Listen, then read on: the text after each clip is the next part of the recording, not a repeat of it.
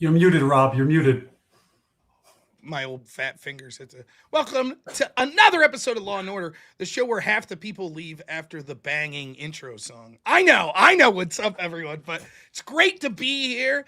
We've both of us, me and my co-host here, I think have had a very busy weekend. So it's great to be here talking some legal matters involved in the political realm. So with me, as always, the great attorney, Ryan Mullally. Thank you so much for being here tonight. How you feeling tonight? I'm feeling good, buddy. I'm feeling good. Thanks for having me on. Yeah, man, every time that song just slaps. But yeah, man, this week between our president, as usual, keeping the legal community on our toes, and the hype show that is Word War Debate #1 in Atlantic City this Saturday, if you guys didn't know. It's been a busy week. I'm sure you've been slammed as well. This is couldn't be more excited though.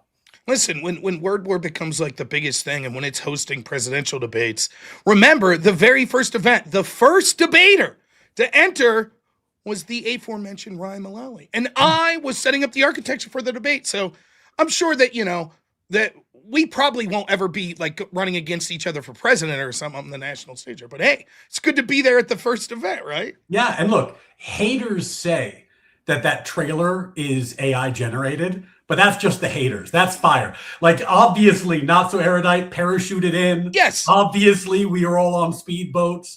Obviously, we've already had several events with cheering crowds.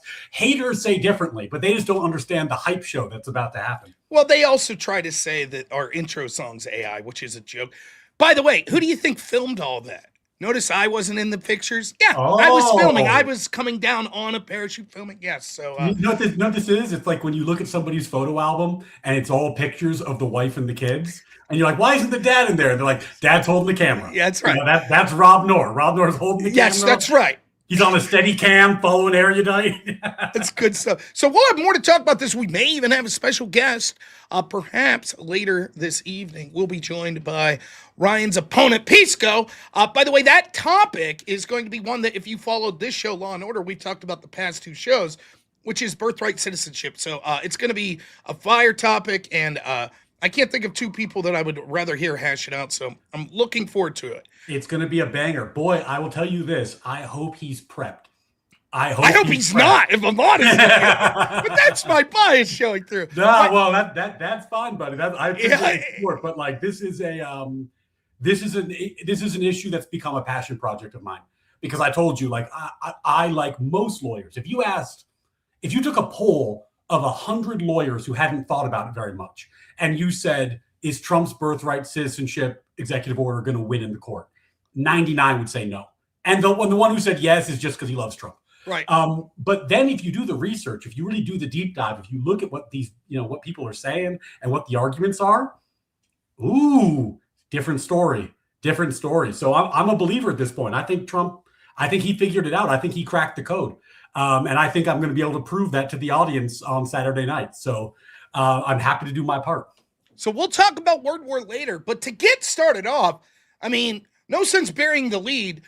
We have another situation from the Trump administration with legal ramifications, both domestically legal here in our country and international law. And that is and I've been going back and forth with my audience on this: war, invasion, law enforcement action, many ways that you could term this situation where in about a couple hours time maximum, it seems like with very little casualties, the United States a few nights ago goes into Venezuela, drops some bombs, and successfully captures Maduro and his wife to bring them back to the Southern District of New York to face crime. So let's start with this. Before we dive deep into the legal aspects of this, what did you think, like, just as a moral or political action here? Is this something that you're in favor of? It's something that you hesitate and something you want to wait and see? What do you think? Yeah, it's funny because fans of the show will know that Rob and I have been on our best behavior for the past couple episodes because we used to just yell at each other all the time. That's and right. This might be the moment where we stop being on our best I don't know. behavior. I got it all out, I think, the past two. Because I was a fan. I was a big fan. Like, look, I understand people are going to say, like, Iraq, weapons of mass destruction. There's precedent. This has gone badly in the past. I understand people's concerns, right? And I'm sensitive to that. I don't want to discount those. But at the end of the day, you have a communist dictator who is poisoning Americans with operations directed at our shore, who's the head of a cartel that's victimizing our people, and FYI, not for nothing, stole billions of dollars of valuable oil resources from our companies. Like, our companies developed the oil in that region. They stole it from us. They just stole it from our companies, and then they squandered it, and they're not generating any oil. Meanwhile, because it's communist, Chinese influence is growing. And if China ever was able to take control of that oil, then they would have a powerful counterbalance to America's dominance on the petrodollar and the oil market, which is the thing that keeps our economy roiling and doing well. That's why we don't have inflation the way we should, with a giant debt that we have. Debt to GDP ratios are garbage, but we have the petrodollar. So I think this was a big political win for America, honestly. Now, could it go badly? Yes, it could go badly. I'm not a mind reader. Don't have a crystal ball. But on a moral, political level, I think this was an enormous win. Now, I thought the thing that cut our economy going was Somalian daycares. So I was, misunderstood that. I didn't invest in them. I had all my money in the stock market. I should have had it in Somalian daycares. The Bitcoiners, the crypto bros thought they had the market cornered. No, it was the Somali daycare owners. They knew it was up. On this issue, though, most of the people on my channel have heard my take on it. I'll just say this. I have problems with this as an act of intervention because I think it's selectively applied, and I think it'll set the standard, as has already been set, that basically just the executive gets to choose who and what to invade at whatever time. You could throw a dart and hit a country where you could accuse them of negatively influencing the United States through interactions with China, through drug running, through cartels, through, natural resources, etc. I think, probably much of the reason you've given here is the truth for why we had intervention in Libya, which I think has been a disaster. I think the strongest evidence suggests that using the dollar as the world reserve currency was something that Libya was no longer interested in, and they were pushing for an African dinar, which is the real reason. And I'm a little nonplussed, I guess we'll say, that the Trump administration is trying to spin this as first and foremost a drug action, which is farcical in that that's fine, you could say this, but then you could point to several other areas that are worse. The real reason, though, that even beyond that I have a problem with this action is that I see this as interrupting a positive news cycle for Trump and another example of being focused more on foreign policy than domestic policy. If this would come in conjunction with all of a sudden we hear like big FBI news next week about 300 more people in Minnesota locked up, connections to NGOs or to Americans, because I think both of us agree on this. A lot of these schemes in Somalia, as we could already see with the one person who's been prosecuted, Amy Buck, it's hard to just come here off the boat and come up with these schemes. There were people in this country that were helping facilitate, I think, a lot of these fraudulent schemes. So if we see a world where domestic issues are being focused on simultaneously, and this ends up not being a quagmire where we end up there 20 years like Afghanistan, yeah, I would say at the end of the day, I don't have huge problems with it. But as a non-interventionist, I have initial problems with it until I see evidence to the contrary, and I think that this signifies a lack of focus on domestic issues. So that's basically where I stand. I will say this, though. I think both of us, and I think everyone, regardless of where you stand on this, should be able to agree with this.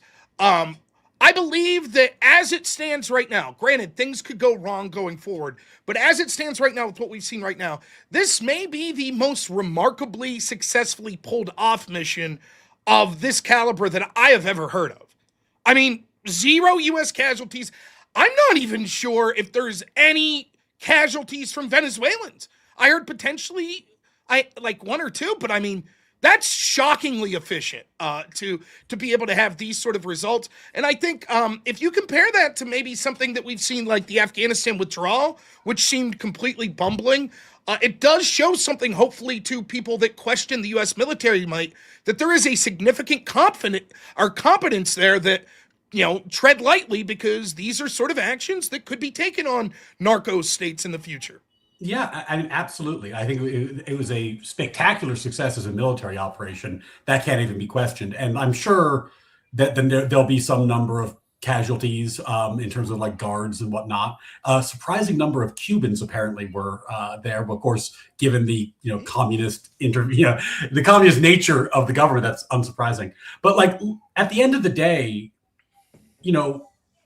this isn't the Middle East, and that's actually the biggest point in favor of this operation going better. Because the thing about intervening in the Middle East is, I think there's been a lot of conversation in this country recently about just like being more realistic about the differences between cultures, right? Like if you're a predominantly Christian nation and you're intervening in the Middle East, you are always going to be the great Satan. There's no other way that could turn out, right? In hindsight, that's obvious. Maybe it wasn't obvious at the time. I don't know, but that's clear now. Intervening in our hemisphere, in our backyard, in a nation that, is it one-to-one the same culture as us? Obviously not, but has much more cultural similarities. And I think the big difference is they hated Maduro. They were cheering in the street when they got rid of him. He lost his last election. He just lost the election and kept power. So it's not like his people wanted him, right? Like this is not a situation like the ones we saw in the Middle East. I think it'll play out differently. Now, of course, I take your point. It could go very, very badly. But the only thing, just be totally honest, and just to be honest with the audience, we're coming at this with different priors also. Like I said earlier in one of our first shows, like I'm actually pretty hawkish by nature. And I like the projection of American power. I like Pax Americana. I like America making sure that other countries I like less don't influence the world to the extent that they would if we weren't doing it. So I'm not, we're going to have a different perspective just because of that, which is, I think, okay. My concern, and I raise it with you because you said it, and I think it's a good concern in terms of domestic politics, is that there's a large portion of Trump's base that is not hawkish at all, not hawkish. And I think he will have to convince them that this isn't a betrayal of his promises to avoid foreign entanglements, right? And I think the proof will be in the pudding. We'll see what happens. Like if a few months from now, things are going better over there, we're not embroiled in some giant controversy and the oil's flowing again, ooh. I think it'll take more than a couple months to get the oil infrastructure, but your point's well taken.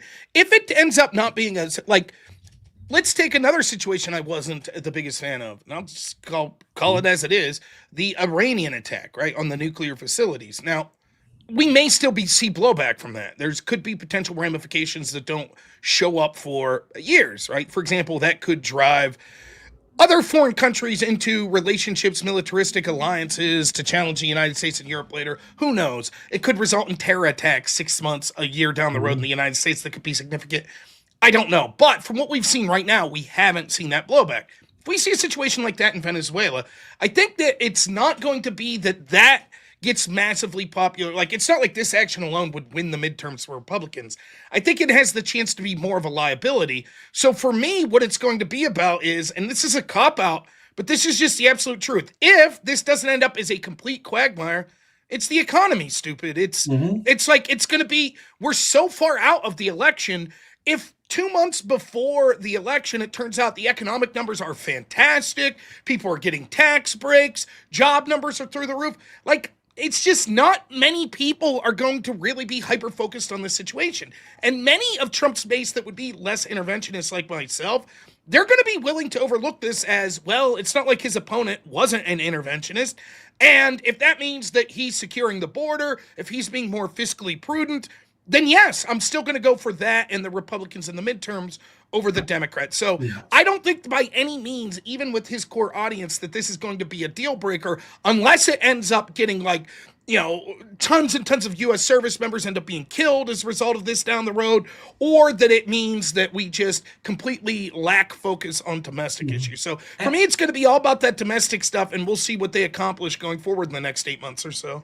I think that's right. And also, obviously, there's multiple rationales. There's a criminal rationale. There's a drug running rationale. There's a cartel rationale. There's an oil rationale, right?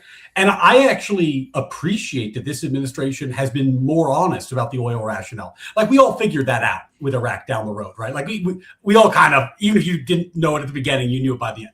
But here's the truth about Venezuela. Like, our companies built the oil infrastructure to develop the oil in that region. They invested heavily under treaties that guaranteed them fair treatment. And with the exception of one or two companies, that it was expropriated. They just stole it. They literally just stole the investment from our American companies that built this. That we were the ones who were going to develop the oil in the first place. And they stole it, and then, as all communists do, ran it to the ground and starved their people and caused hyper. So it's, I think you can be honest about the fact that actually, yeah, look, if we can get this oil flowing, that's very good for American companies. Well, and we saw that today. The stock price in the oil sector through the roof. It's very good for American people. And you know what? It's very good for the Venezuelans. Well, that's the part I was going to say. I don't want I would listen. I'm America first, but that doesn't mean I care about my family first. That doesn't mean that I'm just breaking into my neighbor's house and stealing their stuff, right? If it ends up being a mutual deal, if it's like, look, we get access to a huge source of oil, we're making a profit and they're making a profit, that's different than we're just going to take it. And I believe that's what's being suggested. Similarly with Trump's deal in Ukraine, right? Like this mineral deal, the rationale behind that was, look, we've given you an awful lot, so we want something in return.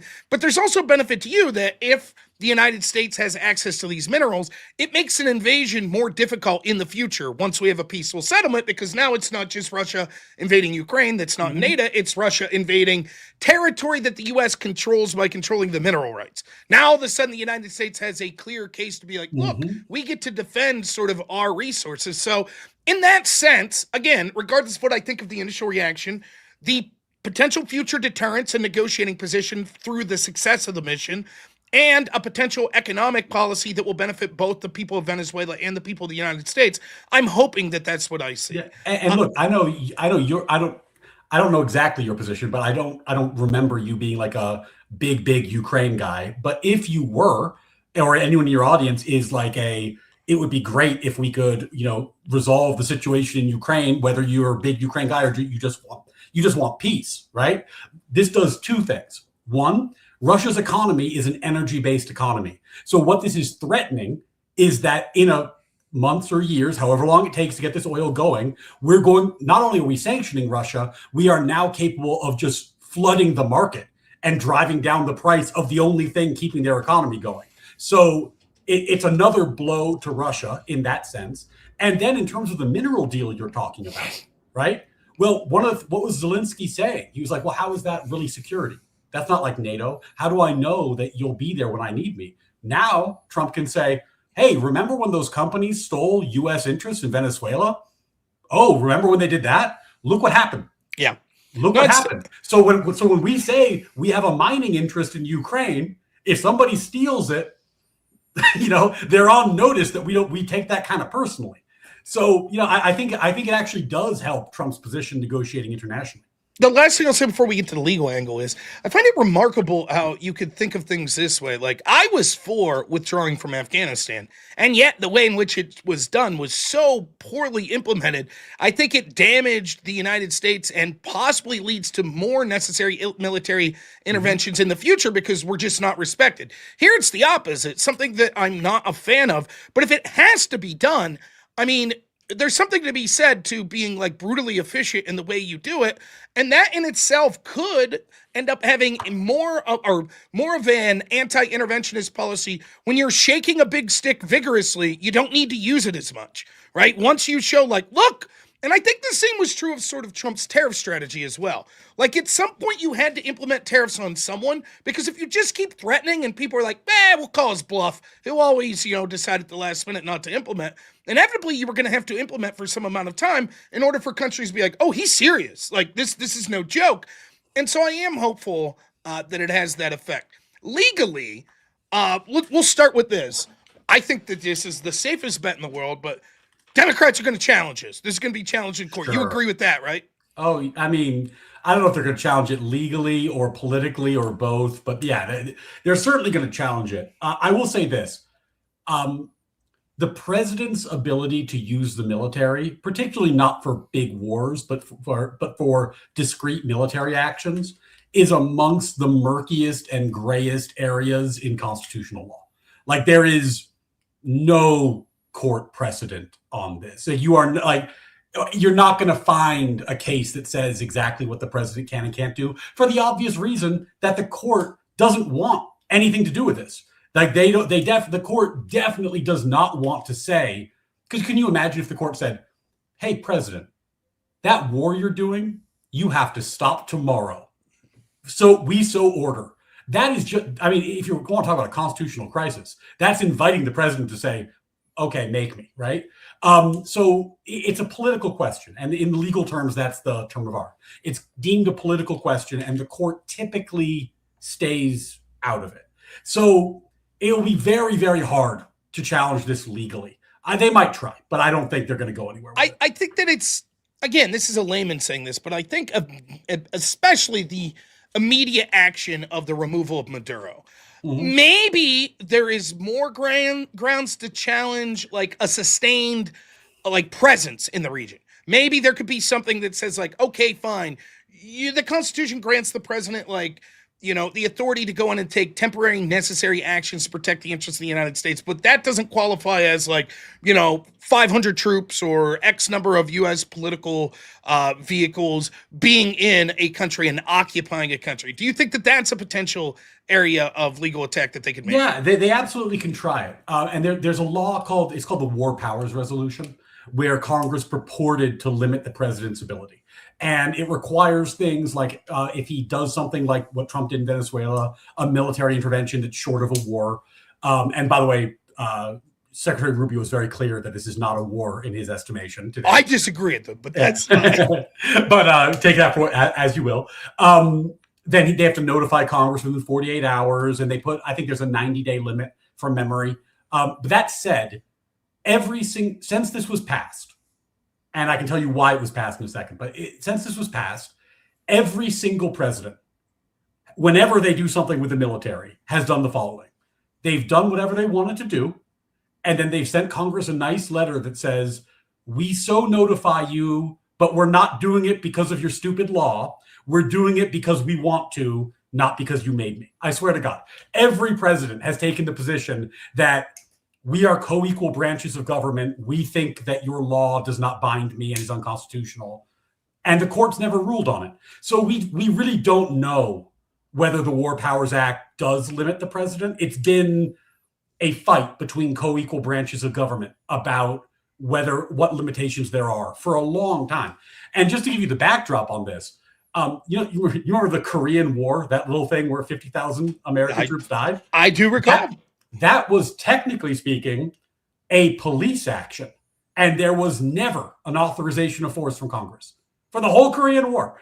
So, this is not new, is I guess what I'm saying. Presidents have gotten us entangled in very serious high casualty situations before that are much worse than this without Congress's say so. And yes, the Constitution gives Congress the power to declare war, but no, this is not a simple legal issue with a simple resolution. Now, I know this is different, but it's reminiscent of what like the international ramifications could be of the Garcia case, where it's like, okay, if the court says you shouldn't have sent Garcia to El Salvador, well, what's the remedy? Can they force a policy issue from the executive branch? Let's think about what would happen. Let's say that they would rule, okay, the United States can't be there to ensure a peaceful transition of power. And then, let's say Trump gives in and pulls back. And then all of a sudden there's like a brutal civil war in Venezuela. And how does that look to the courts in the United States and to the opposition, where it's like, well, are you happy now? Everything was peaceful. They were going to like go forth with some sort of elections or something like that. You forced us to withdraw, and all of a sudden some Maduro, sycophantic strongmen came out and were like, we're taking this back over. So I think that I may be skeptical, right? But as long as this could be done in a way that is like reasonably efficient, I think that at this point it makes sense to stay there until there could be some sort of like good faith effort for the people of Venezuela to have a leader put in, given the stakes. I think it's more of a problem to just be like, okay, we got Maduro, see you later. Good luck to you. It almost seems counterintuitive to what the goals of the mission were in the first place. Oh yeah, no, absolutely. And the reason why, that's a great reason why the court I would be very reluctant to step into this, and I would bet all the money in my pocket it would be a political question, and they would abstain from the decision. But beyond that, the legal justifications are many and complicated, right? Like, okay, Trump called fentanyl a weapon of mass destruction. So there's a self-defense justification. And this has been invoked by other presidents like Obama. If there's a self-defense reason, the president can step in. There's been, with the boat strikes, there was an imminency issue. Like, if we don't strike them now, are we ever going to figure out where this boat landed and where the drugs went? But then there's now also a law enforcement angle. They're enforcing the sanctions that's the justification for seizing the oil tanker. They're enforcing our oil sanctions through this action. They're also enforcing our actions against narco-terrorists and against Nicolas Maduro, who's the head of a cartel. So there's layers upon layers upon layers of legal justification, which is why the Trump team is structuring their comments the way they are, because they're trying to check the boxes. And of course, why they're saying that this is not a war, which is... I know why they're saying... Listen, it is a... Look, here's the thing, right? Oftentimes the way we use words colloquially and like what people would... Because people aren't campaigning on legal definitions. Like, when people are communicating to the American people, it's not so much the legal definition, or rather, if they try to claim it is, the American people really hate that. I'll give you an example. Dr. Fauci being like, oh, no, we didn't do gain of function. And then it's like, well, yeah, you did, right? And let's explain how. And he goes, oh, well, we consider gain of function this hyper-specific thing, even though we know that everyone understands that to mean just like sort of weaponizing or advancing like diseases. We have this hyper-specific, it's that sort of thing. Like, so when Trump says no new regime change wars, right? It's like, yeah, come on. This seems to be that. However, from a legal standpoint, right? I mean, I think one issue you didn't mention is, look, when you have so many countries around the world, and even the prior administration here, the Biden administration, saying, this dude did not win the election. He is not the rightful leader of this country. Then you can make the case like, look, this is similar to like apprehending bin Laden, right? It's not taking over the president of Pakistan. It's taking over a terrorist leader who is not the political head of a country. And that's what we feel. I mean, not me, but that's, I think, an argument the Trump administration could make. Like, listen, we did not depose the rightful leader of Venezuela because this man was a crook who stole the election, and the international community agrees with that. So this is a law enforcement action or a counterterrorism action, and not an act of war in the sense that we're going after a head of state. Yeah, they're going to make all these arguments, and the thing I will say, because like I said, it is unlikely that there'll be a serious challenge legally, in my estimation, that has any real chance of doing anything. But where this will be challenged is in Maduro's trial and in his appeal and by his lawyers, right? And we've talked about this many times on this show. Trump seems to have, let's call it, a wide spectrum in terms of talent and capacity of the lawyers who work for him. He really needs to send his A team to that trial. Yes. I'm just going to throw this out there. If they can't get a conviction against Maduro in a U.S. court, that's going to be real embarrassing. Like, they got to really win this trial. This is a if you want to talk about like a statement piece, this is a statement piece. So whatever team was doing, obviously it's SDNY. They didn't take him to DC, by the way. Maybe they didn't like how the Comey one went. Right. But they've got to do a much better job in this case than they did in some recent indictments, and I think they will. I think that they're going to send the A team and they're going to land the plane on this. But that's a huge thing to watch. Well, I mean, there is a concern though in New York if you get like sort of jury nullification or something, that even if they, that's why I was wondering. I don't know. I'm completely in the dark about this, so it might be completely off base, and you can tell me if that's the case. Was this a potential to be tried in like a military court as opposed to like a civilian court? Like, is that even a possibility? Because it does seem to be a risk to like this, what would have happened if we bring bin Laden back and try him, and instead of doing it like, in some sort of military capacity, we have a jury and someone on that jury is like, hey, I'm Muslim or I hate America, so hey, not guilty. It's a risk. Did this have to occur in this sense, or could it have been more of a military type trial? I think they definitely wanted this to be in a civilian court. Our military courts are not for trying criminals, right? They're for trying our own citizens or things of that nature. The putting him in a criminal court solidifies that he has committed real crimes against America and against American citizens. And if they're doing this right, they're going to be able to put forth evidence that he was in fact directing massive amounts of drugs, that he was in fact running guns, that he was in fact running fentanyl, all these things, right? So I'm optimistic that they're going to be able to land the plane on that. It's a huge trial.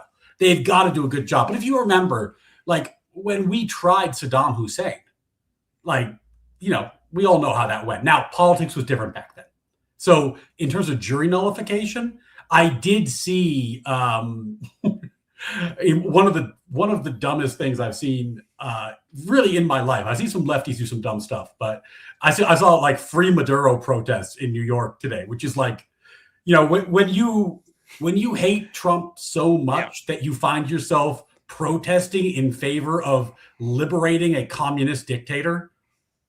I mean, in 2024, the leader of the opposition party, Joe Biden, the placeholder leader, we'll say that, they suggested raising $20 or $25 million, I can't remember which one, for evidence leading to the arrest of Maduro, right? So this isn't like an arrest of Nelson Mandela, where there are going to be huge swaths of people like, listen, wait a minute. Well, you know, this is someone that basically everyone in the United States has been like, really bad dude. So even if you're like, we don't like the way Trump went about it, to then take that out on, well, we're going to leave this really bad dude off the hook would be, you know, it's cutting off your nose to spite your face, and it's going to further make you look outlandish if the Democrats would change. So the Democrats politically are smart enough not to defend Maduro. They ain't going to do that. Instead, I mean, you'll have a couple, but the mainstream Democrat argument's going to be like, look, great, let's get a good leader in there. The way Trump's handling the transition's bad, et cetera, et cetera, et cetera. And Trump shouldn't have done this mission. However, Maduro's a bad dude. And yes, he should be charged and all of that. So I don't think this is going to be like really the type of situation where you're going to have credible Democratic people being like, oh, no, Maduro, he's a good dude. Let him off the hook. He's a political prisoner. I don't think that'll be the case. Before I respond to that, chat was saying that my mic was fucked up. I think I fixed it. So if somebody could let me know whether or not I succeeded. He's sending me money to tell you to get a mic, then sent you money. So if that's what it takes, I'll keep switching my mic back and forth and see if people send me money for it. Yeah, first of all, Unforced Ego, thank you for your generosity. You're a good guy. I appreciate the heads up. Thank you so much. B, yeah, Rob, I think that's the move. We gotta kill our mics and get really cheap mics so that he buys us new microphones. Thousands of dollars later, like, we don't know what's going on. Like, yeah, what can I do? I'm a black and white today. I need a new camera. But yeah, man, I think, you know, one of the funniest things I saw today was our old friend Destiny, little buddy, you know, was basically saying like, I think Trump's going to start arresting U.S. congressmen next. And it's like, you find yourself in that moment, like if people like they want to compare Trump to Nazi Germany so badly. They're like, first they came for the Jews, and I wasn't Jewish, right? Yeah. It's like first they came for the communist dictators, and I wasn't a communist dictator. It's like, no, man, this is not that. And I think you're 100% right. I think there's going to be a lot of outrage about the process. There's going to be a lot of talk about international law, which we should talk about because it's a joke, but we should talk about it. There's going to be a lot of talk about U.S. law and the way this was done. Nobody with a political brain in their head is going to stand for Nicolas Maduro. He's a bad guy. Yeah, it's bad politically and it's bad morally. You could be against this action and say that dude's still a bad guy. So when it comes to the trial of him, that's what there'll be fringe lunatics, but I mean, that's the nature of it. One other possibility before we get into international law.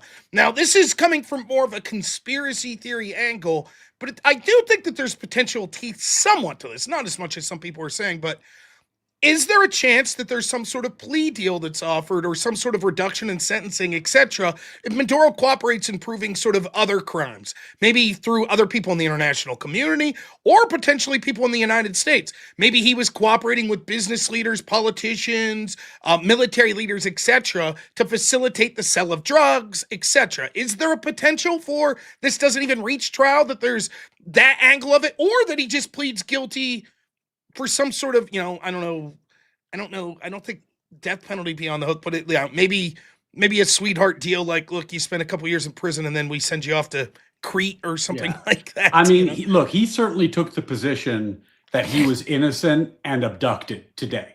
So I don't see that happening. And the thing about plea deals, and I've been in the room when plea deals were structured in SDNY, actually. And the thing about plea deals is, you got to be turning over a bigger fish. Right? It's hard to be a bigger fish than the communist dictator who runs the cartel. That's kind of the biggest fish. So unless he has something, I mean, like, I'm trying to think of what it would take for him to get a plea deal. I'll tell you what people are suggesting. There's someone in my chat. They helped with the rigging of the 2020 election. Venezuela. Yeah. Or that there was some U.S. politician that was involved in drug running, some senator somewhere or something. Yeah. Even though that crime would be less than Maduro on face-to-face, it would be a bigger fish in the sense that, corrupt international leader versus corrupt senator back home. Yeah. But look, if Maduro has evidence of Nancy Pelosi running fentanyl with a bunch of bad ballots in 2020 on a speedboat, then he might get a deal. But the truth is, he doesn't. Right? So, like, it's not logically impossible, but I wouldn't bet on it. I would not bet on it at this point, especially because, like I said earlier, Trump really needs a signature win here. He needs a law and order conviction, right? So if you do all this and then suddenly you're like, oh yeah, here's your deal, Mr. Maduro, right? That's exactly the point. That's it would terrible. have to. It would have to be something shocking. It would have to be like beyond the pale. And I honestly, if it was that good, I almost think we would have heard about it already. Because it would be. I mean, okay. So again, is it possible? Yes. Is it plausible? I don't think so.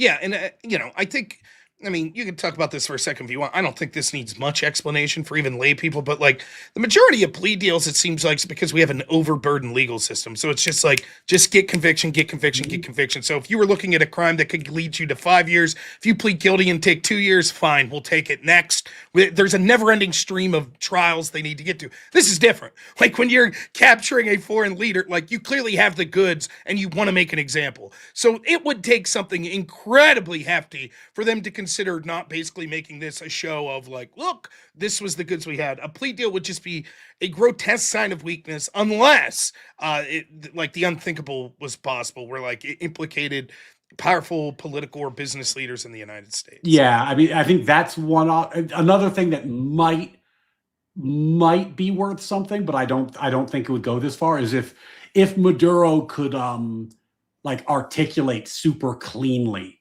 what like China's plan is to influence our hemisphere, to weaken America, to steal our petrodollar, to crash our economy. If he had the goods on some kind of like communist agenda that Trump's trying to defeat, that would make Trump look very heroic. That might be interesting. But I don't think he has that. I think we're likely to see a trial here. Yeah, I think we're going to see a trial, and or some maniac. I don't even. I shudder to even say it. We could have another big Jeff Epstein situation, something like where he takes his, he tries to self-harm, or there's some interest of other. I don't know. But for all intents and purposes, I think there's going to be a trial. Yeah, I think there's going to be a trial, and I think there's going to be a conviction. I mean, I think that, yes, our politics are what they are, but the truth is, this is not a good man. This is a bad man who did a lot of bad things, and they shouldn't be hard to prove. But listen, Ryan, I have been reliably told by a bunch of people with the exact same legal background as me, which is zero, that this is a grotesque violation of international law. And so this is going to diminish the United States stature. Okay. Could you talk for a minute? Like, I've seen 3 or 4 different type laws specifically in fact, I won't say specifically, generically suggested violations of international law. Can you talk a little about just international law in general in situations like this, and then anything you want to talk about the specifics of what you've heard people suggesting this would violate? So what people are talking about is that in the UN Charter, there's basically a guarantee. We made it illegal post World War II for countries to aggress on other countries. That's what the law says. We're going to circle back to that. But even if you take that law at 100% face value, which I'll do for the moment, it has an exception, which is called Article 51, which is self-defense. And if you listen to what Trump was saying about these drug boats for months and months and months and months and months, he was talking about the drugs being a form of terrorism against the United States and invoking our right of self-defense. Why was he doing that, especially in retrospect? Well, now he has a clean runway from an international law perspective. So that would be the argument in terms of international law. It won't matter at all. And here's why.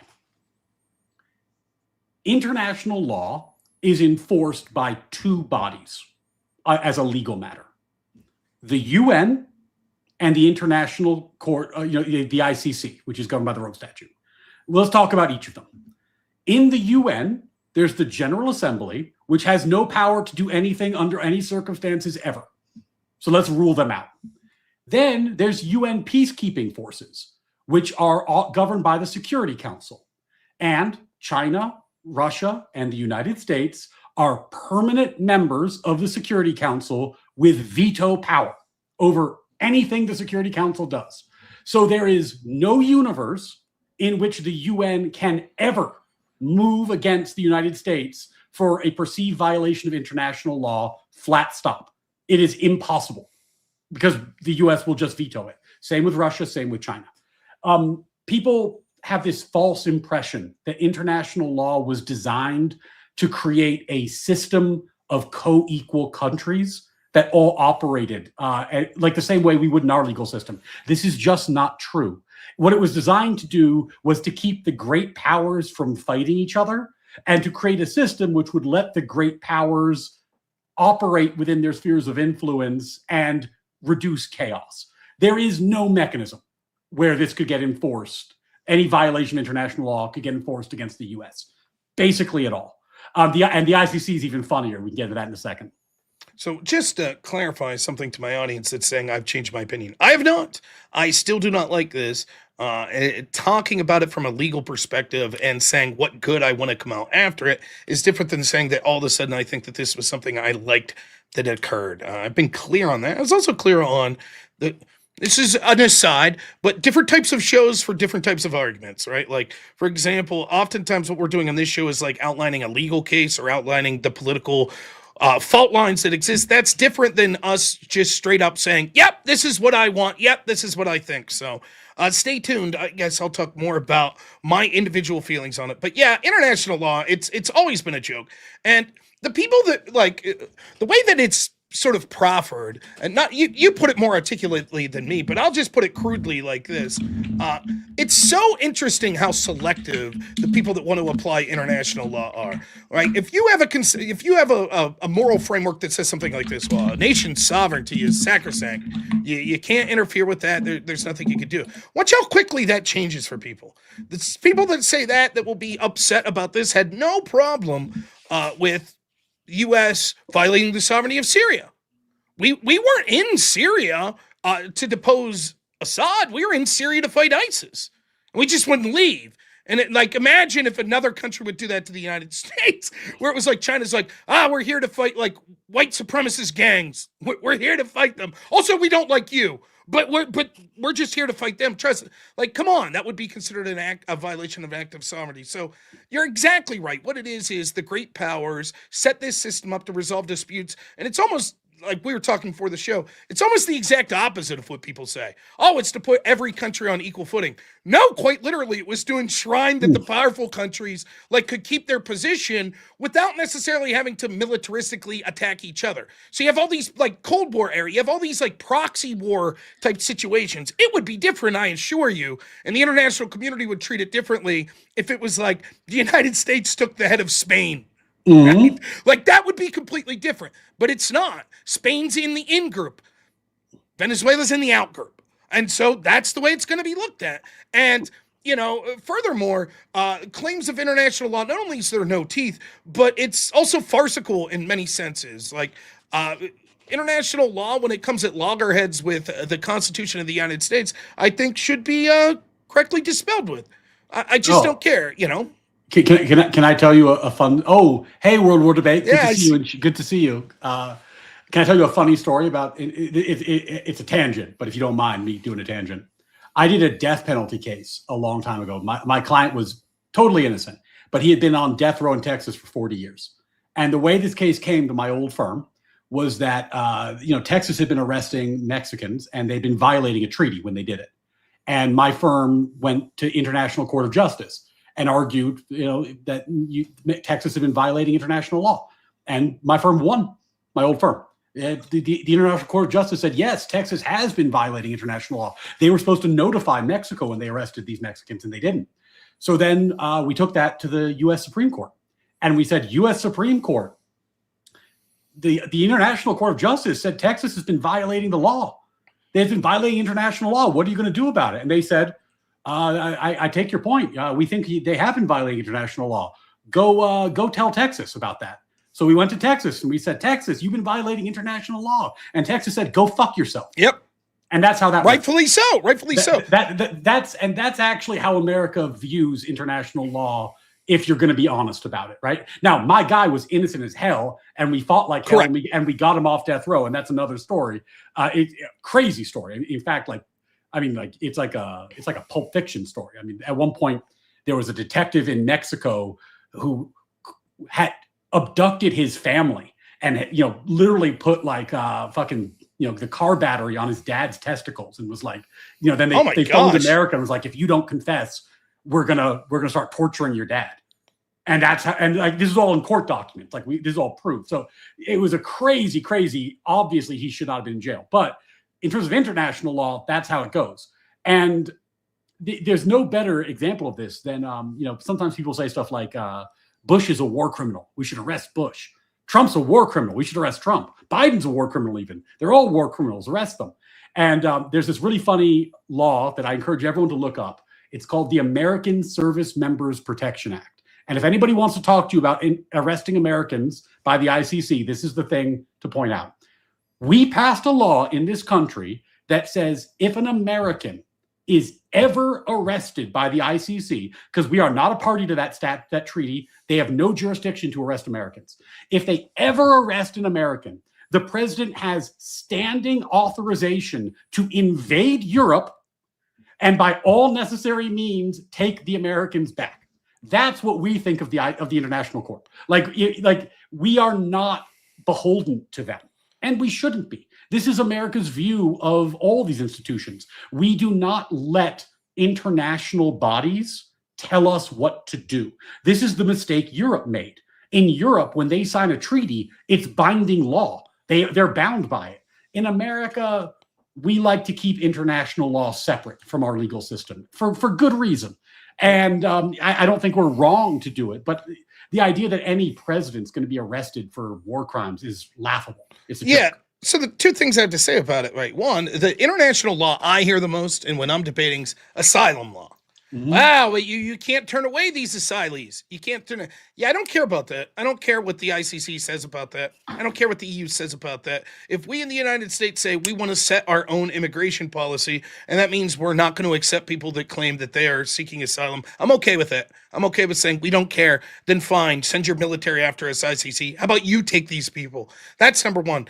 Number two is, just think of it from simple game theory. So, look at the position of the United States circa, 1990, after the Cold War, right? United States, clear hegemon. You don't think that the international community, if it was, a pure one-for-one vote, wouldn't have incentive to be like, well, let's take them down a peg, right?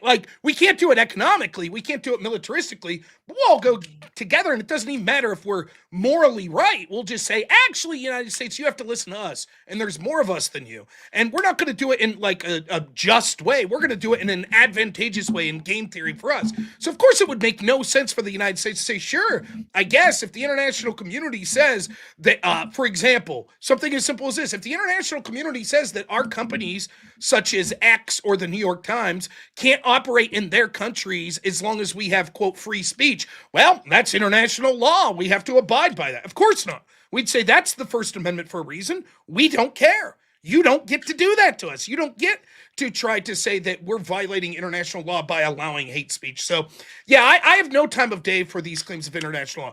Are there things that I think that international law proclaims that we should follow? Of course, but not necessarily because they're international law, because I find them morally virtuous. Like, we shouldn't just torture surrendering prisoners for the heck of it, and things like that. Of course, even if we would never be, sanctioned by an international court, we shouldn't do that. Because it's wrong, but it's not because the international court tells us to. And I'm not saying international law does nothing. It actually does quite a good deal.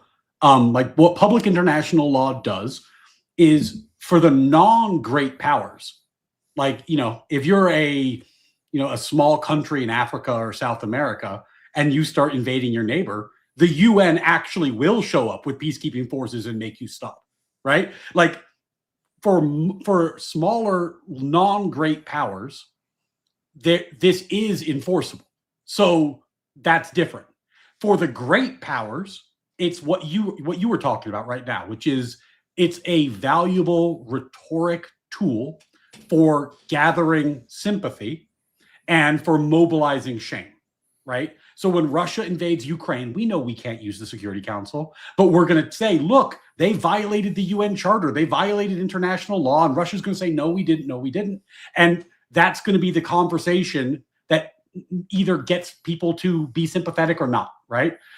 With Venezuela, this is a bad guy. He did bad things. Now, what's the enforcement mechanism for the US? It's going to be whether or not China does something about this, because they're the communist power. Are they going to sanction us? Are they going to make a diplomatic fuss out of this? That would be the enforcement mechanism. And that's the truth. Like China hasn't invaded Taiwan, not because it's illegal. They haven't invaded Taiwan because we've made it clear that we have a very serious problem with that. Yes, right? I'm not going to listen. Let me make this as clear as possible. Despite the fact that I don't like what happened with what Trump did in Venezuela there, I'm not going to listen to international bodies that were perfectly fine with the deposing of Gaddafi in Libya tell me that this was somehow a violation of international law and that wasn't. Like, they have no credibility with me. I understand what the game is. The game is not, these are, serious people just trying to advocate for justice regardless of, wearing team colors. That's not what's going on. So I could dislike this action and still say international law has nothing to do with my criticism of this action whatsoever. Yeah. I understand people come into a show at different times and things of that nature, but make no mistake about it. You're allowed to support or dislike something and say, but part of the arguments that people were making, I completely disagree. So the international law portion of it, I just find it's silly. It's not going to do anything. You might as well be an old man screaming at the sky. Like it's not going to have any effect. I think the people complaining fundamentally misunderstand your position. So let me just try to make this very, very clear. This is not my politics, but if I put on your politics for a second, you're an anti-globalist and a non-interventionist, right? Correct. So you don't like intervention because you're a non-interventionist, and you don't like international law dictating what the U.S. does and doesn't do because you're not a globalist. So, correct. This is not, I don't think there's any contradiction in that position, right? You don't like it because of domestic political implications, not because of some kind of international legal theory. That is a great way to distill it. Now, we'll put this conversation on hold for a second here. So January 10th, I'm the debate architect for an organization called Noerrdor. And the goal of Noerrdor, sort of the vision of it, to give you just the quickest idea possible of it, was we wanted to combine sort of the entertainment aspects of something like the UFC with debate. And we see the debates becoming bigger and bigger, and you see shows like Piers Morgan. You see the impact of debates like with the presidential debate with Trump-Biden. It's becoming bigger and bigger as voices get bigger on social media. And so the idea is to have a central place where debates could be arbitrated neutrally, where the debaters are treated like the talent that they deserve to be treated, and where there are entertainment values that are ridiculously high, both in person and when you're watching at home. So it's going to be a huge party. Moderation is going to be as best as possible down the middle. And we're going to try to bring some of the biggest names together for debate and people that we think are going to be big in the future that are competently arguing some of the topics that are the most important. And so as part of that event, the very first debate there is going to be my co-host here, Ryan Mullally, and he will be debating frequent frenemy of the show, who's with us right now, our friend Pisco. Woo! Pisco, what's happening? Let's see if I get, there we go. We do that. Oh, look at this. Look at this. I mean, I don't know about you, Pisco, but I have been saying, I've been hearing rumors that the undercard is just going to steal the show on this debate. I feel like we're going to knock this one out of the park. This is good. This is going to be absolutely hype. It ain't gonna be a debate. It's gonna be a massacre because your shit is whack. It's so fucking whack. And to be honest with you, when I got the call from Dana, it was super, super fulfilling to me, who has worked so hard to bring mastery to another level. I don't think if there's anyone in the game who's better than me when it comes to debating these issues. And so I really do think that the people are going to see what I'm capable of, and there ain't even going to be a fight. This is going to be just a beat down. And so yeah, that's what I'm looking forward to most of all. You think it's going to be that easy, Pisco? You think you're gonna walk all over me after I took the championship belt in our last debate? That shit was rigged. That shit was rigged. That shit was rigged. Oh, because you have some fucking bullshit judges who were rigged by Admiral Gibbs, who was probably drunk when he picked the fucking judges in that case. The deciding judge was Enemy Charlie, the girl who famously got into that argument with Andrew Wilson recently. You think she was rigged? You mean when she sniped Andrew Wilson and basically said something tangential? Right leaning, and she's been on my side all along. I don't think so, Pisco, but you know what? You'll have another chance.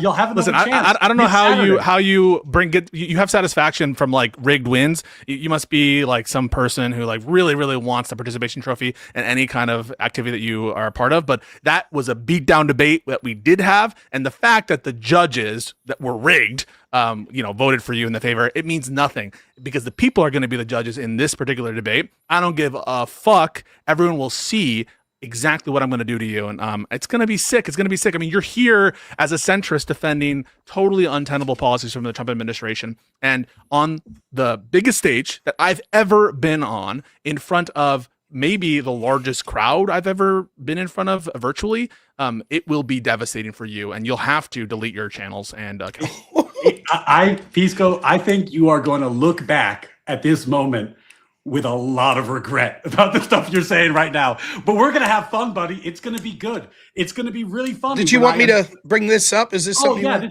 this would be great. So Pisco, what is this? Some kind of ambush? Yeah, I don't need a fucking. I just wanted to ask you, Pisco, because we've always, I thought, had a pretty good relationship. I thought we had a pretty frenemy type relationship. Would you say, Pisco, that I debate in good faith? Is that how you would describe me? No, I wouldn't describe you that way. No, you wouldn't? No.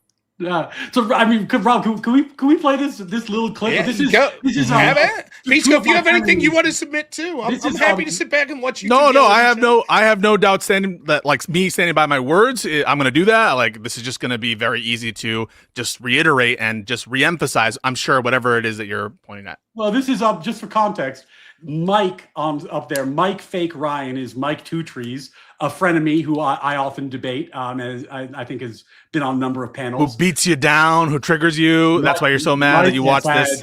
Mike's track record. So by the way, this is the equivalent of Bill Belichick going and doing the secret cameras that he did. I forget what other team it was, but that's what you're doing right now. It's fucking crazy that your public stream is public. That's fucking wild. Oh no, I'm just saying I don't need to fucking watch your shit to know where you're gonna come from. This is what Mike and Pisco. I'm not even going to do their tactics, but this is what Mike and Pisco said about me after they were done with their strategy session, trying to take the belt from me. So let this run, Rob. You have to hit play. I don't have access. Okay. Turn on whether you're a citizen, because that is just the whole thing we're trying to define. Yeah. Wait. So is this debate like October 1st or January 10th? It's like in a week, dude. Oh, okay, just so Jan 10th. Okay, yeah, no, so that's coming up soon. If you want to prep more, if you want to, I can try and do a little bit more viewing of what Ryan's arguments might be, and maybe we can do another sure. quick little mock debate. I'm just wait a minute. Me just being nice. Me being nice. Me being nice, Bill and Belichick with the secret camera. Just to be clear. Hey. This is you know what this is called? This is called. Hey. You know what this is called? This is called me placating a loyal member of the community. I have no intention. I don't need to prepare. I don't need shit. No, what's amazing about this is that. Nice fucking screen pods, by the way. Are we good? Are we done with this clip? You didn't remember that Mike offered to go into my streams and find. Oh, I know. Wait. No. I know he offered that. But I'm placating him. He donates to the channel. He's just like a nice guy. And listen, I know that you don't have many fans, but I actually do want to have a good relationship with the people who come to my stream and who are contributors. And so I will sometimes say like, yeah, sure, yeah, send me a message. I'll definitely review whatever it is that you want to send me. And Rob, as someone who gets probably like similar, because he pulls views. I don't know. He does pull views, and people will send him shit. And sometimes you're like, yeah, I'll get to that. And that's what that is. But you trying to clip it out of that's bad faith, Ryan. That's bad faith. Oh, it's very bad faith for me to notice that you accused me of a Bill Belichick spy ring while orchestrating a Bill Belichick spy ring with you. Mike, literally, the fact that you're pulling that clip. Mike's a frequent watcher of mine. He's on my channel all the time. I'm humoring a fan. A fan. What you're doing is, you as a principal, as a debate opponent, you're going into the locker room and doing a little sneak peek as I'm talking to my fans. Yeah, that's what's happening. And listen, you know what? I actually, you know what? I just do want to say something, Ryan, because I have to confess, I am a bit of a hypocrite, because I am going to do a little bit of a, looking at your arguments in advance. I'm just going to read like whatever brief the Heritage Foundation has prepared for the Supreme Court, or like, the government's brief. And I'm sure that it'll just be the literal translation of what you're about to say on screen. Oh my God, Pisco, you got me. When we're talking about a Supreme Court case, I might look at what the best lawyers in the field had to say. The best lawyers from the Heritage Foundation, centrist Ryan, the best lawyers. Pisco, you won't say anything that appears in the briefs that oppose the Trump executive order, because surely I won't be copying it wholesale. Problem based on your I just know that the way that you do research for your position is you read the brief in favor of Trump's argument and you just say that. That's what I'm saying. I'm like, I don't do that. I kind of have a more principled view on what the Constitution should say, but you go into your research and you're like, how do I do my research? I'll just go to the Heritage Foundation or to the government's brief and I'll just say it. Now, listen, let me ask you both a question real quick, because the audience that's going to be voting is going to be like lay people. It's not going to be exclusively attorneys or anything.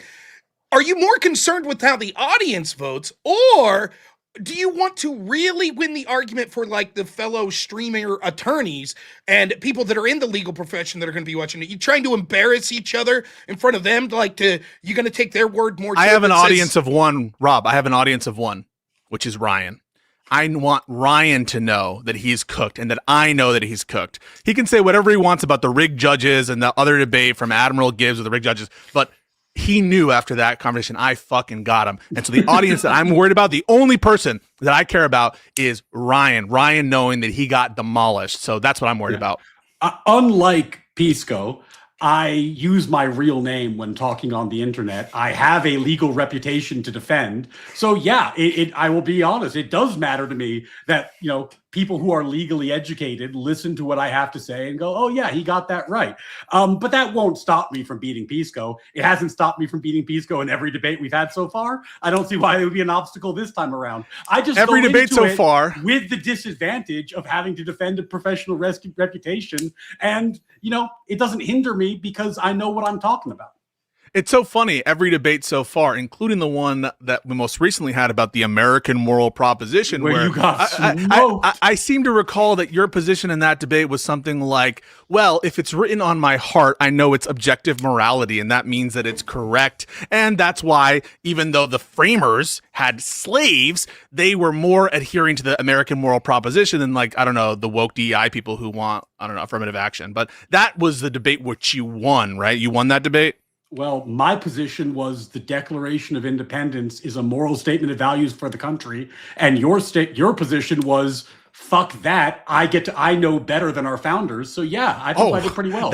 My position was fuck that. I know better than well. Yes. Listen, if that is, I challenge everyone to go into that conversation and define where I said fuck the framers. But this is the kind of tactics we're used to from Ryan. Is his distillations, unlike my distillations, are just made up in their like fairy tale land shit. And you know what? To be honest, he can have it, right? He can have all of the little fucking games that he's going to play. He can have the little side editorial comments, because I just care about being in his fucking head and him knowing that crushing feeling that the people who know that he just got fucking demolished on objective morality, can't even define it, doesn't know shit about the American moral proposition that he's just inventing as though it were some like concept that has a long pedigree.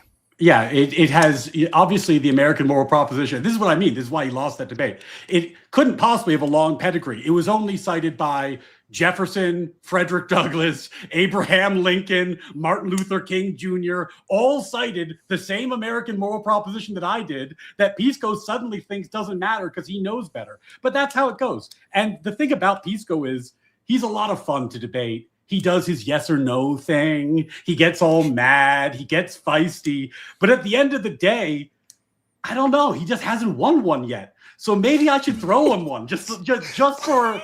Now the excuses come out. The excuses come out. Experience of winning a debate, Pisco. That actually might be good. But so when you're seething in the comments, actually, I'll just win this one too, because it is kind of a big stage. Okay. Yeah, listen, it's a big stage where the best go to bang. I don't know what this guy what's this guy's name? Who's the announcer guy? I forget his name. Ben Swan. Can we talk about this piece of ass? Can we talk about this for a second? It is fucked up to have a moderator that much better looking than us. That's true. That's I'm here now, so you guys get a cursor. Yeah, Pisco, we're just gonna get fucking mogged on stage like all night. It's gonna be rough. Yeah, but the guy's like, he's gonna be like the situation from Jersey Shore. Like, what the fuck does he know? What the fuck does he know about any of these issues? It sounds like he's just like an actor or some kind of like news guy, or maybe he's a conservative. He's probably some fucking.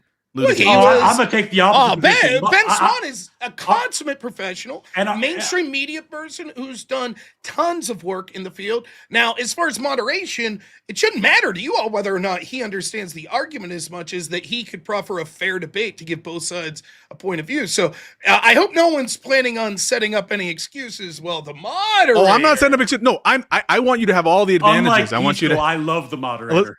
Listen. In the analyst desk is Noerrdor, who, is the more liberal person, but I have critiqued her in recent, because of some of the debate performances. I was very nice to her most recent one, but I was kind of critical of the Tim Pool. So she might have an axe to grind. You have Gavin McInnes, who I met and I kind of yelled at it. So he has an axe to grind. And then you have Sam Tripoli, who I guess he's neutral, but not really. And he might have an axe to grind. He's a comedian, and so if you're not very funny, he might have. And I've talked a little shit. I told him that he sounds like an Arkham Asylum goon, and he sounds yeah. So I'm fine with that. I want Ryan to have all the advantages. So that when the crushing defeat happens. I don't know Jared or Sam, but if you saw my last conversation with Not So Erudite, I think she probably has a bigger axe to grind with me than you. So I will just say this: I would say that the last interaction I had with Erudite, who I'm actually working with in this, she said I have bigger breasts than her. So that's how that's gone between us. So she'll be a professional, though. It's gonna be great. I know she'll be a professional. I trust Kyla to be a professional there. What I expect though is when Gavin McInnes and Sam Tripoli say Ryan cooked, Ryan's gonna be like, I won because the fucking very balanced analyst squad all agreed I won, and that will be very. I don't. The thing is, I don't care, Ryan. Are you saying Gavin Sam McInnes? Tripoli can't be trusted? What are you saying? Sam Tripoli. You're saying Sam Tripoli can't be trusted to be fair? Sam Tripoli's so unhinged. He tried to like kill Red Bar. He tried to kill Mike Red Bar because he's so fucking unhinged. I mean, this comedian dude, like, this is part of Joe Rogan's like. Have you heard of the Joe Rogan Texas comedians here?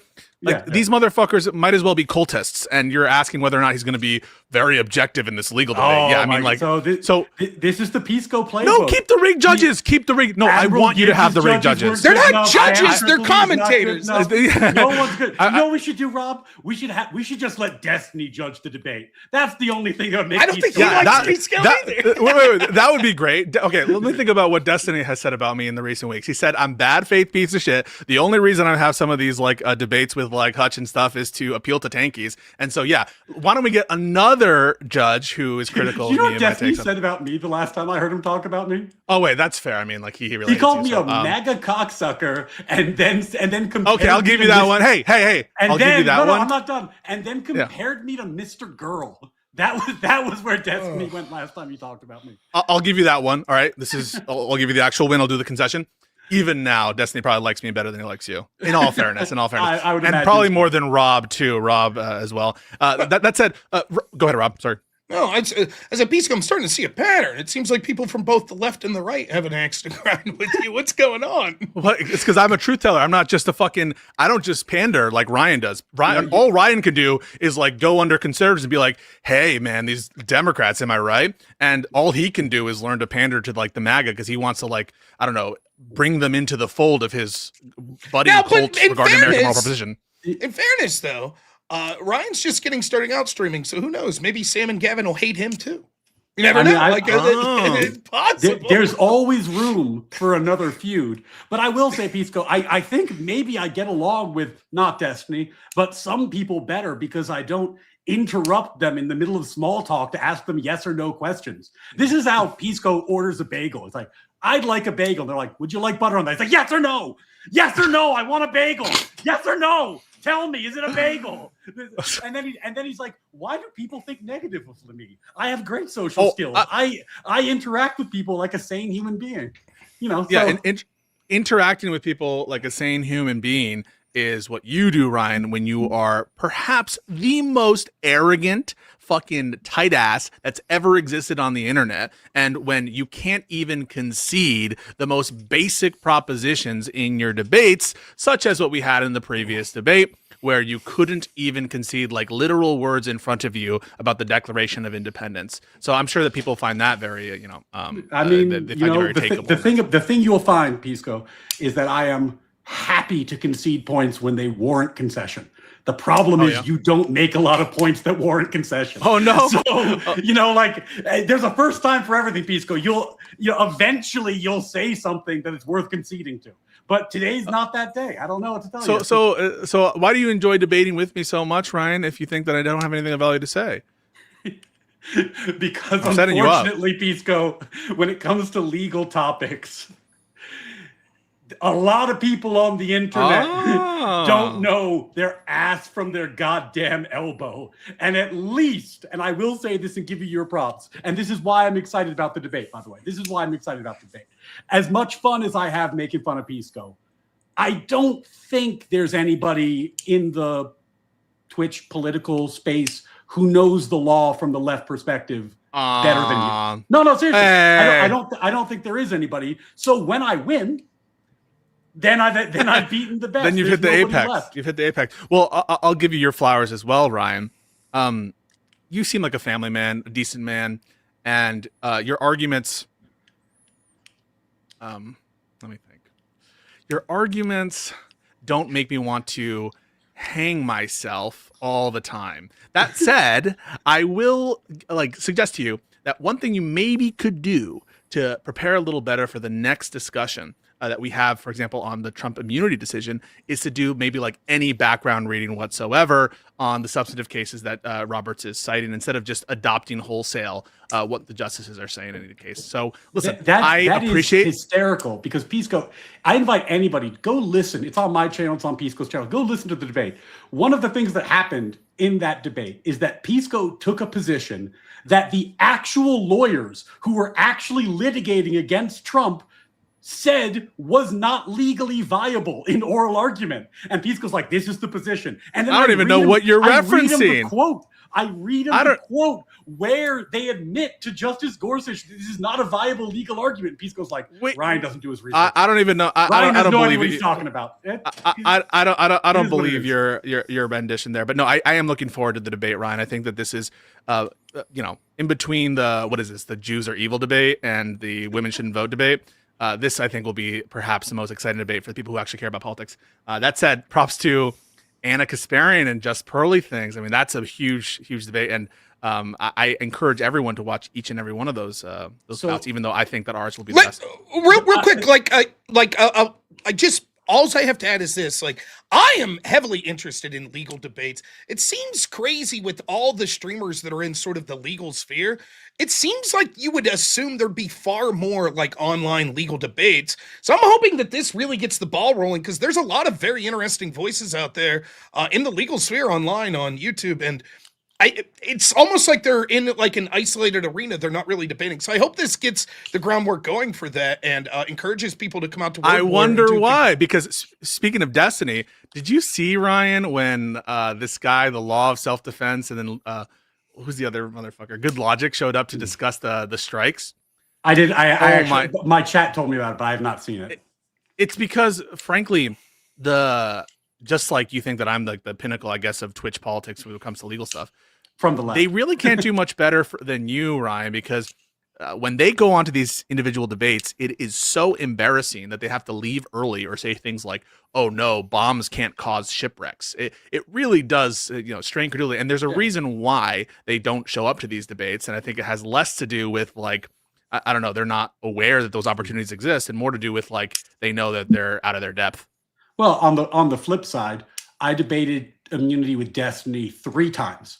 And in every conversation with Destiny started with, there's no constitutional basis for immunity, and ended with... And he was right. No, and ended with admitting that there are certain areas where Congress has no power, which is, of course, the basis not immunity, for immunity. which is, of course, not immunity. You have this whole thing where words mean whatever you want them to mean. He started with, there's no basis for this, and ended up admitting the basis for it. The fact that his two fans are too stupid to put 2 and 2 together and realize that he lost. It's your false contention that immunity equals Congress not having authority over a domain. And the fact that you bandy that around as a win shows that you continue to stupidly conflate lack of legislative authority with immunity from criminal action. Yeah, because if Congress doesn't have the power to criminalize something, and it's specific to the president, they don't have the power to criminalize something as to the president, then the president is immune because Congress can't. So says illegal. You. Yeah, because you're just using a colloquial definition of immunity and trying to pass that off. I love people.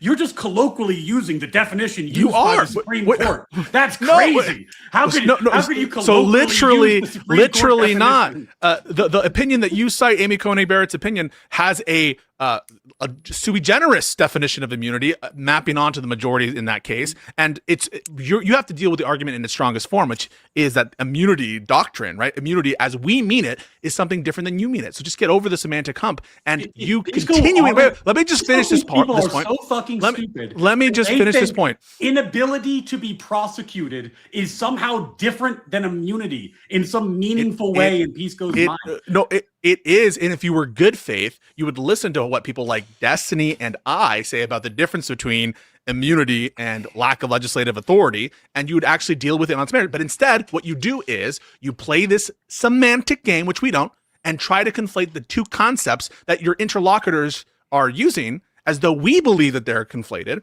and bandy that around like a win. That's bad faith. That's bad faith. What you just did to Destiny is bad faith, because of course Destiny would grant that there are areas where there isn't legislative authority, but that doesn't mean that that's immunity on his view. And instead of using his view and adopting his frame to try to have it in its best form, you use bad faith and misconstrue what Destiny means in that concession and try to say that it's a win. Disgusting behavior. But let's look at what Pisco's saying for a second. Pisco's saying that I shouldn't call it immunity, but conceding that they don't have the power to make what the president did illegal. So they're let's different not things. call it immunity. Let's call it a cup of coffee. The president has a cup of coffee, and that cup of coffee prevents him from being charged with these crimes or prosecuted for them. No, but it doesn't, right? So the big difference is that the difference in labeling also is a conceptual difference that bears on what the government is able to do. So the fact that there is a potential for there to be a room, not in the specific case, but just in general conceptually, where Congress can't legislate, doesn't mean that in the case at bar that they were in such an area as applied, and it would give the Department of Justice the ability to try to see and test whether or not their specific prosecution was in fact in one of those areas, as opposed to an immunity doctrine where, as we had in the actual case, we couldn't even decide whether it was in an area where, you know, Congress has no legislative authority or et cetera, et cetera. It was just merely a blanket criminal saying that you're immune. Pisco somehow believes that if Congress has no power to make something illegal, that the courts should entertain cases about that subject matter. Congress has no power. They're not allowed to do it. And that's your presumption. Congress has no power to do this, but we should probably let the case play out. Hang on. Let's see how it goes. There's no contradiction there, Ryan. There's no contradiction at all. I have not conceded that Congress doesn't have legislative authority to prevent or to affect the president in the exercise of his. Can we play the tape back? Wasn't your point just a second ago that there was a difference between Congress lacking authority and immunity? Yes. With the implication being that So sneaky motherfucker. So no, I didn't. Just because I say that there is such thing as a possibility for a particular power or use of a power to be absent any kind of legislative authority doesn't mean that in the specific Jack Smith indictment that what happened there was one of those cases. So another bad faith tactic. Just because I grant the concept that there is such a thing. Immunity in general, Pisco. You know, not with respect. Not with respect to the specific Jack Smith indictment. I never once conceded that I thought Congress didn't have legislative authority in that specific area. Okay. I of course think they do. So another bad faith, bullshit. I want to test your theory because you say you don't. Yeah, go for it. Gotten into it. Let's test the theory. Go for it. The pardon power, where we both agree, surely Congress has no power to regulate, right?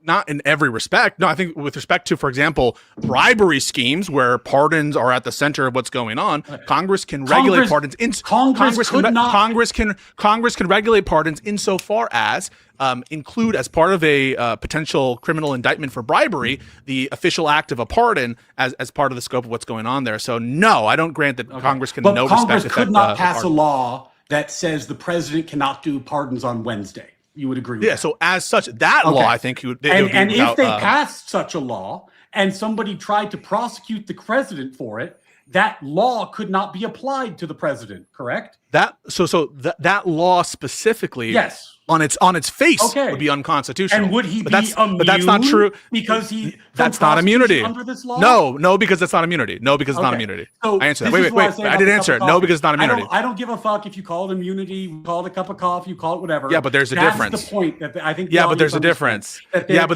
When you have a situation where Congress lacks the power to make something criminal. Obviously, that's not immunity. Find the definition of immunity.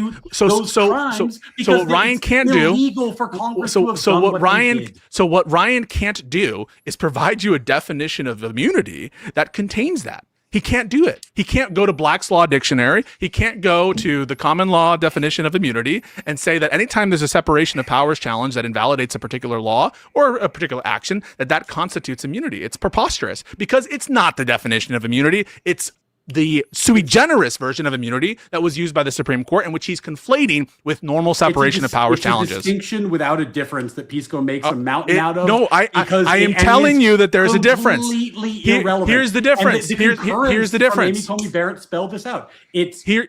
You can't charge them and the right to interlocutory appeal. That she said it, that's what it is. And I don't, honestly, at the end of the day, if the best you have is a pedantic semantic argument. It's not pedantic. Wait, no, it's not pedantic. Even though you have agreed. Yeah, because you want to change. You're like the libs. You're like the fucking woke libs. You're like the woke libs. Like, oh, let's have gender mean anything we want. Let's have these other fucking concepts mean anything we want. So you have no way to actually cite a definition of immunity that backs up your point. And it's not just a pedantic semantic difference. The difference is huge, because in the one case, the court is actually going to inquire as to the legality of the underlying conduct or the law in question, which wasn't done in this case. What happened in this case is we're not looking at the relative viability of Congress legislated in this domain. All we look to is whether or not the actions pertain to things within the president's core exclusive authority. And so rather than make a judgment about whether Trump did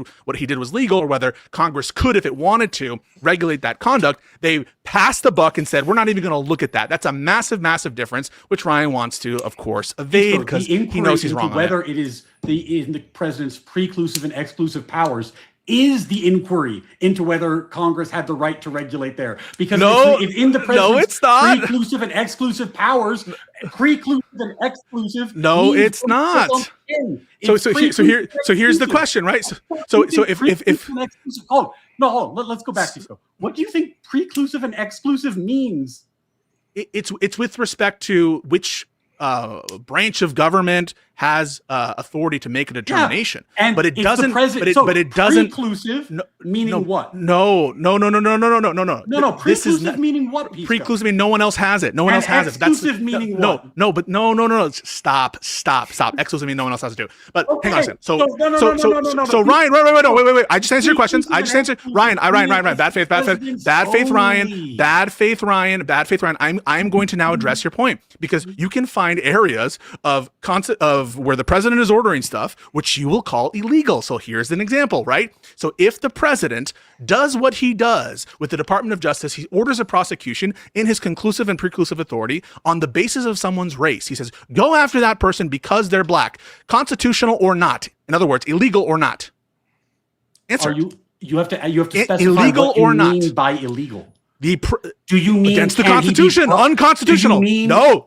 Illegal. In accordance with the in accordance with the Constitution. That's what I mean by illegal in this context. In accordance with the Constitution.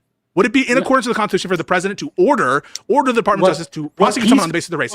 Answer the question. Answer the fucking question. Answer the question. Answer the question. Answer the question. Answer it. This is why no one likes you, Pisco. Yes or no? Yes or no? Yes or no? Yes or no? Yes or no? Yes or no? Yes or no? Yes or no? Yes or no? Would it be constitutional? Yes or no? Would it be constitutional? Would it be constitutional? Would it be constitutional? Would it be constitutional? Would it be constitutional? Here is the difference that Pisco is hoping the audience doesn't understand. Would it be constitutional? Would it be constitutional? Would it be constitutional? Would it be constitutional? Would it be constitutional? Yes or no? Yes or no? Yes or no? One, yes or no? Just let go, Pisco. Okay, I'll make sure he gives a yes or no. I will, but leave him go. One is, could you go to court and get an order that says the president must be stopped from doing this because it is unconstitutional? In that case, the answer is yes. The second question is, could you later go to court and prosecute the president for a crime for doing that? In which case the answer is no. So it depends on which legal action you're talking about. But yes, I agree with you. You could go to court and get a TRO or an injunction to prevent the president from doing that because it's unconstitutional. Wait, but I thought it was in his conclusive and preclusive authorities. I thought it was in his conclusive and preclusive authorities. So you're telling me that something, wait, you're telling me that the courts could order, so this is what Ryan is trying to tell you, that the courts could issue an injunction as to an action which is in the conclusive and preclusive authorities of the president. Is that right, Ryan? Pisco, can we back up? Answer the fucking question. You fucking bloviating fuck. Yeah. Answer the question. Give him a chance. Yeah. Pisco, there is a world of difference between a criminal prosecution and what's happening in the example that you laid out. And here is the difference. In a criminal prosecution, the question is, does Congress... Not what I asked. Let me finish, and you can make your point, I promise. Have this authority? And the answer was no, because it's the president's conclusive and preclusive authority. The question you're asking now is whether the Constitution as a whole has been violated, which is a different question. So because you're asking different questions, you get different answers. Okay, give Pisco a chance. Go ahead. Okay, so the question is very simple. Can the judiciary, a creature of statute, say a lower district court, whose injunctive powers are also a creature of statute, in that Congress has given equitable powers to the court through vesting statutes that give them such authority, could the court issue an injunction into an action which is in the preclusive and conclusive authority of the president, and it's calling for a yes or no?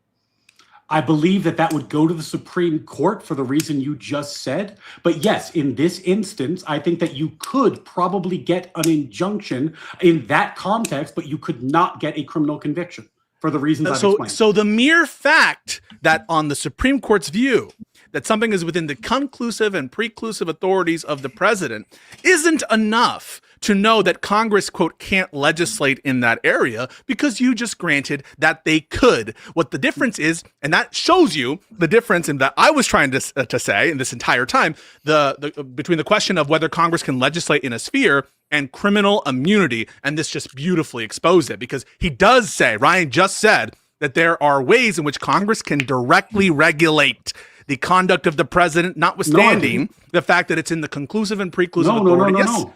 In what respect haven't you? Congress enacts these lower federal courts. They give them injunctive powers. I said the Supreme They're creatures Court of would have to be statute. the one to do that. That's why I said it would have to go to the Supreme Court. Wait. In virtue of, so only the Supreme Court could issue an injunction as to the president? Probably yes. I mean, why? What's the basis of that claim? Because the Supreme Court is created by the Constitution, not by statute.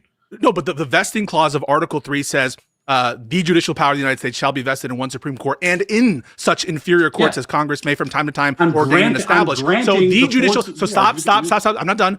The judicial power is vested both in one Supreme Court and in such inferior courts as Congress may from time to time ordain and establish. That is where the judicial power lies. And so what is the basis to say that the Supreme Court is the only body, just because you invented if it's established by the Constitution, they're the only ones who can do it? No, where is that? That's just, you just made that up. When you have a clash of constitutional issues of this dimension, obviously it's going to start in the lower courts. It's going to work its way up. I think the argument you raised is one that would be raised and would be litigated. It ultimately would go to the Supreme Court, who would decide the issue. And because the Supreme Court decides the issue's off the table. It's not, I don't think it's actually that complicated. Sorry, the question is only why you think that there's a distinction between which court can order the injunction, the Supreme Court or any such lower inferior court that Congress may from time to time ordain and establish. And it sounded like you're saying only the Supreme Court can issue an injunction in these cases. But the question is, why? Because you were raising earlier, Pisco, a separation of powers argument. And I was granting that it is possible that argument would have some force, which would then mean that the lower courts would kick this up the chain because they were concerned about the separation of powers argument that you, by the way, raised. It was your argument. This is, to me, it's just a ramble. Like, the whole point of me issuing this hypothetical was to show you that, yes, Congress can establish rules in areas of equitable power for courts in which the courts or Congress directly through their various different decisions can affect and by extension regulate the conduct of the president exercising his conclusive and preclusive authorities. Statute that was regulating the president's conduct in that example? Yeah, so we are establishing inferior courts. Yeah, so for example, the Judiciary Act. No, in my example, the Judiciary Act of 17. The Judiciary. I'm answering you directly, so you can't leave him answer, Ryan. Right, leave him answer. I'm answering it directly. You said which statute? No, which statute? No, which statute? I said the Judiciary Act of 1789. That's a statute. I answered your question. Okay. In the example where the Supreme Court issues the order, which statute? The statutes granting the Supreme Court the power to make, I don't know the specific statutes that sit here, but there are grants of Supreme Court injunctive power. They are. Do you deny that? Do you deny that? Do you deny that? Do you deny that? Do you deny that? I know you like trying to turn this around. Do you deny that? The issue that Pisco is trying to gloss over here is that the problem with the criminal prosecution is that Congress passes a law that criminalizes the president's behavior and they lack the power to do it. In the example where the Supreme Court relies on its own constitutional authority, we have a very different fact pattern. It's a completely different constitutional Well, I thought it was issue. conclusive and preclusive. Now, Wait. I'm going to do what you did. What does exclusive mean, Pisco? What does preclusive mean, Pisco? Oh, so now the court isn't, now they're sharing discretion over the executive. I thought you said preclusive, exclusive, conclusive. Pause. Can you define, for those of us that aren't attorneys, preclusive and conclusive? So my understanding, do you want me to do it or Brian? Either one. Go ahead, Because Pisco. there's someone sitting here listening. And understand this too at Word War. Just remember, you two are attorneys, so you have a different vocabulary than us. So that's all I'm saying. Yeah, so by the way, just since we're having a pause in the fire, Pisco, what's your timing? Rob's, what's your timing? I'm here all night. today, so I don't or- care what- Yeah, for today. Obviously, I'm just chilling, bruh. Just chilling. I'm just Okay, chilling cool. like a villain. I'm yeah. good till 10, but I just want to make Okay. sure. Oh, sick. So I understand conclusive to be they're the ones that decide the issue finally. They conclude the issue. And preclusive means they, to the extent that someone else has made a different decision, they destroy those other decisions. Those decisions have no effect. That the what the president decides in the given context is the thing. It's both the final thing and it pushes out all the other things. Is that fair, Ryan? Is that basically what Yeah, you're saying? I think that's more or less fair. And if we're going to back up and try to take a second and explain some legal niceties that I think we've been glossing over, one of the big differences in these examples is in the situation where someone goes to court and asks for the president's doing something illegal, please make him stop. They're not actually suing the president almost ever. What they'd be doing in this case is they'd be asking the attorney general to be stopped from doing something. The attorney general's doing something illegal, not the president. And they would then ask for injunctive relief to prevent the attorney general from violating the Constitution. That is very different than saying that the president violated a specific law passed by Congress that Congress lacked the authority to pass. Don't you believe in the In unitary one case, executive, it's a- Ryan? Ryan, it's a don't you purely- believe in the it's a unitary executive? purely constitutional issue. In Wait the a other second. case, there's Don't a you believe in the statute that unitary was executive? Unconstitutional. Wait. I thought you believed in the unitary executive theory, Ryan. The president is the unitary executive, not the attorney general. So in what respect? So I thought that the entirety of the executive power of the United States was vested in a president, a singular president. And so in what respect, to the extent that the attorney general is using executive authority, how is it different in kind from what the president is exercising? Such that it would apply, that you can do this kind of inelegant exception that you just invented out of thin air. Pisco, do you seriously think that unitary executive theory means that there's no situation in which any other branch can ever contradict the president or say he's breaking the law or violating the Constitution? Is that what are you talking about? Did I say no? Did I say that? I have no idea what you're talking about, which is why no. What I'm saying is from a theory of. So it sounds like you're suggesting that when the attorney general exercises executive authority, they're not executing authority that's vested in the president.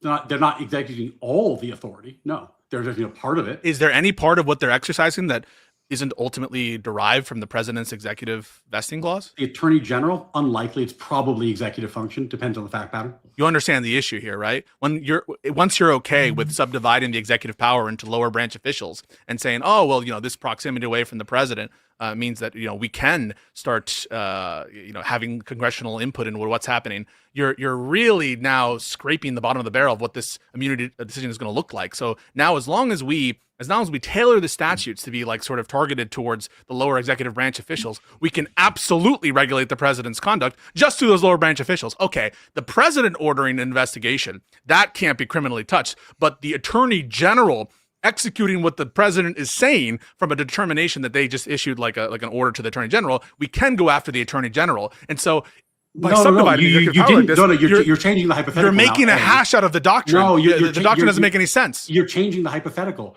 The hypothetical we were discussing is, could someone go to court and get a court order that says you, attorney general, are violating the Constitution because you are violating the Equal Protection Clause or some other constitutional provision. Therefore, you are directed to stop. Who is this court to say? That is the president entirely ordered. different. Wait, stop. The president ordered this. Let me finish the thought. That is entirely different than whether or not Congress can pass a law that would do something, and whether or not that someone can be prosecuted to that. The whole government is, of course, governed by the Constitution. The separation I'm not sure why.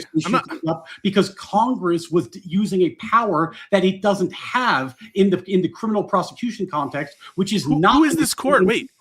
If the president orders the attorney general to initiate an investigation, who is this court to order the attorney general not to follow the exclusive and preclusive and conclusive authorities of the president. This court gets to tell the attorney general, don't listen to the president.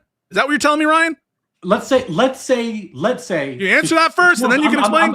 I'm going to take the example and take it to the extreme so we can understand what I'm talking about. Okay, sure. Let's say the president ordered the attorney general or a general in the military to commit treason. They said, okay, you know what? We would like you, attorney general, to commit treason against the United States.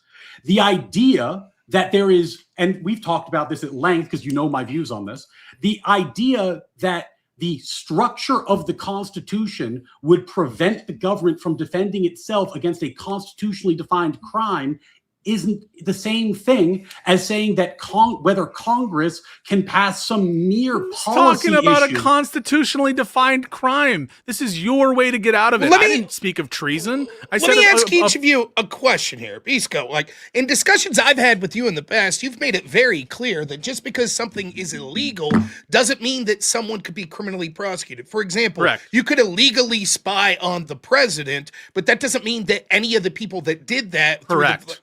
It's good. So given that, it seems that Ryan seems to be making a compelling argument. If the definition of immunity is cannot prosecute, that you would be able to say, yes, there's injunctive relief to say that a president could do things that are unconstitutional, but that does not mean that you could criminally charge him. If you already accept that there's times we could say something's illegal, but it doesn't result in criminal prosecution, why would that be different here?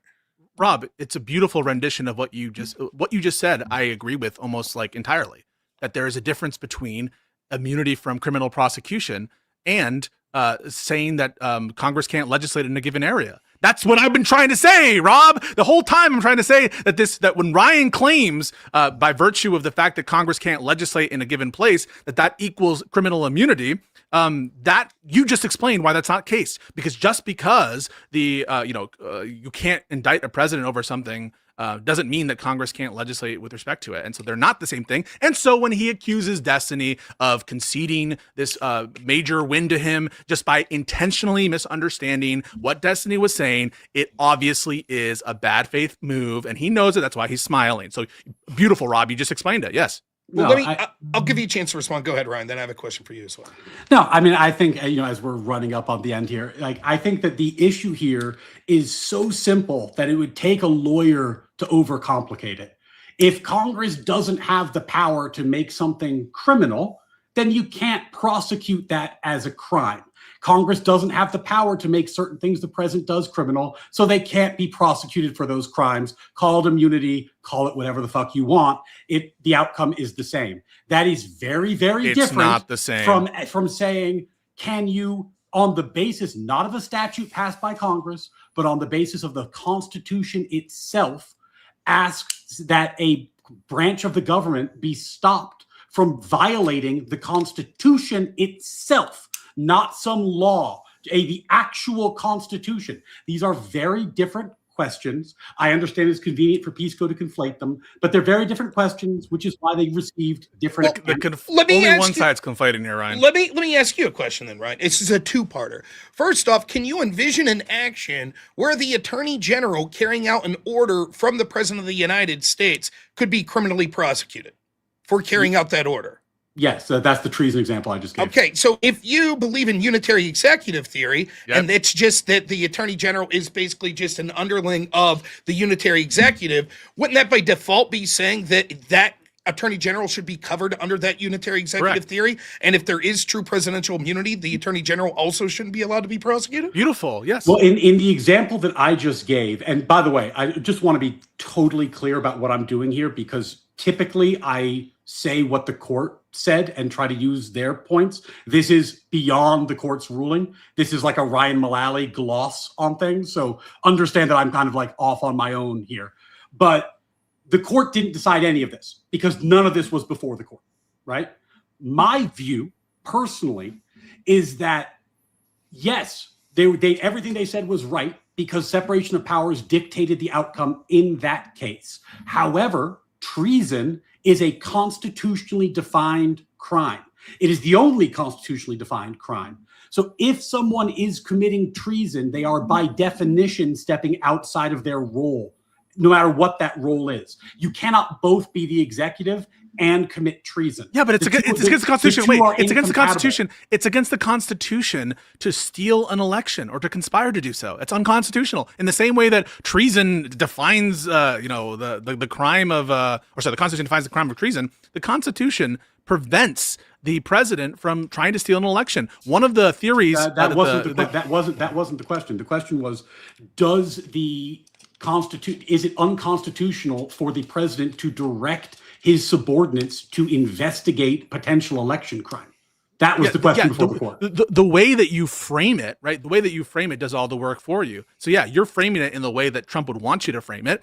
But the better way to frame it, just like in the example, because I'll provide you one, because you've already said it would be illegal, is let's say that the administration were prosecuting someone because they were Jewish. Mm-hmm. Could Congress criminalize that?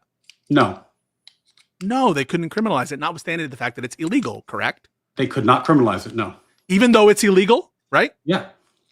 Okay, so that goes to show you that it's different things. That just because something is in the conclusive, according to the court and according to you, and preclusive authorities of the president doesn't mean that he's the last word on what is legal and what is not. And we're able, in fact, to cover, that is to say, the immunity doctrine covers more than merely what's in the president's authorities. It covers things that the president could do that would be illegal. Of course, an immunity doctrine that only covered legal things would be absurd. The point you're making now is trivially true. Of course, any immunity doctrine protects illegal activity. What the fuck else would it protect? If the thing you were doing weren't a crime, it wouldn't require. So why does the president? So why do we give immunity for things that the president doesn't have authority to do?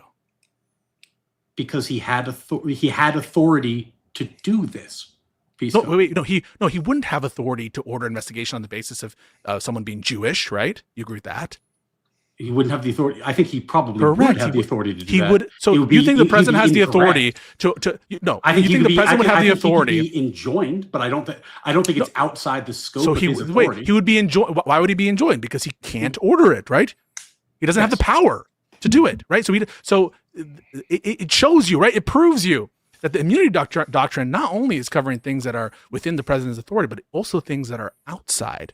Well, if what you're saying is, Pisco, could in a future case, which was not before the court, so is not part of this immunity decision, in a future case, would it be correct if the court said we can in fact prosecute presidents for things that are constitutional violations, not statutory violations? I would agree with you. That was my treason point. That's one of the arguments of the Jack Smith indictment, this was a conspiracy against rights. That's one of the conspiracies. A conspiracy against rights is a statutory offense. No, but it's Section 1983, Pisco. No, it is a statute. No, Pisco. Obviously, but so is treason is a statutory offense. I honestly, dude, I hate to do this to you because I know it's your move. Is conspiracy to violate rights a statute passed by Congress? Yes, so is treason. Treason is a statute passed by Congress. But treason, unlike that particular crime, is defined in the Constitution. It's a statutory. It's a constitutionally defined crime. The Constitution does not enact a treason statute. It just defines the scope of what treason can be. It defines but you still the need only permissible scope of treason. No, but it doesn't. Right, but it doesn't authorize. Exactly this. But it doesn't authorize. But it doesn't authorize a indictment based on treason. You need to have a treason statute. That's why. Wait! Stop laughing. This is so embarrassing. I mean, this is embarrassing. So you agree, don't you? Just going to answer yes or no. That in order to have a prosecution for treason, there needs to be a statute criminalizing treason. Correct? There does need to be a statute because the Constitution. Okay, so would you say, that's statutory because there's a statute giving the cause of action? Of course there is. It's a crime. In the Constitution is the conspiracy to violate rights crime defined? It's not that the conspiracy against rights part is but who cares? Who cares? The rights are defined. The rights are defined in the Constitution. That's where the rights are. So there's an embedded constitutional element in the rights. Yes, but violating just like the treason rights is not a criminal offense freestanding. Violating equal protection. These are ad hoc distinctions.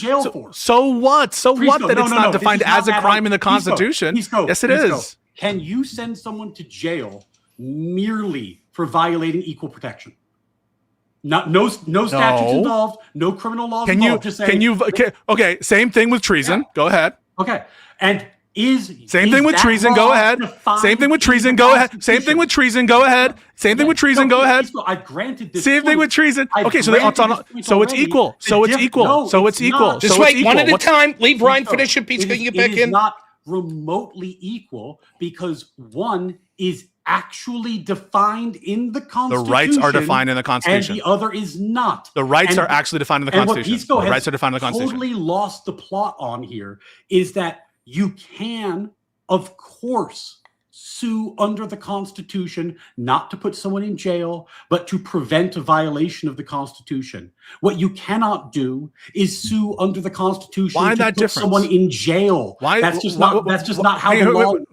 No, I'm not. No one's saying that you can sue to put someone in jail. Don't be fucking ridiculous. First of all, although there are some, private criminal suits. Would it be possible? Because I do have a hard stop at 10. Can I give you the last? Oh, do you want the let's last do last word or real quick, and then I wanted you to guys do the last word. Yeah, let's give Pisco the last word here, and then you guys can talk about this till you blew the face. But I did have one more point that I wanted to make for you too. So I think what's been evidently shown is that there are these sui generis, these very special factors that Ryan is pulling out of his ass to try to distinguish why he would be okay with the court and Congress, by extension, stepping in when the president is clearly exercising some preclusive and conclusive authority, such as ordering the attorney general to do an investigation based on someone's Judaism. Then he's like, oh yeah, sure, it's conclusive and preclusive, but Congress and the courts can still get involved. Oh, that doesn't really sound like conclusive and preclusive. Oh, what's different? What's different is they're trying to do criminal stuff in the context of a former president, and it's not criminal. Yeah, that is a difference. That's what I'm trying to show. I'm trying to show that criminal immunity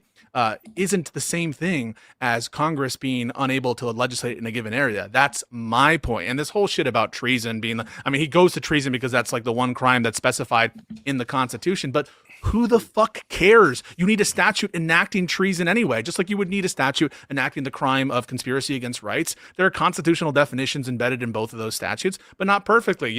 The treason statute passed by Congress also clarifies the punishment for treason. And so there's essential elements missing from any kind of treason prosecution that would need to be filled in with the statute from Congress. And so on all fours, this is just made up nonsense. The unitary executive thing falls on its face. Even Rob recognized the blatant contradiction in what he was saying, and Ryan struggled to distinguish. So I know there's no good time to end it, but Ryan, you do have to get leaving. So Pisco, ask you quick, 30 seconds. What does this interaction show you for what to expect January 10th at Word War? First debate there. What do you expect? Any new thoughts based on this interaction? What do you think your prediction for that event's going to be? It shows that it's going to be a one-sided affair, that Ryan doesn't have a first clue how his whole theory of law pieces together. And just like he failed on Trump immunity, he's going to fail on birthright citizenship. He read the heritage brief, I'm sure. He read the fucking government brief. And that's what we can come to expect. What you can expect from me are hard-hitting questions that make him. I don't care about the MAGA audience that's there. I don't care about the biased and rigged judges that he'll probably put in there. The only thing that matters is The only thing that matters is between him and I, he's going to know, just like he knew tonight, that he's completely cooked. Ryan, same question. You've had yet another interaction here with Pisco.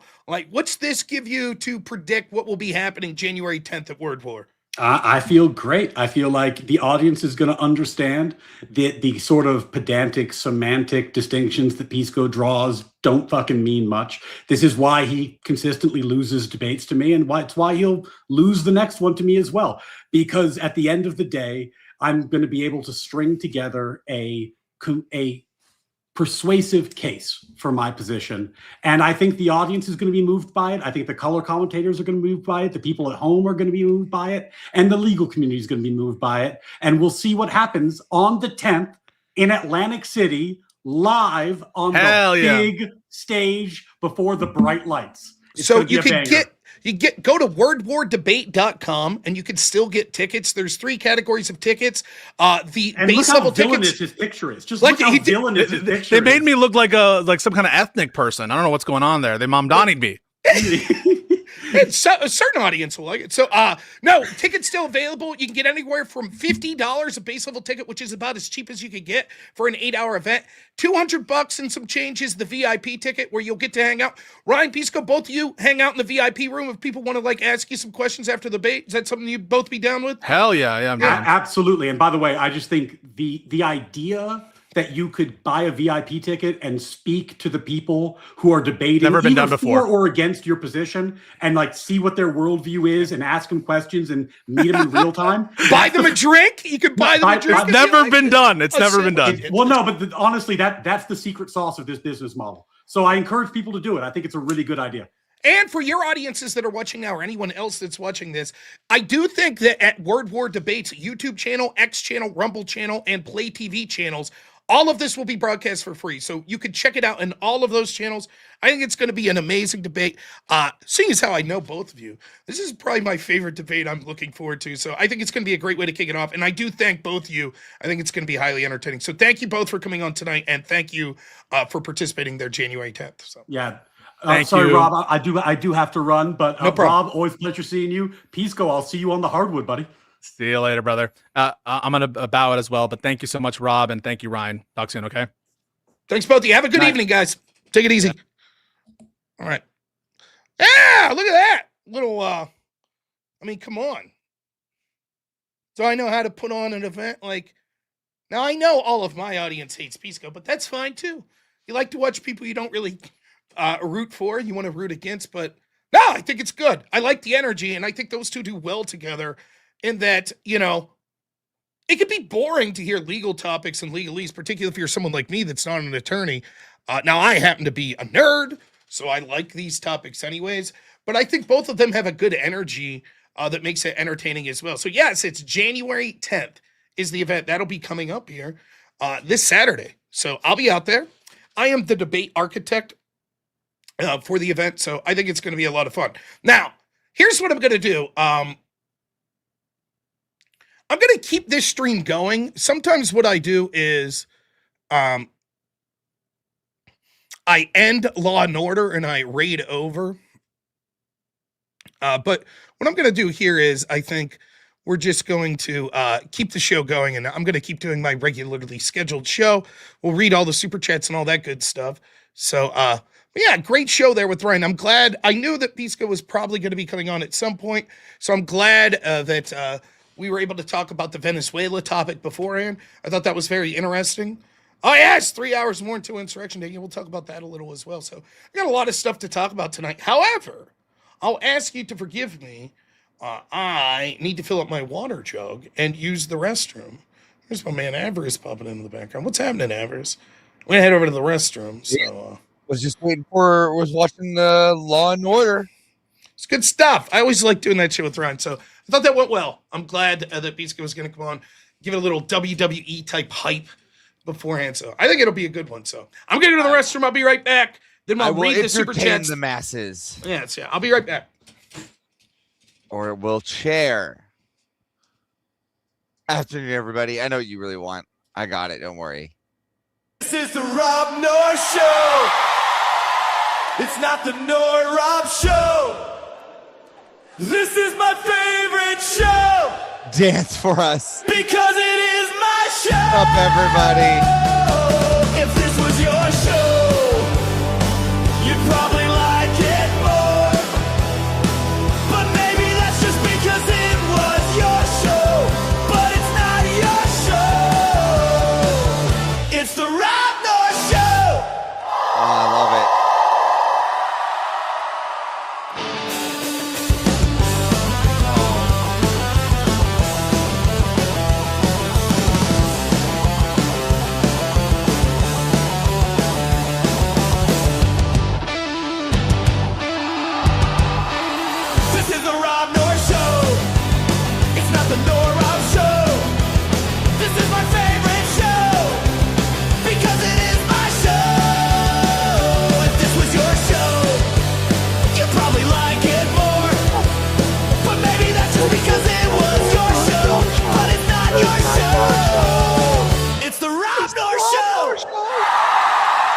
it's almost like perfect timing for his bathroom break, isn't it, crowd?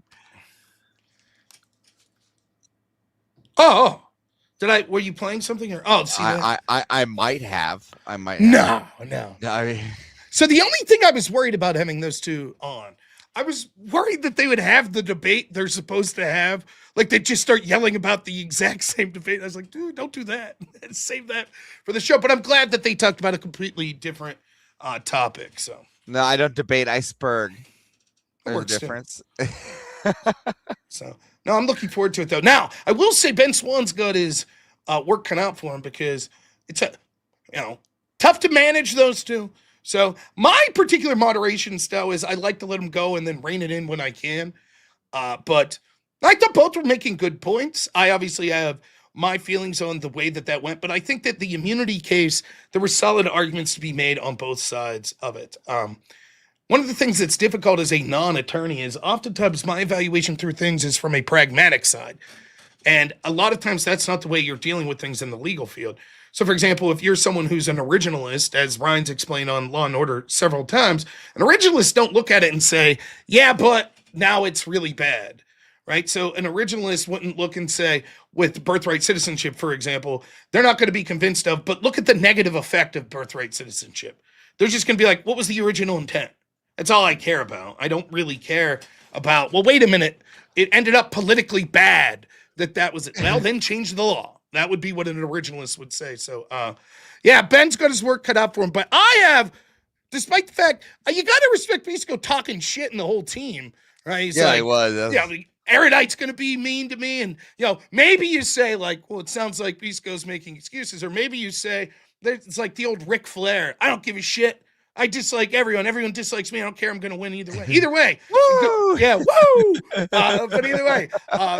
Pretty funny. But just in case you're still watching and you don't know what's going to go on, to be clear, the judges are not Gavin McInnes, Sam Tripoli, and Kyla, not so erudite. They're not judges, they're commentators.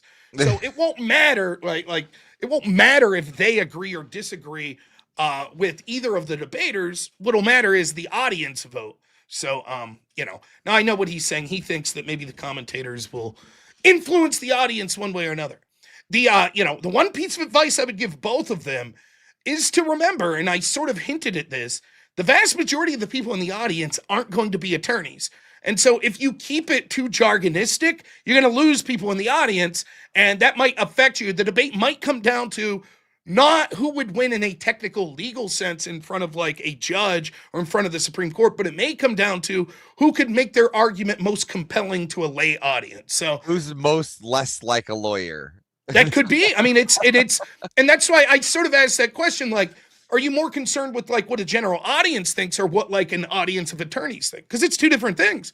And one of the things you realize with debating is there's all sorts of questions you have to ask of why are you debating? If you're debating to try to win, then one of the first things you need to ask is, well, what does a win look like? Who is the audience? For me, in policy debate in college, it was easy, right? There was literally a judge. That's it. That's the audience. It is that judge. If there are 100 people watching the debate and 99 out of them say Rob lost, but the one guy who's the judge says I won, guess what? I won. It doesn't matter that 90, and because I'm tailoring my argument specifically to that judge. This is a little different because you have a vast array of people that are voting. And so you have to make decisions. Am I trying to get super high-tech jargonistic, which might be good in front of a room full of attorneys or in front of a judge? Or am I trying to appeal to that audience while simultaneously appealing to a general audience? Or do you stretch yourself too thin, trying to appeal to both audiences? So there's a lot of gamesmanship that's involved here. And I'll be interested to see sort of how the audience reacts to that. Which side will they be find more appealing? It'll be interesting to see then, because I'll talk to, there's other attorneys that I talk to, like our good friend, potentially criminal Sean. It'll be interesting to get his take on the debate afterwards, and maybe some other attorneys, maybe their impression will be different than what the average audience was. So yeah, it'll be very neat. I can't wait to see how that shakes down. So, but yeah, I'm excited. I'm excited for every debate, every debate we watch. I love watching debates. I watch debates all the time. I'm going to read some super chats. Now, we didn't get to most of these because I had a guest. But John Rock, $2 says, 3:57. How fast can we get there? Hit the like and share. Well, we've been going for 2 hours and 4 minutes and we ain't there yet. But that's okay, John. I appreciate it. Naughty Germ, $5 as always. Thank you so much. The most consistent $5 ever. I told you my backup financial plan is if everyone stops watching me, I'll still have Naughty Germ. And I'm just going to do like 70 2-minute streams a day. Still donate that's $350. It's smart. Left-handed Assassin, you very generous lately. Thank you so much, man. Thank you for the $10. Our good friend Unforced Ego, $21 says, can we please have a fundraiser to get Mr. Mullally a better microphone, please? Now, I do think he made an adjustment, but point taken. And then this was sent over on Ryan's channel. The $50 says, hey, brother, please put this towards a new microphone. Love, potentially criminals community. So there you go. Hopefully he does. Dude, he's going to hit it big after he does Word War, and then he'll be able to afford the best microphones. Like me, microphone. With the old Shure microphone. GG, thanks so much. $2 says, but does all this violate bird law? I don't know. We haven't had a bird law expert on yet, so we'll have to see with Charlie if we get him on. Left-handed Assassin, $5. Thank you so much. And speaking of, there's our friend, potentially criminal Sean. $5 says, you're both being punished to spend a weekend in Atlantic City. Well, what can you do?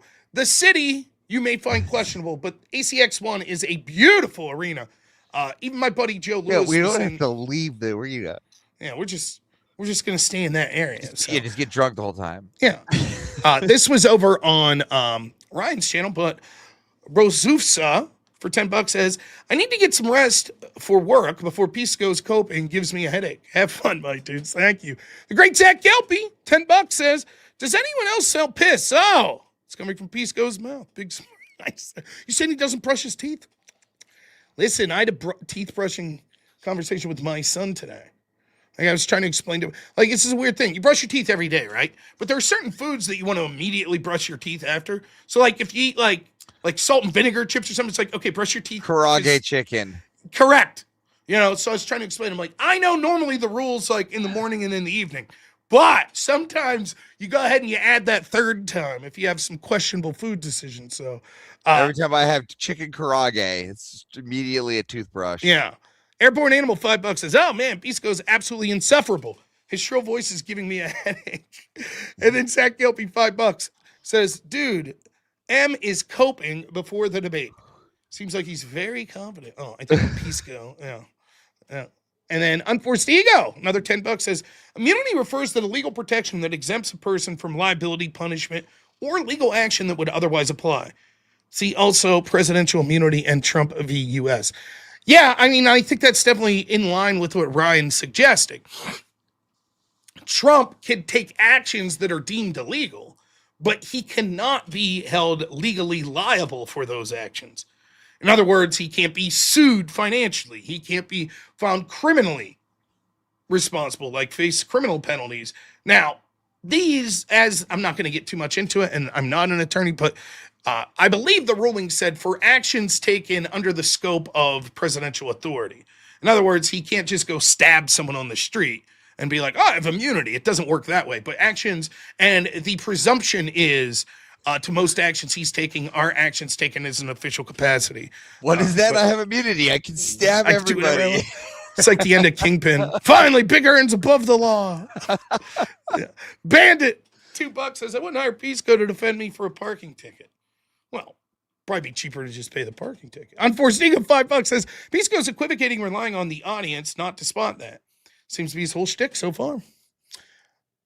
Bandit, $2 says, I would like to take this time to say, fuck Pisco. You took it. And then we got Mike Meeks, $2. Pisco rhetoric tip. Cut the repetition and spurging. Unforced Ego, thanks so much. $10 says, who's got that millennial woes tweet handy? I know the one. I know the one you're talking about here. This is what you mean.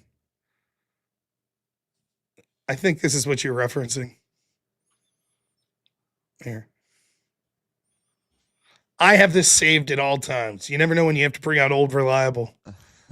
It's amazing how much leftist discourse just in pretending not to understand things, thus making discourse impossible.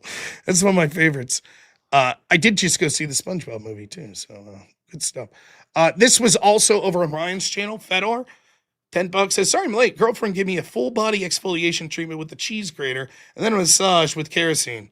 We'll watch the VOD too to see Pisco's logic charts and bad faith arguments. Thank you. Bandit $2 says, test Pisco for Coca-Cola. You don't think he's a Pepsi man? Bandit $5. If Pisco had anything remotely approaching an argument, I couldn't hear it over his spurging. Pisco talks a lot and doesn't say a single thing. Bandit again, $5 says, Rob, buy Ryan a drink for me. I think that's likely to happen. Old Joe, what's up? $10 says, Rob, can you share what your role is at Word War? No problem if it's confidential. No, it's not confidential at all. So I am the debate architect for Word War. So basically my role was this. I came up with the formats for the debates. I'm the liaison for all questions that the debaters have and imparting to them the rules of the debate, which I also came up with, the format for the debate, any questions that they have pertaining to that. That also entailed helping booking with the debate and coming up with interesting matchups, coming up with future formats for the debates. And then while I'm there, I will be in the production booth, helping out with moderation if we need to, and with the commentary as is needed, and providing on-day sort of help if any of the debaters specifically have any questions about anything pertaining to the debate or anything else that I could help them. So basically, I'm a producer operating on the background with the debate portion of things. That is my role here on January 10th. So how contentious are you going to make it so that we can at least get to see or get close to an all-out fist fight on the stage? Listen, all you can do is set up the matchups, the topics, all that stuff, and see what happens. I don't know. Who do you think of these three? I don't think Pisco and Ryan would get into a fist fight. Like Pearl and Anna, I have faith they'll be professional. There might be yelling, but I don't think fist fight. But I don't know. Shabos and Michael, Israel topic. You might see an elbow drop from the top rope or two. I don't know. So if there was a topic, that's contentious enough, it would be that one. Premonition, what's up, my friend? $5 says my little contribution. How's Riddick, little baby Avarice? Amazing, getting bigger by the day. And then we have Ken, $10 says, I didn't understand anything with all the legal jargon. You guys have a wonderful night, not one step back. Also, fuck you, Pisco. Good night. It's so polite, and then like, oh, by the way, fuck you. It's good. It's good shit. So, like I said, I thought about ending the stream and then starting a new one, but we're just gonna keep rolling. And I have to keep it rolling. I got topics to talk about. Now, the first thing I'll say is, while we're still on the subject of Word War, tentatively, I think I will be doing a Spaces, and maybe I'll broadcast it here as well. And that's going to be Wednesday. Okay. And I think there's going to be some big names. Yes, I get you, Black Elk. I could do that. I think. What did Black Elk want? Just nothing. Oh. Streaming locations, do a 30-second promo at the end of the stream, streaming locations for Word War. So it looks like we're looking at Wednesday night around 8 p.m. It looks like it'll be me, Pearl, Erudite, some other huge names. I think Gavin might be in, Ben Swan might be in, so that'll be pretty cool. So we'll be running a Spaces with that on the official X Word War account, and you can go over there right now.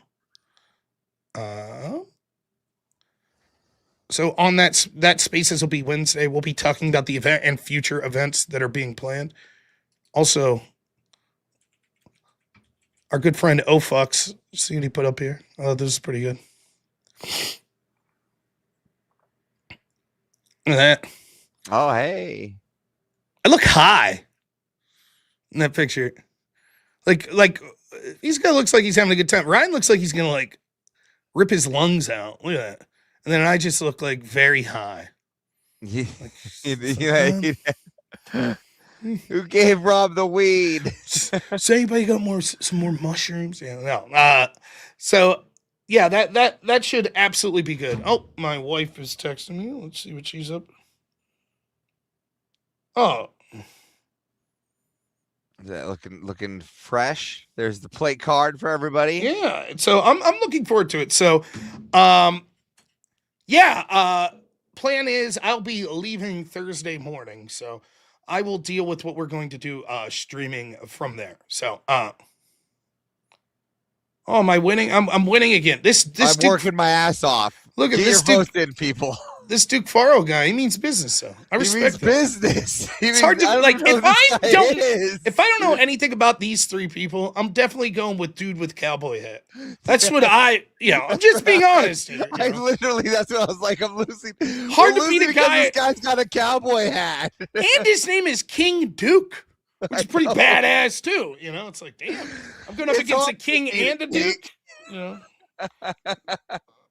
Yeah. Get your votes in, people. Yeah. So, yeah. I'm looking forward to it. So we'll have more to announce about Word War coming up. But last thing I'll say is make sure you're following them on X and head over to wordwardebate.com. If you have time to come out to the event, it's going to be fun. Get to have a drink with me. I'll be there. So it should be a good time. So, all right. Last thing on the docket before we bring people up. And last thing on the menu. We're not bringing people up tonight. No, I said before you. Before you start bringing things up. Walking cold, stand your ground. Things coming up. Our upcoming messages. No notes, no place to hide. Redactions drop. The room goes live. No we're prep. I look less high there. Two minds and you to look one stance there, like, break. oh my god, here I gotta go again. No prep. No prep. No topic, no opponent name. Just pressure, just fire, just a bit. It's the arms coming up. I'll show you. No warm up, no safety net. You showed up, now defend it. This is no prep debate.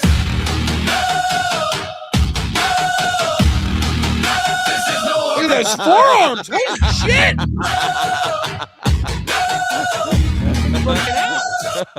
No prep.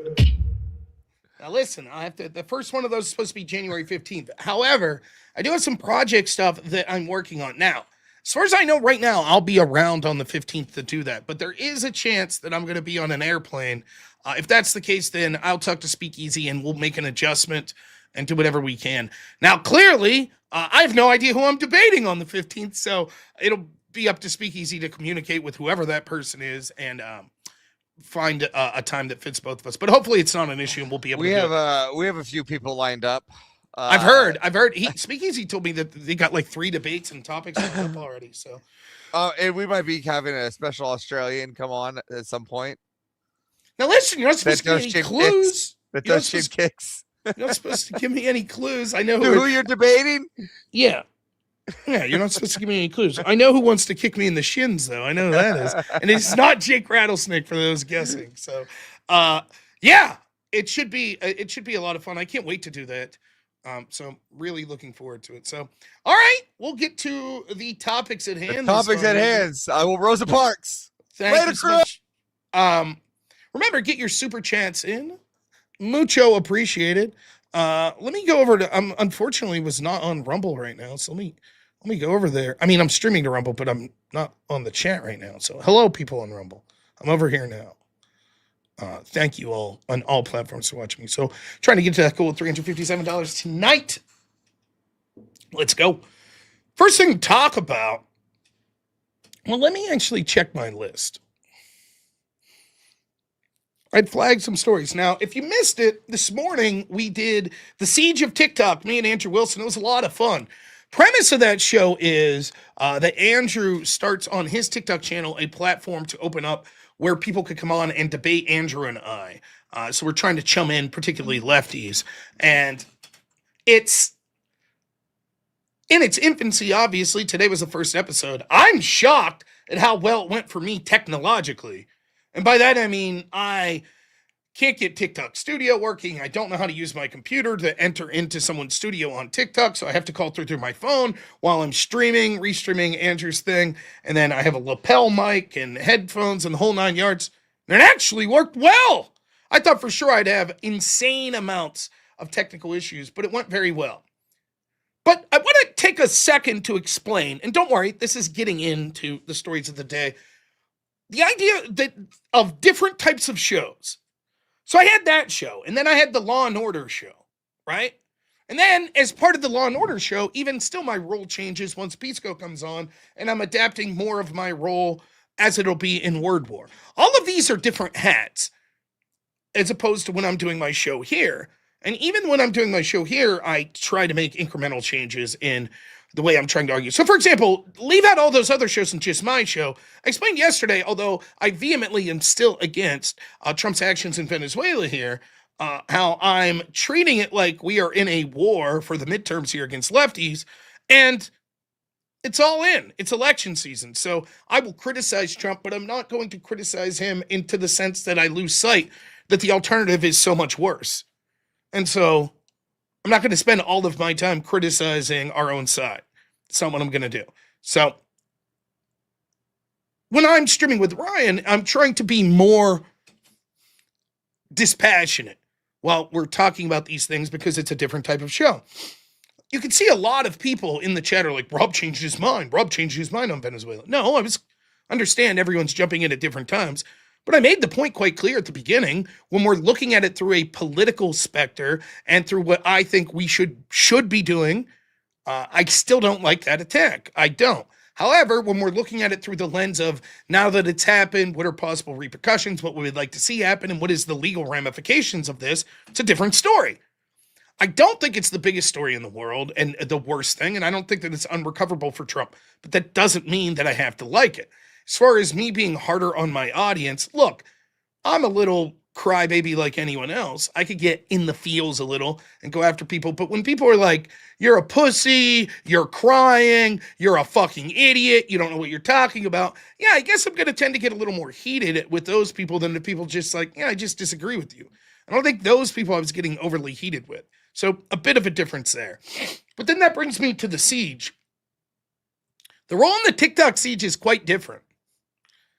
I share Andrew's goal with the TikTok siege, and that is that we will go into places that are left-wing havens and we will fucking destroy them.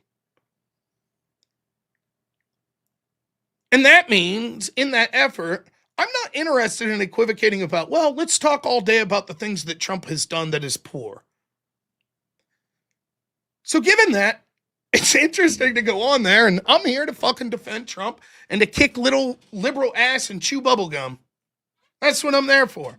And so when so many of the calls today were like, well, I don't like what Trump's doing in Ukraine, I'm like, I don't particularly like what Trump's doing in Venezuela. You understand the difference? Now, what I try to do is never give a take that's not honest.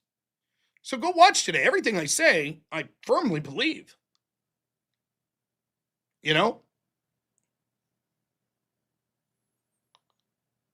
But that's the truth. So that's what's going on with those shows. So I just want to articulate that to people who are like, oh, Rob was against this yesterday. Did he change his opinion? No, I haven't changed my opinion. I'm open to changing my opinion, but I haven't. I just haven't. I still don't like it. So that's just to answer some questions there. Now,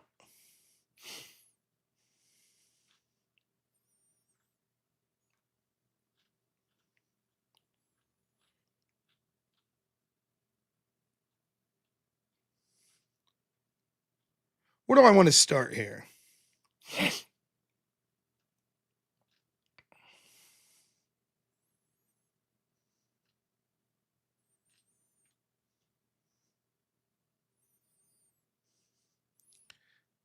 So there's this woman, let's start with this. Yay, socialism. We're going to have a theme today of sort of left-wing, radical left-wing authoritarianism and terrible ideas. It's going to be a theme of what I want to talk about some here this evening. So Mamdani, socialist extraordinaire, Marxist extraordinaire, whatever, over there in New York City, the team that he's assembling is quite remarkable. Some of them have removed their social media presence, but still, you could still see what's going on there. And so in the name of socialism, we can see some of the drastic policies that they're going to implement that are actually just coded for, we don't like white people. And if you watched the TikTok siege today, you saw some of this. There was one person that called in and talked about the need for, quote, positive discrimination. And maybe we'll go back and we'll find that clip and I'll play some of that for you from earlier today. It's truly remarkable, the gaslighting that these people will do. They say, oh, if whites or men are in a job space like STEM more than women or more than people of color, it must be because of social discrimination. And therefore, we need to have the government enforce that we're evaluating skin color or biological sex in hiring practices, which is discriminatory. He calls it positive discrimination. So we notice a discrepancy, that the outcomes are unequal. Therefore, we say it must be bigotry, and therefore the government must step in to correct that. However, in fields where men are doing poorer than women, or when people of color are doing better than white people, he doesn't have a problem. Instead, what he says is, if you protest what he calls positive discrimination, you ready for this? That you're being a victim.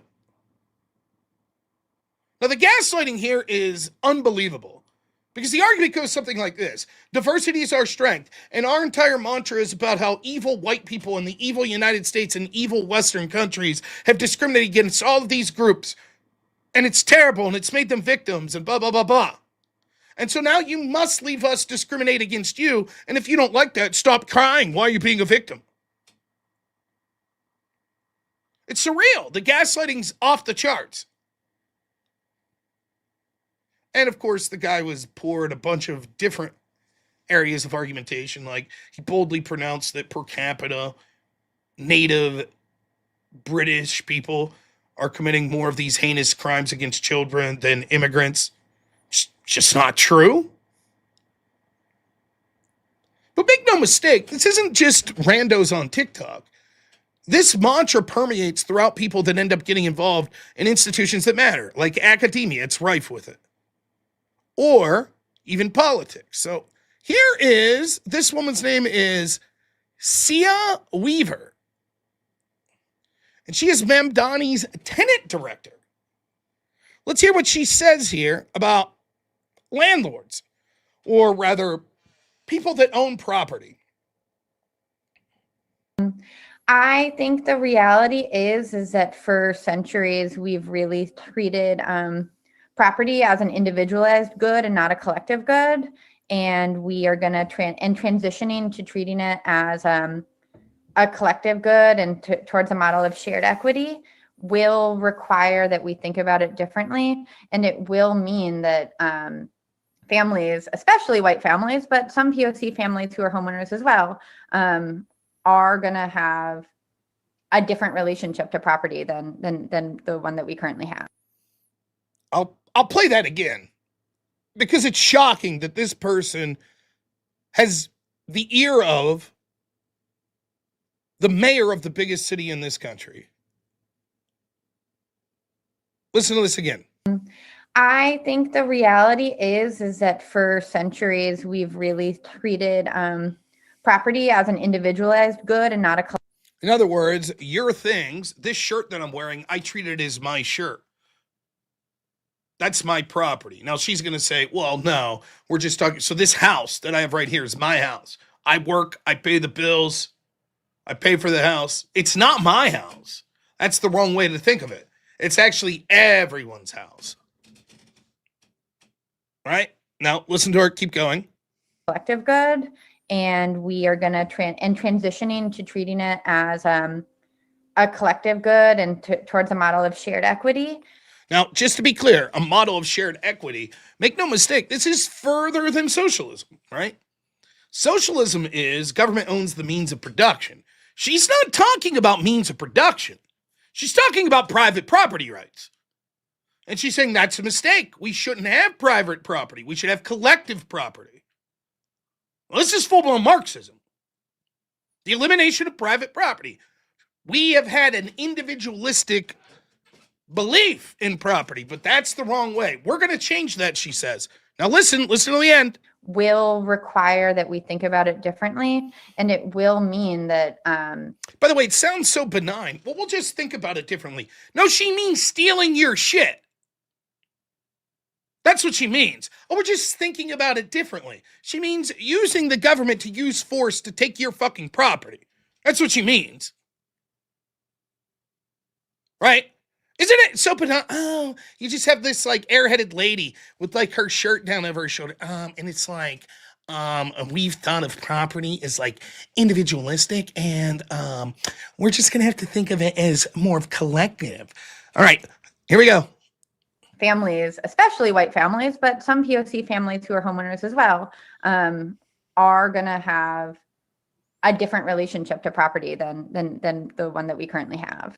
Now, notice that, especially white families. Oh, maybe some other ones as well. Now, Orwell talked about this. Of course, I'm cribbing this from Jordan Peterson back in the day, but it's worth talking about. Orwell's writing like this, what do you call it? Like periods or quarterlies or whatever for this local magazine, these socialists. And so he's writing this book that would come out like every month or whatever, one chapter of it in their magazine or newspaper, whatever they're putting out. And it's called The Road to Wigan Pier. Right? And Wigan Pier was this place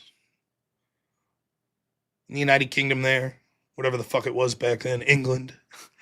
And it was like a mining operation. And he went, it's like these big long houses. And it's just the whole first half of the book's just the torturous conditions that these families lived in, these working families. And he said, for example, he noticed none of the women had teeth. And he asked them about it. And they said, teeth are nothing but a misery. They get infected, just rip them out. He talked about how cold and wet and snowy it would get. And yet the outhouses were spaced like every, you had to walk huge distances in the horrible weather just to make it to these shared communal outhouses. He talked about how they would have to walk into these mines like hunched over. All of these guys' posture just ruined. Terrible, terrible conditions for very little money. And this is something that, a communist or a socialist you'd focus on and say, look at the plight of the working man.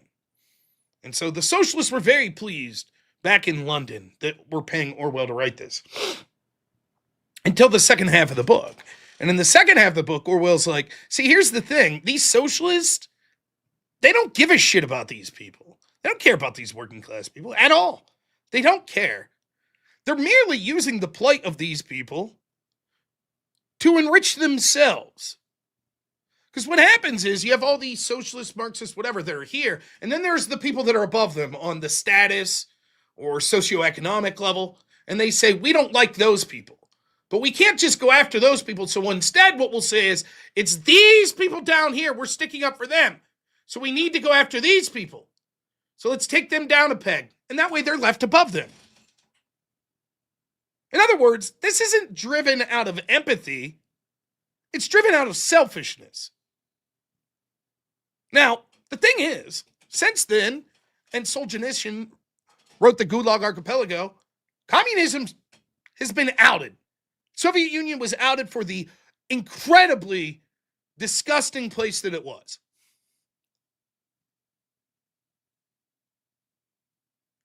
And one of the things that happened was a lot of these left-wingers decided, well, wait a minute, if we could break people into oppressor versus oppressed class based on economics, why can't we do it on a bunch of other metrics? So in effect, what Orwell was saying was, it's not that the socialist cares about the poor, it's just that they hate the rich. Well, now, once you understand that you could do the same thing with any category, it's not that they care about the people of color, it's that they hate the whites. That's what diversity is. That's what's going on. And that's why, when spouting their Marxist bullshit about eliminating private property, they can't help but gleefully tell you about, oh, we're going to take it away from white people. Oh, and maybe some people of color too, but the white people, we're going to get them. She couldn't even withhold herself for 30 seconds to make it racial. And make no mistake, that is the intent. To weaponize people's empathy to attack them. That's the intent.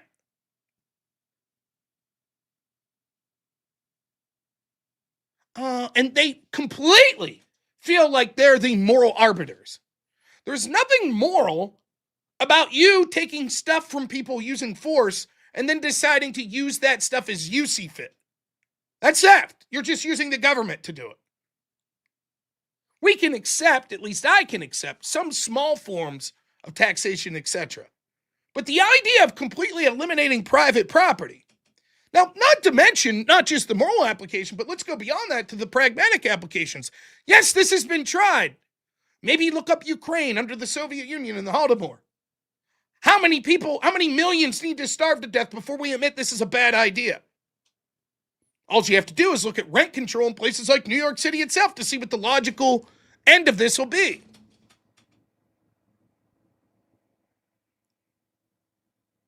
I was reading this today about Venezuela. One of the problems, I don't know if this is true. I have to be honest.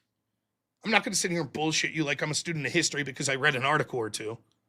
But tell me if this sounds right to you. Because to me, this sounds right, and I've looked into it, and it seems, at a cursory look, that this is about true. When Chavez first nationalized the oil industry, actually things weren't going that poorly. At first. The problem was, over time, what happened was, they didn't do upkeep. And why would they have an incentive to? When it's you and it's your private business and there's competition, you got to make sure that you keep going because you're looking to the future. You have a vested interest. But when it's government shit, then all of a sudden things get into a state of disrepair. What's it matter? You're taking off the top. You're living lavishly. I don't give a fuck. It's working out for me. What rent control and such have done in places like New York City is landlords have been fucked. And you can find video after video of people squatting, people refusing to leave landlords in, people refusing to pay rent, and then dragging out the eviction process for years. And eventually what happens is, rent control is a great example. The price of everything goes up, and if rent's not allowed to go up, these landlords are like, I'm hosed. And everybody assumes that landlords are all like ridiculous millionaires. That's not true in my estimation. I'm not saying there aren't people like that, but most of the landlords I know are not ridiculous millionaires. They own like 3 or 4 properties and they bust their ass to keep them up. So like during the pandemic, you heard this a lot from left-wingers. Fuck these landlords. Let's have a moratorium on rent. Okay, then who's going to upkeep the property? And by the way, this is by design. The regulatory system is oftentimes put in place to make things so burdensome that they say they've caused the problem, the false dialectic. They caused the problem, and then they say, well, there's a problem now, so now we, through regulations, cause these problems with private property owners, so now we have to take over the property.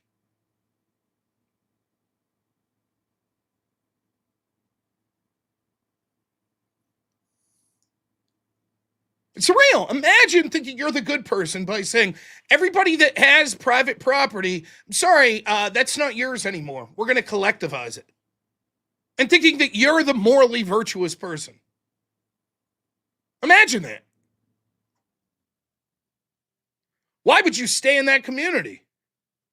My ass would be out immediately. And then, by the time people realize, just like Venezuela, oh shit, this is a huge disaster. It's too late. This woman, you could tell is an absolute airhead. I was reading a lot of quotes by her. She has apparently erased her social media account. But some people had flagged some stuff that she had said. So here's just a couple examples. Maybe I only saved one.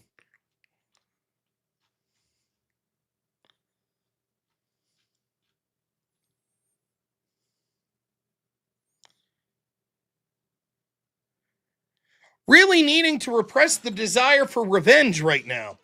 I wish I believed in God. I mean, it just hits all the tropes, doesn't it? So I could believe that all men who take credit for women's work and all white men who take credit for the work of women of color would one day burn.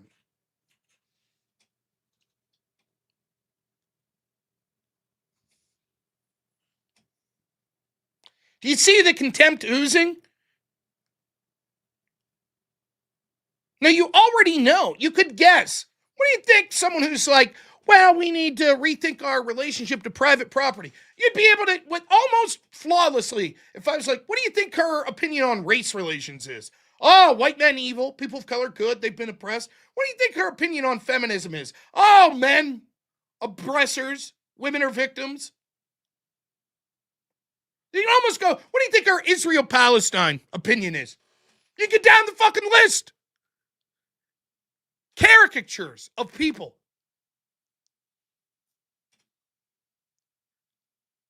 These are not nobodies. This was someone picked by the Marxist mayor of America's largest and most influential city. Here she is again. There is no such thing as a good gentrifier. Only people who are actively working on projects to dismantle white supremacy and capitalism, and people aren't. You see? Capitalism and white supremacy inexorably tied. You see? It is not about helping the poor. It is about hating certain classes of people and making excuses for that hatred. It's about them being greedy and obtaining more power for themselves.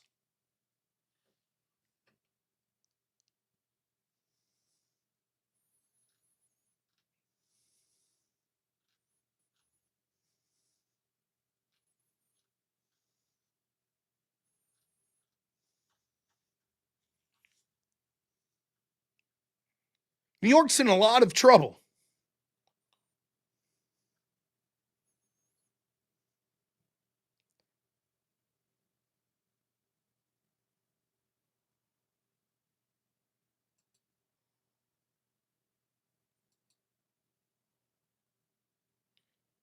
I tried to find the link from this, but this was an article, and I thought this was worth sharing to give you a little insight in this. You ready? Conservative Americans who scored high on the authoritarianism question had no problem saying, yes, I'm an authoritarian. But liberals were a different thing entirely. Not only were liberal authoritarians less likely than conservatives to accurately identify themselves as authoritarians, when in fact they were authoritarian, but there was actually a negative correlation between left-wing authoritarianism, the reality, and liberals' willingness to identify as an authoritarian, their own perception. That means the more authoritarian liberals are, the less they believe they are authoritarian. Now, I want you to think about that. And isn't that exactly what you see in debate after debate and discussion after discussion you see with the left? This goes back to this question of fascism. Fascism. They said, define fascism. And they all have their own proprietary, it's this to me, it's this to me, it's this to me, it's this to me. And it's like, well, what are we really saying when we criticize fascism? And they'll add all this shit. Be like, nationalism. No one really has a problem with nationalism. I mean, I guess a globalist would, but the idea that all nationalism is I want what's best for my own country, okay? The problem is that it's authoritarian nationalism. That's the problem. So we have problems with authoritarianism, and yet the left completely embraces it. The same people that will scream and gnash their teeth about Trump's supposed authoritarianism wanted you locked down and wanted to force you to take a vaccine against your will. How is that not authoritarian? And when you bring it up to them, they say, well, that's just good authoritarianism. We're right. Now, if you want to be an authoritarian, there's an argument to be had.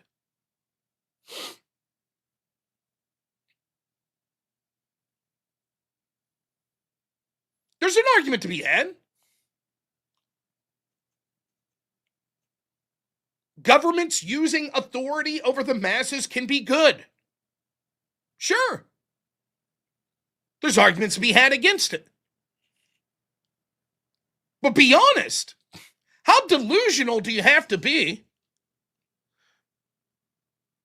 a total woke lefty authoritarian and say the more authoritarian I become, the less authoritarian I actually am? Because everything I believe is right. So therefore, if I'm forcing things upon you through government authority, that means I'm the opposite of authoritarian. Just be honest. Say, yes, I'm left-wing authoritarian. But they can't do it. And by the way, you can see this in seemingly simple things. Like, for example, talk to them about Roe v. Wade and abortion. I don't know how many times I've heard this argument. Over and over and over, at least a dozen times, I've been involved in debates, almost all of them on this channel right here. We're debating some left-winger. It happened just a month ago. And they'll talk about Roe v. Wade being overturned, and they'll say, that's anti-democratic. It's just so anti-democratic. Anti-democratic. Yes, it's anti-democratic. Okay, let's follow this through, right? We, the people, never got a vote on national abortion law. Instead, in the 70s, the courts ruled in the Roe v. Wade decision that there was sort of national standards to abortions and a right to choice. That is not democratic. That is not, we got to vote. That doesn't mean, you might say, I don't give a shit. I don't care that much about democracy, or I think some things shouldn't be decided democratically. Perfectly fine. That's fine. That's a position to have. But that's not democratic. And so then the courts overturning it in the Dodd decision saying, listen, no, the Roe v. Wade court was wrong. Actually, we don't think there's a constitutional guaranteed right to abortion. It didn't make abortions illegal. That's not what the Dodd decision did. It just said it should be up to the states. You, as a resident of your state, should get to vote on it. Now, that's more democratic by any stretch of the word. Individuals being able to vote on representatives or being able to directly vote on laws placed in their voting system, propositions, etc., that's more democratic than a court deciding it.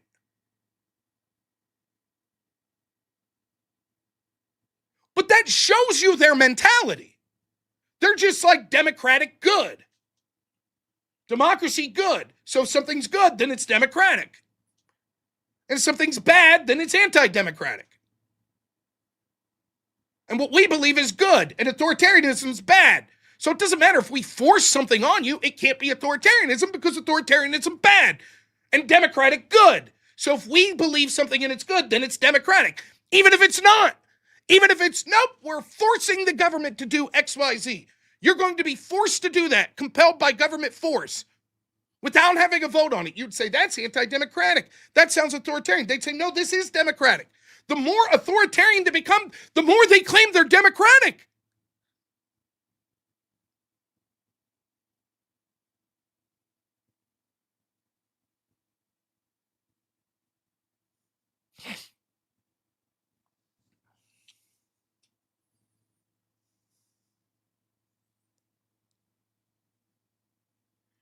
The delusion is insane. And as that example showed you there, there are right-wingers that are authoritarian, but they're happy to admit it. Yes, I'm an authoritarian. Listen, as someone who has libertarian impulses, I'm not a big fan of authoritarian, but I'm also not a full-blown libertarian or anarchist. Do I believe there's a role for government? Yeah. Do I believe that they should have the authority to enforce laws? Yeah. Is that by definition some form of authoritarianism? Yes. And I find some of it to be acceptable. But my impulse is to be against grotesque or incredibly large amounts of authoritarianism. But there is a philosophical argument, and even a pragmatic one, to defend forms of authoritarianism.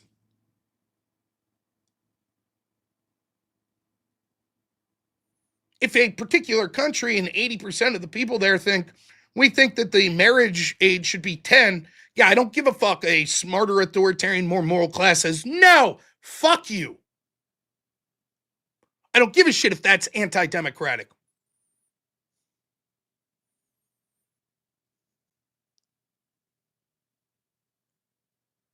El Salvador seems to be, quote, authoritarian to some degree.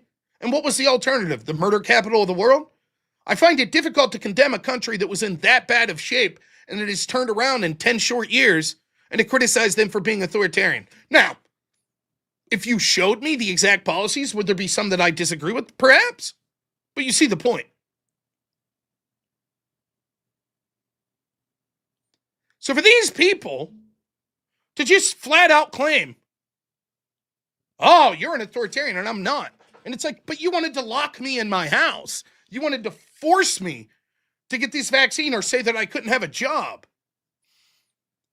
You said I couldn't go on public property. You said I couldn't go and have a graduation party for my daughter. I couldn't visit my grandpa in the nursing home. I couldn't go to church. That's authoritarian. No, it's not, because authoritarianism is bad and all that shit was good. So it couldn't be authoritarian. In fact, I'm the opposite of an authoritarian. And so we bring it back to Mamdani's little Marxist fucking Bolshevik here.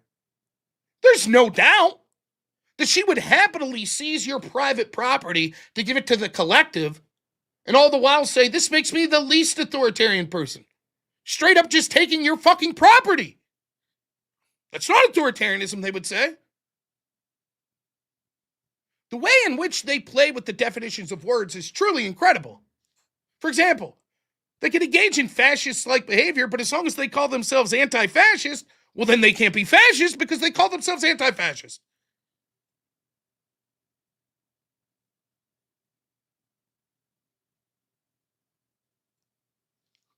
Another thing I saw from the left.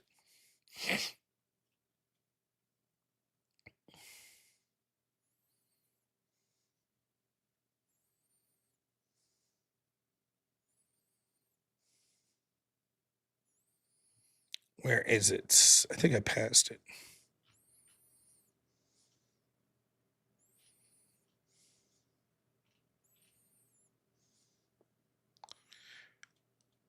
This was from a study done on Evergreen campus, I believe. Similarly, 41% of Democratic college students would not support a Republican-run business. Let me clarify that. If I'm a Republican and run a business, they wouldn't come in. They wouldn't support it. 41% of Democrats. 37% of Democrats would not be friends with a Republican. Nearly 4 out of 10 Democrats say they would refuse to be friends with a Republican, and 30% would not work for one. Compare that to the Republican numbers regarding Democrats. 7% of Republicans, students, said they would not support a Democrat-ran business. Only 7, compared to 41% of Democrats. 5% said they would not be friends with a Democrat, compared to 37% for Democrats, and 7% said they wouldn't work for a Democrat, compared to 30% for Democrats working for Republicans. These little fucking authoritarian tyrants. And all the while, they stand on their high horse in their ivory tower, judging you. We are the open-minded ones. We are all about empathy and love. Now, again, I'm no psychiatrist or psychologist. We'll go with psychologist. And I don't follow a lot of Jordan Peterson now. I think he may be ill, but I did like listening to Jordan Peterson back in the day. And when he talked about sort of, I'm going to screw this up, the words he used, like archetypes, like the big 5 characteristics, you know. I remember him talking a lot about the overprotective mother. This feminine impulse to be like motherly can actually make for some of the most vicious people in the world. Because while it is true that the mother is doting, too much so, the overprotective one, on her child, she is vicious to everyone from outside the child. Archetypes, there you go. And you see this in so many of these left-wingers. We have our bubble and it's groups that we consider oppressed. And everyone outside that, fuck you. I don't want to associate with you. I'll laugh if you're murdered. I'll make fun of your wife. See Charlie Kirk.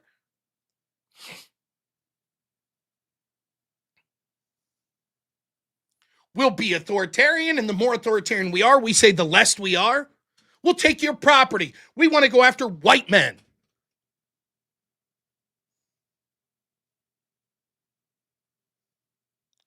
Again, go back to the Cea TikTok on my channel this morning. Still up. Go back, check it out. The black gentleman I debated from the United Kingdom. Listen to what he was saying. White people have been oppressive. Men have been oppressive. And now we need positive discrimination. Isn't that nice? Positive discrimination. If there's a job that there's a disproportionate amount of white people in, that's a problem to be solved. If there's a job where there's a disproportionate amount of black people in it, that's an achievement to be praised. See the issue? And if you protest that, if you say, I don't like that, I'm against this type of discrimination, they say that you're crying and you're a victim.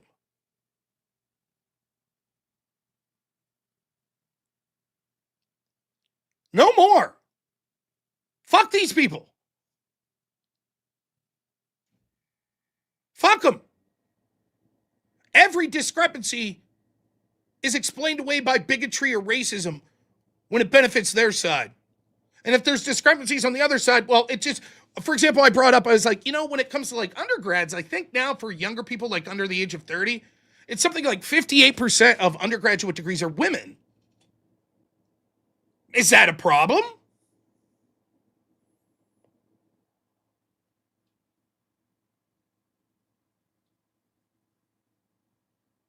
He says, no, it must just show that women are better. But if 40 years ago I would have said, well, it was men, would that have been a problem? When I said, no, it's just men are better. He'd have said, no, that's a problem. See? You see how it works? It's very simple. Pick a group. Call that group a victim. Anytime that group is underrepresented in a negative way, discrimination. Anytime they're overrepresented in a positive way, it's because they're great people. See? See how it works? Simple. And then have the government enforce over and over again. Diversity is just code for we don't like white people. We don't like men. We don't like Christians. We don't like wealthy people. That's it. That's all diversity is. If they really believed in diversity, then you wouldn't see numbers like this. Overwhelmingly, Democrats less likely to even engage with Republicans. They would be talking about diversity on college campuses, where there's almost none in so many of these campuses. More and more, it becomes more and more radically left. They don't give a shit. And then what happens, in addition to the abject unfairness of it all and bigotry of it all, we end up with worse outcomes in a practical sense.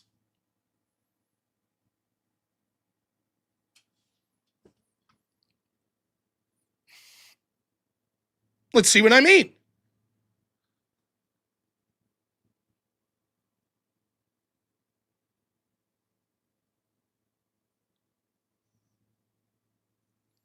This is Harvard, the Harvard Crimson.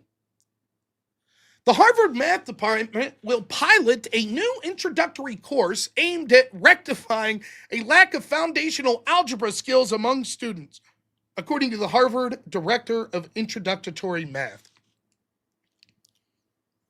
Now, I want you to think about this for a second. Harvard, which is supposed to be the premier university in this country, the best of the best, the elite, a place that by all metrics I had no fucking business even sniffing around. That's how poor my grades were and my intelligence. Thanks to the wonders of DEI and accepting so many students of color, etc., etc., now we have a problem at America's most elite university that the students coming in don't know algebra. What the fuck? Harvard should be a place that even if you're going there to be a writer, you should be not just excellent in that field, but you have a base understanding of all the other courses that you're going to have to take that's above and beyond the average. Not fucking you can't do algebra. I'm not saying that if you can't do math very well or algebra, that means that you're not a smart person. That's not what I'm saying. What I am saying is, when it comes to the elite that's supposed to be taking the best of the best students, maybe not the place for you. Maybe you go to a different university. But you see, our education system isn't interested in meritocracy. It's not interested in training the best of the best. It's interested in diversity. So, okay, if we can't get the desired effects of a diversity by having the current curriculum we have, then we'll dumb down the curriculum.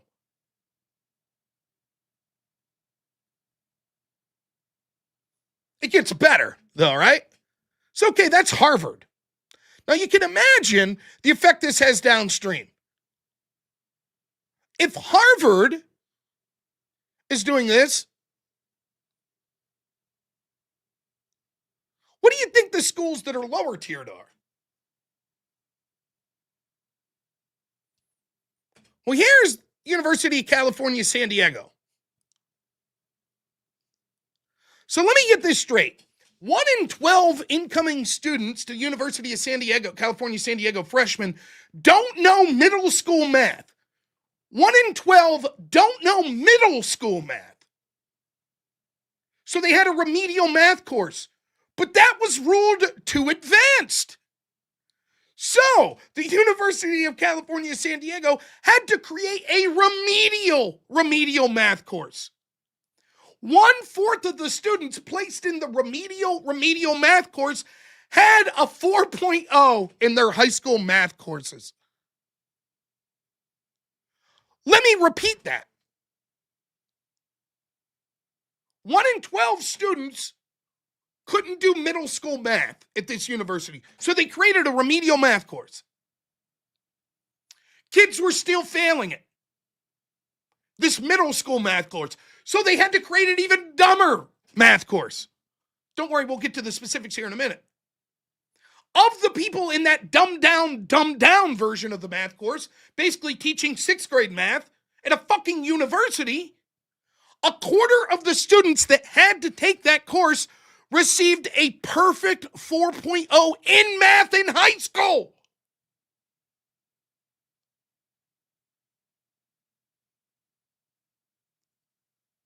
It's not, well, these are kids that struggle with math in high school, but they think they're going to be phenomenal artists, or they're phenomenal like on the language portion of the SAT, so we're going to offer them a very remedial math course to get in. These are people with perfect math scores in high school. What are we doing? This post continues. This sounds so ridiculous, like something you'd read in The Onion, but it's real. Here's some direct quotes from the report. Between 2020 and 2025, the number of students whose math skills fall below high school level increased nearly 30-fold in 5 years. At this university's below high school math levels increased 30 times in a 5-year period. Moreover, 70% of those students fall below middle school levels, reaching roughly 1 in 12 members of the entering cohort. Well, Math 2 was designed in 2016 to remediate missing high school math knowledge. Now most students had knowledge gaps that went back much further to middle and even elementary school. We are teaching elementary school math at our universities. Elementary school math. What the fuck are we doing? That's like arithmetic. By the way, your tax dollars subsidizing this. Both the high school math and the fucking university. To address the large number of unprepared students, The mathematics department redesigned Math 2 for fall 2024 to focus entirely on elementary and middle school Common Core math subject grades 1 through 8. You heard that right. They are teaching first grade fucking math. And by the way, you might say, well, this isn't an Ivy League school. I'll guarantee the University of California, San Diego was a more prestigious university than where I went, Clarion University. Yes, if you have a first grader who's competently achieving, my son's in preschool. He's working on multiplication. This would qualify him for university math courses. A 4-year-old.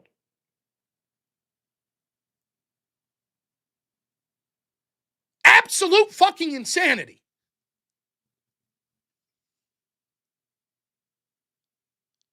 Math 3B is the name of the new course. They introduced a new course, Math 3B, so as to cover the missing high school Common Core math subjects, such as Algebra 1, Geometry, Algebra 2, or Math 1, 2, and 3, grades 9 through 11. Few, if any, students who place into Math 2 have successfully completed an engineering degree. High school math grades are only very weakly linked to students' actual math preparation. The correlation between the average math grade and the placement result is only around 0.25 on a scale of 0 to 1. In 2024, over 25% of the students in Math 2 had a math grade average of 4.0. In other words, Math 2 is the one that's teaching math grades 1 through 8 in college. 25% of the students that have to take first grade math in college got a 4.0 on their math in high school. That means they graduated high school with a first grade or around about theirs equivalency of math education, and yet the school said they had perfect understanding of math, perfect grades in math at the 12th grade level. Are we shocked they're not getting engineering degrees? Actually, I am. I actually am shocked. Because I'm shocked they don't just give them the fucking paper. What's that? You don't understand first grade math? Fuck it. Go build that bridge. You'll be all right. Surely no harm can come of this.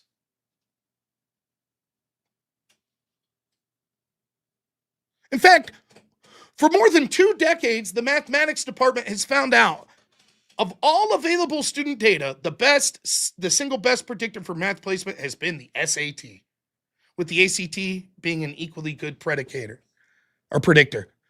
Now, here's the problem. You can't, increasingly we're told you can't, no, SAT's racist, ACT's racist, standardized testing's racist. I'm sorry, they say this about IQ testing as well. It's racist, it's a bad metric. And yet, they're some of the most predictive metrics we could use.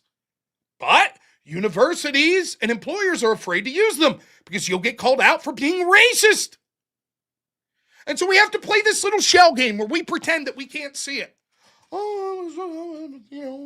This person got a fucking terrible SAT score in math, but they got a 4.0. So they must be good. We'll take them. And now we have to teach them first grade math.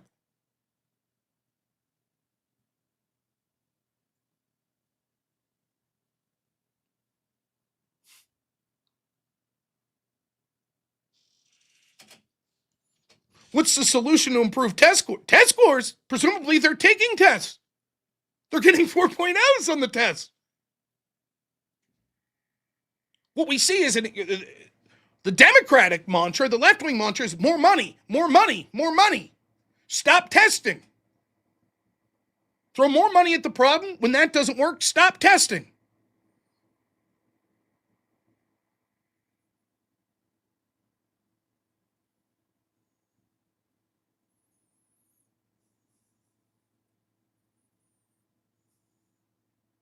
This is why I've said for a long time, university system is a failure. You go there, you have to subsidize a bunch of courses that are absolutely fucking worthless. If you want to go for like a serious mathematics degree, you got to take theater classes and electives and this, that, and the other. Just have competency tests, like the bar for everything. Want to be an engineer? Here's the test. Pass it, you're in.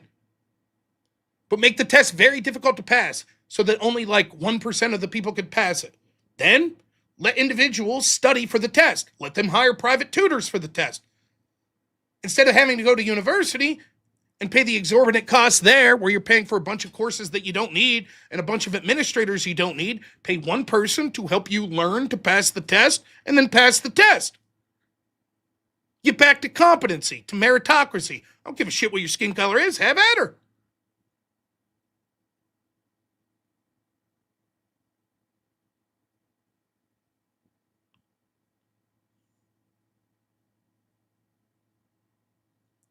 In my university, they had math 050. So most of your college courses are like, speech communication 100 or speech 101, right? And then as you go up, presumably your sophomore year, speech 2.0 or 2.0, 201, speech 206, things like that. Up to like 4 was the highest level. I think there were some 5s, but 050, it had to start with a 0. It didn't count towards college credit, math 050. Classes were filled to the brim. That was fucking 20 years ago. Yep, math 050.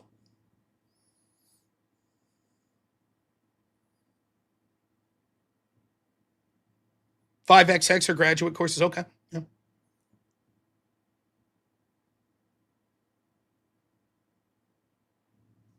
It's a fucking joke, man. I was in university. I'm going to call it straight up. And listen, I don't give a fuck. Let people call me racist. But I'll explain. It's not as racist as you think. Some of the black students that I went to university with, it was appalling how fucking dumb they were. Appalling. Like almost not literate. And yet there they were. And guess what happened if you're a professor? You got to spend all your time trying to help them. Now, let me explain what happened. I've done this before, but it doesn't matter. The people who want to call me racist will still call me racist. I don't give a fuck. Because of DEI policies and the fact that every university wants to tout how diverse they were, all universities want people of color. That's why you brag about how diverse, how many people of color come to our school, how many Native Americans, how many women. Right? So here's what happens. Let's say that if you took normal testing, 0.5% of blacks would do well enough on those testings to get into Ivy League. Right? And then there's a next tier of school that's not quite Ivy League, but it's very prestigious. Some lesser sort of Ivy League. Then you got your like high-powered like conference schools. And then somewhere way at the bottom of the list is like, JUCOs and like the little dicky ass state school that I went to. We're near the bottom of the barrel. Now let me be clear. That's where I belonged. I was near the bottom of the barrel. Test-wise, I probably could have been in a Pitt or a Penn State in my state, University of Pittsburgh or Penn State University. I probably could have made it, but my grades were fucking terrible because I never applied myself in high school. So I ended up where I belonged. But imagine this. If instead of taking that 0.5% of black students applying for universities that would make it into the Harvards, the Yales, etc., instead of that, if they take 5%, that has a cascading effect. So now, what used to be, you had the top 0.5% that was at Ivy League, now you got the top 5%. So that 4.5% that formerly wouldn't have been at Ivy League, that would have been spread out to less prestigious universities. But now you bring them into Ivy League, and a lot of them can't compete. They can't do it. So what do they have to do? Dumb down the classes. But then the next tier of those students, black, Hispanic, whatever, they would have formerly been at these really low colleges with me, but they've been bumped up. Now they're at the Pitts and the Penn States of the world. So by the time you filter down to the university I went to, you end up with black students that had no fucking business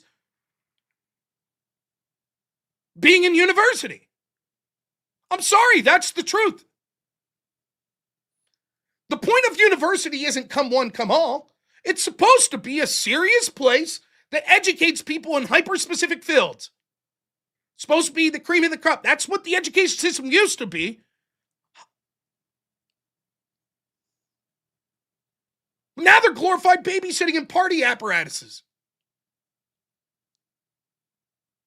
And so at my school, you have people in there that you're like, holy fuck. Because Clarion University wants to say, look at how many students of color we have. But all the students of colors that would have been great fits at Clarion University would have been just as intelligent as me. They're off at Temple. They're at Penn State. They're at Penn.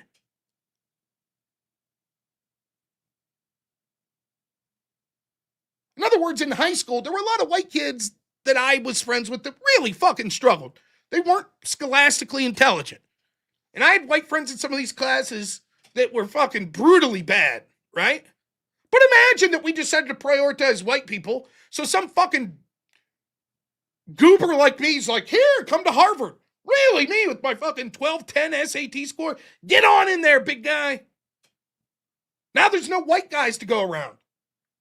And Clarion University's like, oh, we really want a white guy. They're calling my boys from fucking back in my high school that hated school, that never did shit. And they're like, come on in, free tuition, scholarship. Okay, fuck it. I'll come party my face off. Sure. Is 1210 bad? I don't think it's bad, but it ain't fucking Ivy League. It's like average.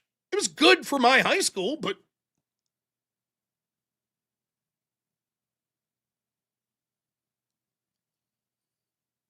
my guess is that the majority of people, I won't say that, probably at least half the people watching me right now had a higher SAT score than me. Well, now they've added another section. It was out of 1,600 when I took it. But when I, like in debate, in collegiate debate, at the high levels, my SAT score was damn near the bottom.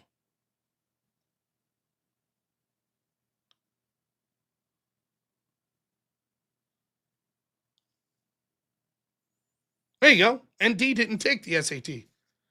Ha-ha! I never took the ACT, so.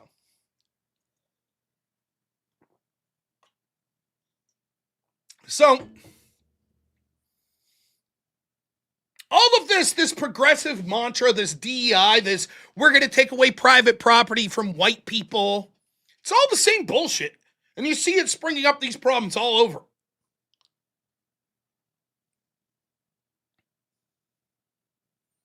And we're all supposed to just turn our head and pretend it's not happening. Fuck all that. We're teaching first grade math at universities because the students can't handle it.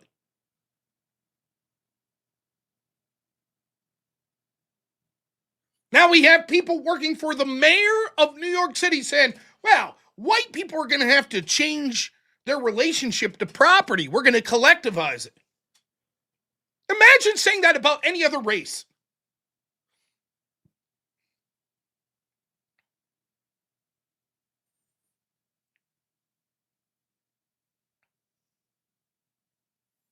Imagine.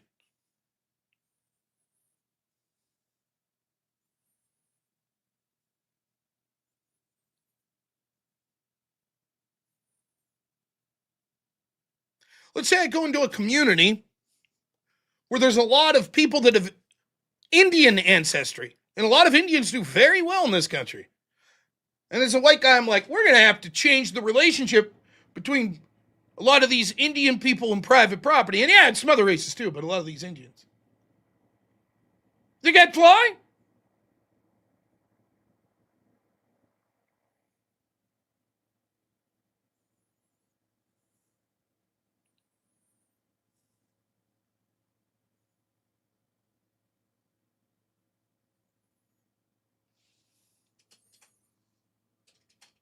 Man dude project, as in taking a lot of man dudes with him to bed. Says, no new war is president, by the way, and this guy's crying about New York City white people. Get a grip. Yeah, I do have a grip. I talked about the Venezuela thing earlier tonight with my guests for an hour. This morning, I talked about it in the TikTok siege, and the past 2 days on my stream, I talked about it exclusively. I understand that racist and collectivist apologists like you want to ignore from that, and we no longer play your game. I get it. I don't give a shit what a left-wing fucking sack of shit scumbag like you. I'm not left-wing, I'm a centrist. We know, we've heard it all before. I don't give a shit what you think I should be talking about. If you don't like what I'm talking about, there's a button at the top of your screen that you could click and you could leave.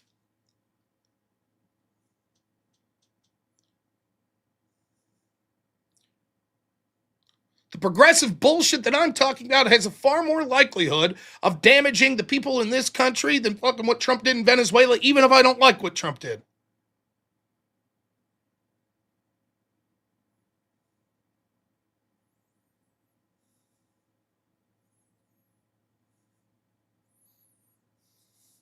And this is the best arguments that they have. Oh, this is what the guy did this morning. This is what they do. Oh, yeah, if you don't want mass migration, show me where the immigrants hurt you. We don't have to explain ourselves to you. You're cowards. You can't debate. You've lost the argument. The evidence is overwhelming. And so now you try ham-fisted mockery, and guess what? That's not going to fail either. It's not going to succeed either.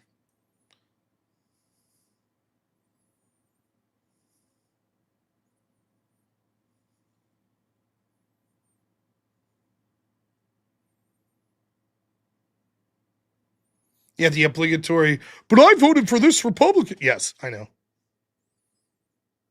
Some super chats. And by the way, get more in, everyone. Thank you so much. Roy the Boy, $5 says, forgot where I saw this, but in an interview, Thomas Sowell said he found a bunch of Ivy League students that scored in the 75th percentile on the SAT. Yep. Gravios, $20 says, I'm not saying 2 plus 2 does equal 5, but I am saying 2 plus 2 can equal 5. Some leftists probably. And then VFW Post Abandoned. Thanks so much for becoming a member.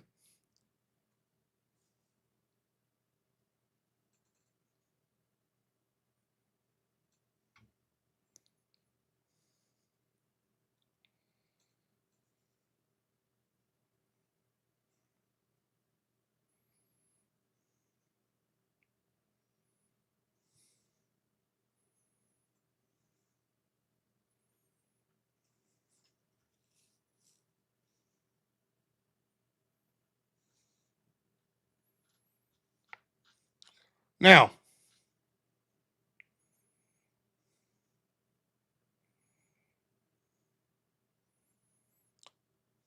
let's continue. So we read University, California, San Diego, right? So now they're teaching first grade math.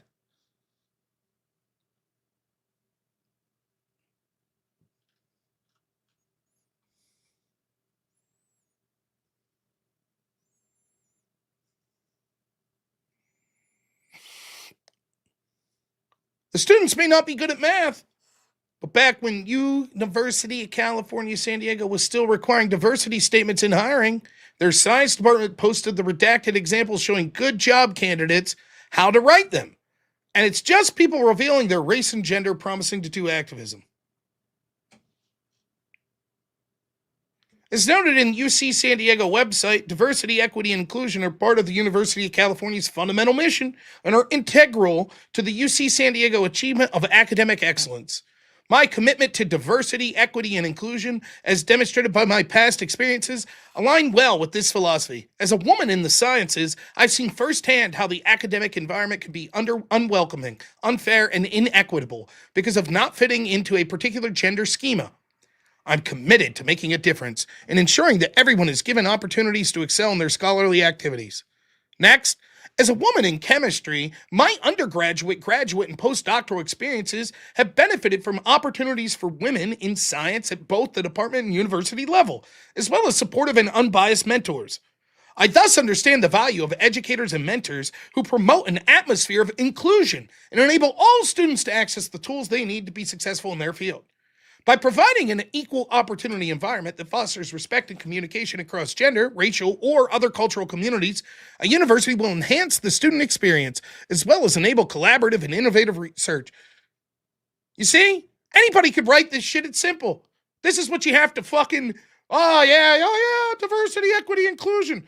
Can't bother to fucking teach people math, but boy, oh boy, these people applying, man, they're real good at talking about how inclusive they are. I've long been committed to diversity and recognized the barriers faced by women and other minorities in engaging in science.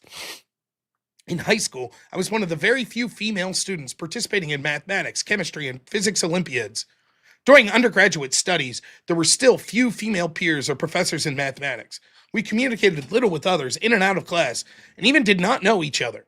To overcome this, I developed a discussion group that encouraged all the female undergraduates in our major to share their experience to discuss academic problems each week. To further promote support for female students, I co-organized a mentor program in the department that invited faculty members to share career advices in science.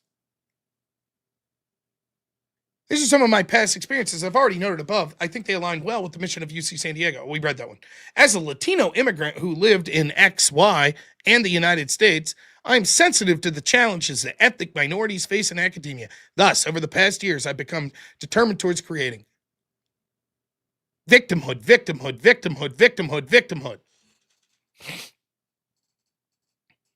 Hi, my name's robnoerr, and I'm applying to be your new speech communication professor. I know just how unfair these sorts of activities could be, traditionally for women and people of color. In my years as a debate, I was ashamed to see how many people look just like me, white, and how few women or people of color actually were in the activity. Those that were often found themselves far more confident than the average white debater, but unfortunately, the inhospitable environment to them often meant that many of them left before they achieved the higher echelons. This was something that I worked to try to overcome by fostering an environment in our team that was led by people of color. In addition to that, as an overweight gentleman, it was often made quite remarkable to me how just how much of an outsider I was. Oftentimes, the seats that were used were designed for people that were thinner. People like me were instantly written off because my body size didn't conform with what people thought was a good academic debater. So in this position, I would understand the need for diversity for women, people of color, and body types of all types of people. Understanding that these diverse ideas and peoples are what actually make the university experience worthwhile for everyone. Look at that, I just got hired. It's a fucking joke. What makes me a victim? Oh, fat guy. I'm white, that's no good. I'm a man, that's no good. But I'm a fat guy. Also, my grandma told me that I might be some percentage Indian, like Elizabeth Warren, so hire me.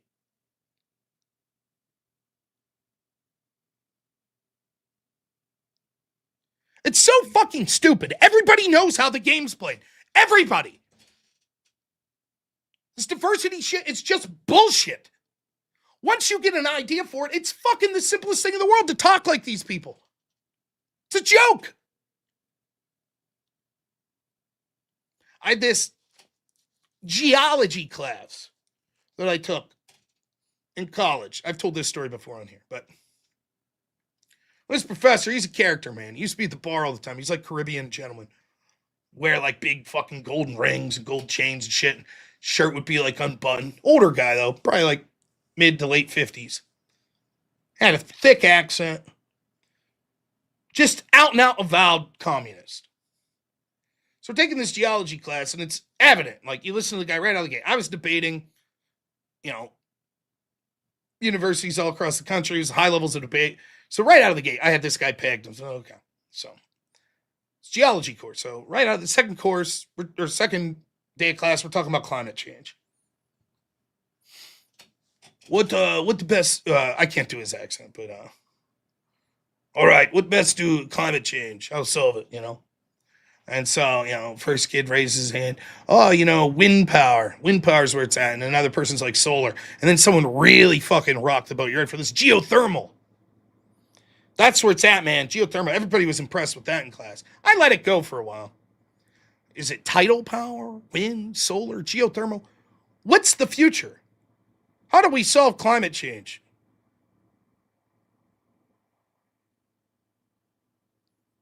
I raised my hand. I said, the problem is that we think that we're somehow entitled to tell Mother Earth what we deserve from her. The real problem is consumption mindset itself. And until we solve that, just asking ourselves how we could exploit the earth more for our needs is just a band-aid that'll never solve the root cause of the problem. A fucking plus. That's it. I didn't do half the homework assignments, didn't show up to class half time. Did not matter. I was a good commie. Nailed it. All you got to do is sound more woke than the person before you. That's it. Simple shit. I got my grad degree online at Tiffin University in the humanities. Speech communication at Tiffin was in the humanities. Half of my courses were talking about how important the humanities were. Now, do you think engineers take courses in grad school about how important engineering is? No, they don't. But the humanities do. They have to justify the bullshit to themselves. Oh, this is why it's so important. It's laughable. The classes I took in grad school were easier than most of my high school courses. A joke. 90% of the courses I took in university were easier than almost every class I took in high school. At a fucking rinky-dink little rural high school. Everybody knows you're just there paying the money to get the sheet of paper. And to get that sheet of paper, you just be woke. That's it.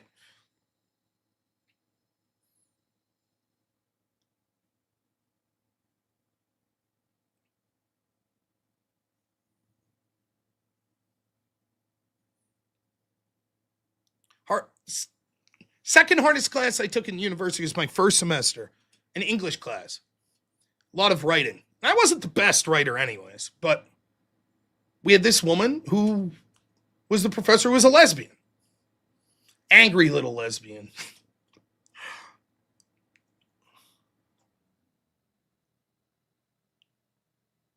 I won't say her last name, but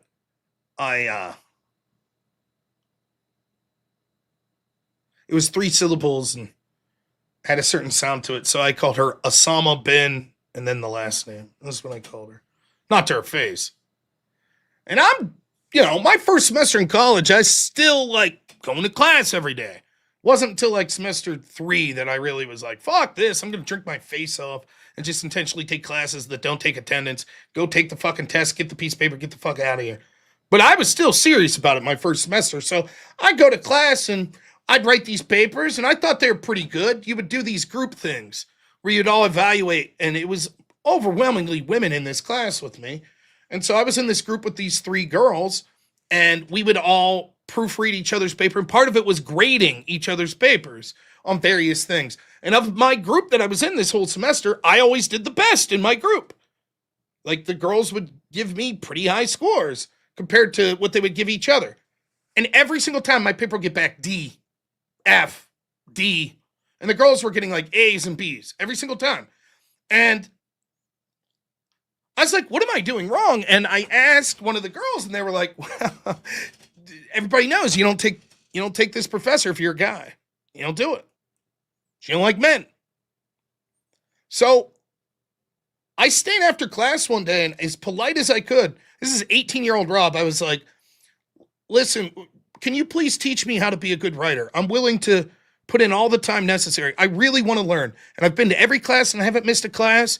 And, I've done the extra credit and everything. And I'm just not living up to your standards. And I really want to change that. And I respect you so much as a professor. So is there anything that you could do? Is there anything, some additional readings, some advice you could give me? What can I do? And all of a sudden, my last 2 papers, I got an A for kissing her ass. Well, I don't think my writing style changed that much. She gave me like, oh, well, thanks so much, and blah, blah, blah. Just work on this, a couple little fucking bullshits that were nothing. And all of a sudden, the same type of writing went from getting D's and F's to A's. So I pulled out a fucking C in the course and walked away and never took her again. Ridiculous.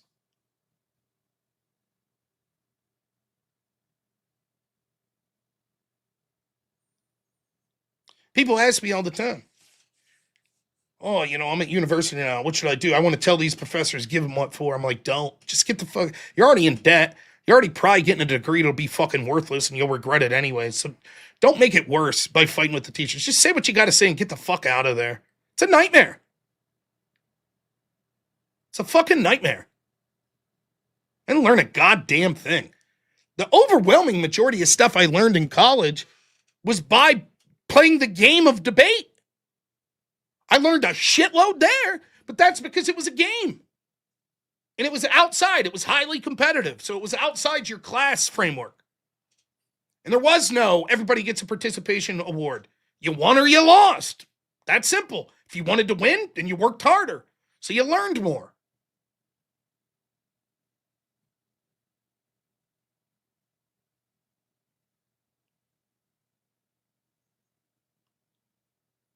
But what a joke. And there was a handful of courses that were like, the hardest class I took was an art history class. That professor was phenomenal. He just didn't give a fuck. He'd fail you. But it wasn't because he was failing me because he didn't like men. He'd fail me because I was a fucking idiot. And I didn't understand art or art history. So I had to bust my ass just to get a C. But I was proud of that C. That one I was proud of. Because I legitimately didn't know what the fuck I was doing and had to work hard for it.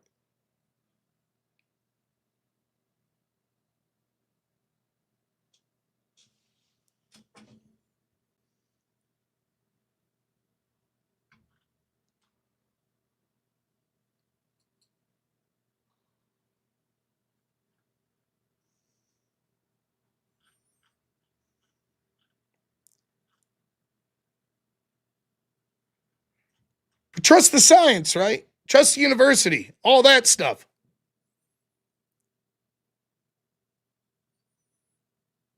Right? All these polls and studies that come from academia. One of the people I quote a lot when it comes to studies with immigration is a guy by the name of George Borjas. So if you ever heard me quoting, this guy's a guy who's actually pro-immigration. But he did this study where he talks about immigration and how actually it's basically a net equal. Immigration comes in and it definitely benefits the wealthiest people, like the business owners, and it benefits the immigrants, but at the expense of the middle class or the people that are competing against jobs with the immigrants. So it's a big exchange of wealth from working class Americans to the immigrants and to the business owners that now pay their wages less. But you got to trust the academics, right? They know what they're doing. Trust the science. Here's Borjas and a guy by the name of Nate Bresnow. Ideological bias in the production of research findings. When studying policy-relevant topics, researchers' policy preferences may shape analytical decisions and results interpretations. Detecting this bias is challenging because the research process is not normally part of an observed experimental setting. Our study exploits an opportunity to observe 158 researchers working independently in 71 teams during an experiment. After being asked their position on immigration policy, they used the same data to answer the same empirical question. Does immigration affect public support for social welfare programs? The researchers estimated 1,253 alternative regression models, and the estimated impacts range from strongly negative to strongly positive. We find that teams composed of pro-immigration researchers estimated more positive impacts on immigration on public support for social programs, while anti-immigration teams estimated more negative impacts. The differences arise because different teams adopted different model specifications. The underlying research design decisions are the mechanisms through which ideology enters the process of producing parameter estimates. Now, forget about the sort of irony of using a study to question studies, and I get that.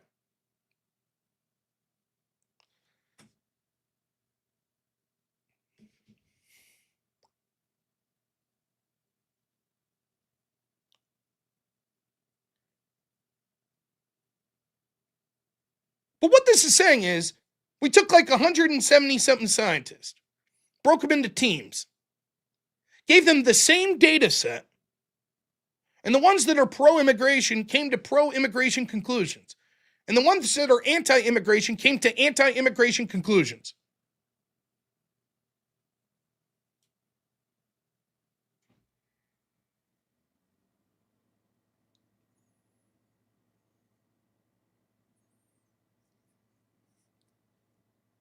Now, what do we think happens when universities are, where the vast majority of these studies are coming from, are overwhelmingly left-wing?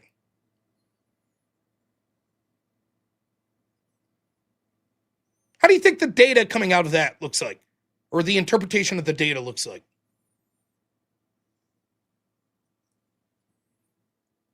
Yes, I understand basic statistics. Would you like to call in and talk about it? I absolutely understand basic statistics. What these people are saying is, even with the same basic statistics, they could be interpreted in a way to answer questions and come to conclusions that push the desired outcome that they want. This happens over and over. It's replicated that we can see in different studies. Do you understand that? Do you understand methodology? Do you understand how these things occur? Please, go on, enlighten us about how I apparently have a non-understanding of basic statistics. Go ahead. Right? Would you like to call in and drop your knowledge of basic statistics? I'd be happy to do it. For example, one of the things I saw with basic statistics is when we looked at the CDC recommendations on whether or not circa 2022 you should take the vaccine or not, one of the things that happened was they were analyzing different groups. They were analyzing groups that had previous infections of COVID and took the vaccine, groups that didn't have previous cases of COVID and took the vaccine, and then groups that didn't take the vaccine that had a previous case of COVID, and groups that didn't take the vaccine and didn't have a previous case of COVID. Anger issues, no. Pointing out morons. You're gaslighting that I somehow have an anger issue because I pointed out that you're making a nonsensical point. Too cowardly to call in. Do you have daddy issues? Is that what it was? Does seeing a strong, masculine, intelligent figure intimidate you? That's why you're too much of a coward to call in? Is that what this is? Do you interpret someone who's talking about something with a little passion as being angry because your father, when he would raise his voice, intimidated you? Is that what's going on? That's okay, I understand it. Would you like me to give you some trigger warnings before I talk? Would that make you feel better? Is that okay? You asked if I was doing an annoying voice on purpose. No, this is my voice. I'm sorry that it triggers you. Instead of applauding, we'll make sure we go like this for you. Right? Is that better?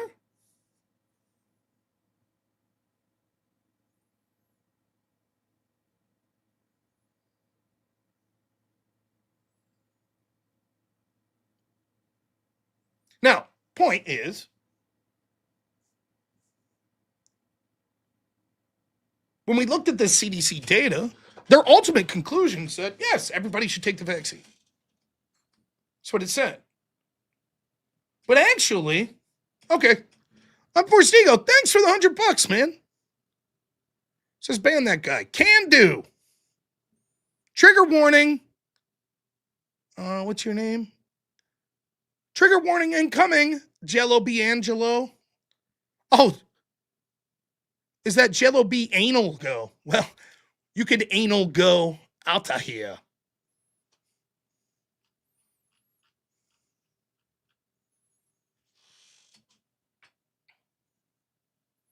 Thanks so much, Unforced Ego. Statistically, when someone's a jack-off and someone donates $100 to ban them, there's a near 100% correlation of them being banned. Basic statistics. Anyways, the CDC data. So it said everybody should take the vaccine, even if you had a previous infection of COVID.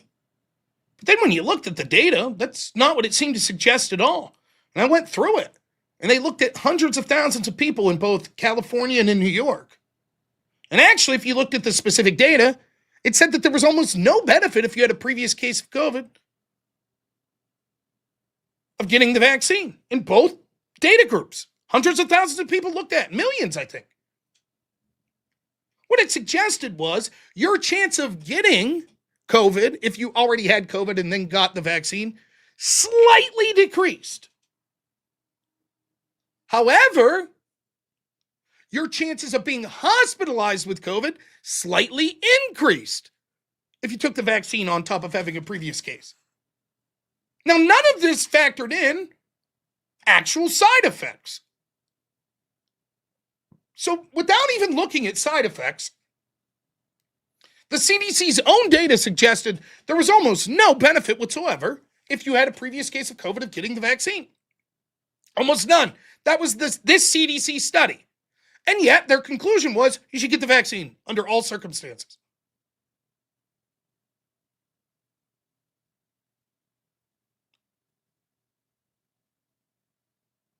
Now, do you think the people doing this study had a preconceived notion of what they wanted to say at the CDC? I do. Similarly, Nature magazine. What was it?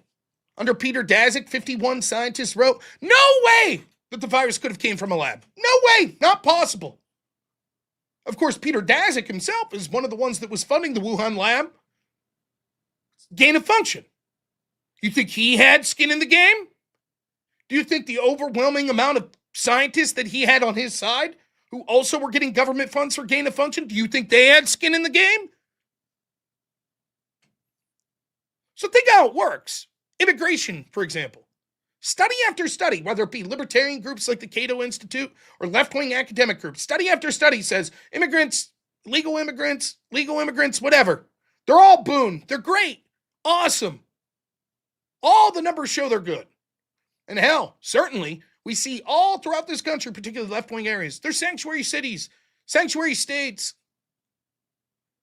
The illegals are great. No human being's illegal. Everything good. They're better Americans than you. They commit less crime. They're culturally diverse. They have better food. They're all hardworking. Until we send them to these left-wing communities, send them to Martha's Vineyard, then the story changes. Don't they know the data in Martha's Vineyard? They call themselves a sanctuary city. They're clearly not racist. They talk all the time about how great illegals are. So what's the issue? It's almost like there's some sort of burden that comes. No, they like their little gated communities, don't they? They don't want a bunch of people that are poor and don't speak the language. Now, they'll lie and tell you, oh, these are great people. They're great. They're great in your backyard. Then we'll hire them as landscapers to come in and then get the fuck out before the sun sets, you know? But yeah, they come mow our yard, but get the fuck out, you know? You ain't living here. You ain't living next to me. Fuck that. But sure. They can live in your neighborhood. They're great. They're better than you. They're better than Americans. All the studies show it. They all show it. But then it turns out that actually, you can pretty much get the study to say whatever the preconceived notion of the people doing the study want. Especially if you're being paid. Is there any doubt right now, and this has happened in the past, if fucking big tobacco, I love that term, by the way, you know, if the company that owns fucking Marlboro cigarettes wants to hire a bunch of people to talk about the effects of secondhand smoke, I'll bet they come up with research that says it's not that bad. And then if a bunch of activists against cigarettes want to hire a group, I'll bet they come up with research that says it's real bad. How do I know that? Clairvoyant? Or does it just logically make sense and we can see the data that backs it up? Which is, yeah, this shit's malleable. Frank Luntz used to talk about this. Who's a sack of shit? Frank Luntz, pollster, right? You see him all the time on like various mainstream media outlets. And I remember watching him do this like man on the street type interviews where he's explaining how you can manipulate polling. And he's like, say we ask a question like, do you think illegals should get welfare? Or do you think illegals should get government assistance? Overwhelming majority of people polled will say no. But then he's like, if you ask almost the exact same question, but you rephrase it and you say something like, do you think non-documented migrants are entitled to the same life-saving necessities that citizens get? They'll be like, yes. Oh, so they should get food stamps. See how that works? Just the way you phrase it.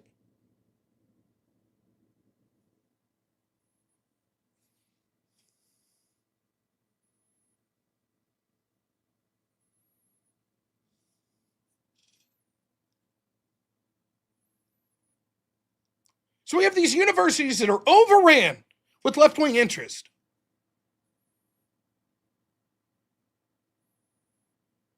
Are we surprised that the data they're putting out is so stark?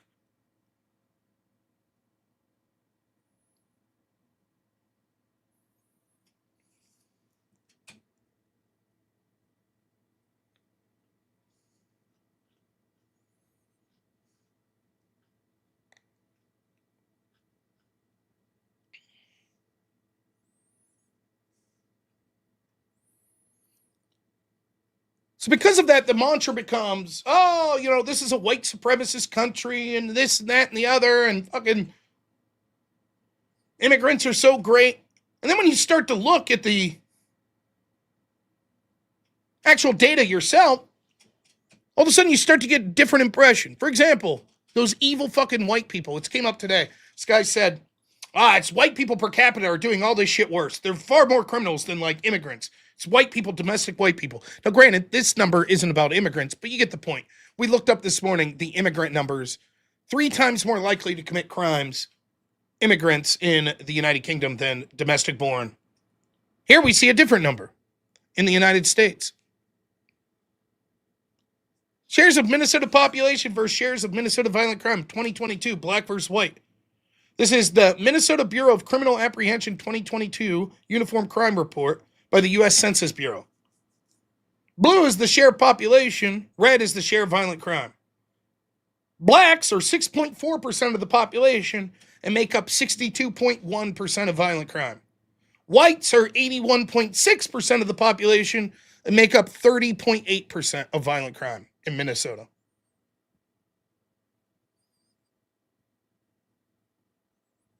But we're not allowed to talk about those statistics, are we? Can't talk about that. That's just racist. And if you do the metrics when it comes to like education levels, proficiency in math, etc., and say, well, if it's a meritocratic society, well, then we would expect Harvard to take the best of the best. And if 90% of them are Asian, so be it. But instead we say no.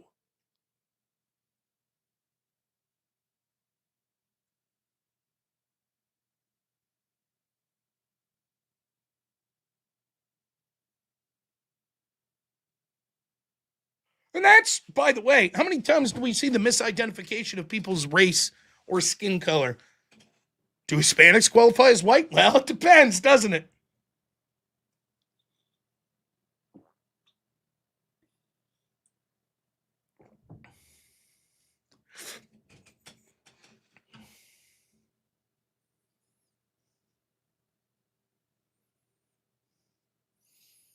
My dog is cooler than yours. Thanks for becoming a member.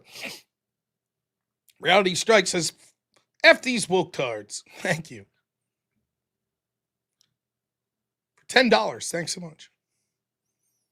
Scott's about $5 says, about 5 years ago, I applied to the University of Michigan. My essay consisted of claiming victimhood about being bullied in the past, which got me in. Also, you should have received an XDM today. I'll check it out. Thank you. Of course, you got to know how to sell that victimhood, baby.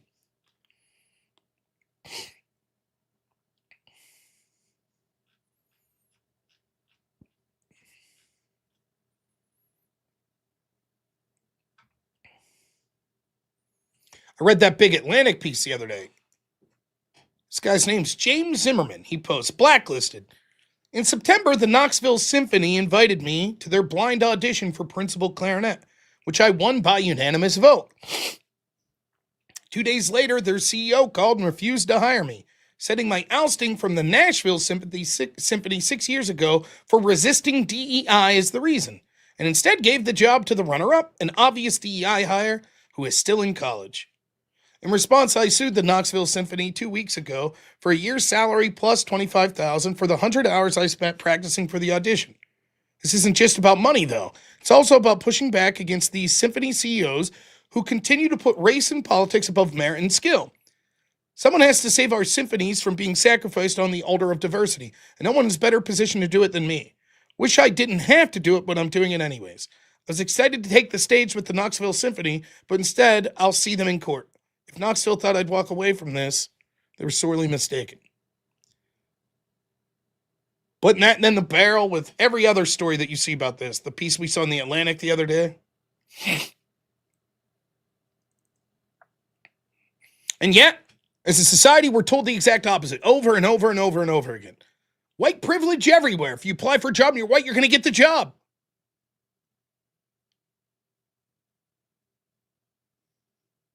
But it's weird. All you have to do is ask yourself, like, okay, if that's true, then anecdotally, we'd have a lot of people pretending to be white that weren't right. And instead, it's always the opposite.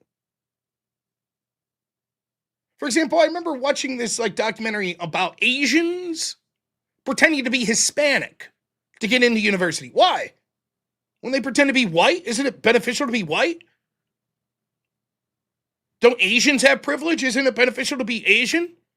Why was Elizabeth Warren? If it's purely a beneficial calculus, well, I could forgive Elizabeth Warren for being misinformed. But why would she tout something that she's not sure of being a Native American if it's all about white privilege? Even if she thought she was part Native American, wouldn't she lie and just say she was white to get those sweet privilege points? We all know the truth, but we have to pretend. Well,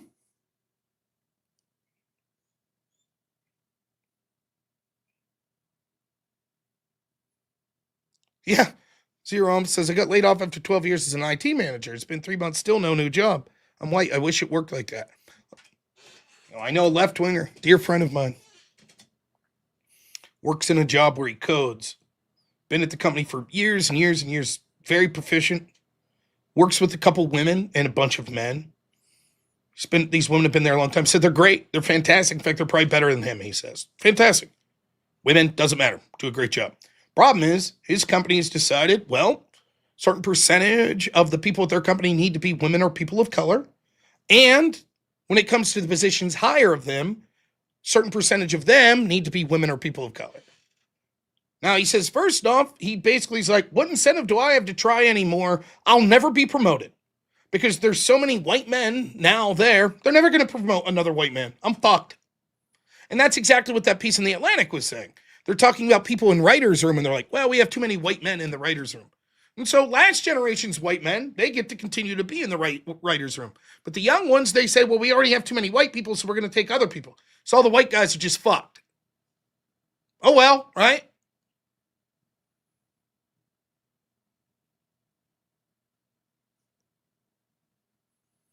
So that's step one. Step two, he said, is, listen, I'm not saying that women can't do the job. Again, the two he works with are fantastic. He said, but the problem is there's not enough qualified women applying for the job. And so they've been forced to broaden out their search. And now they're bringing in people of color and women who are not qualified. But that's the goal they've set for themselves. Diversity is the goal. So then guess what happens? My friend and those women that he works with, they have to do more work now because they now have to try to train people and pick up the slack from the job that they can't do. Yay, pro-women.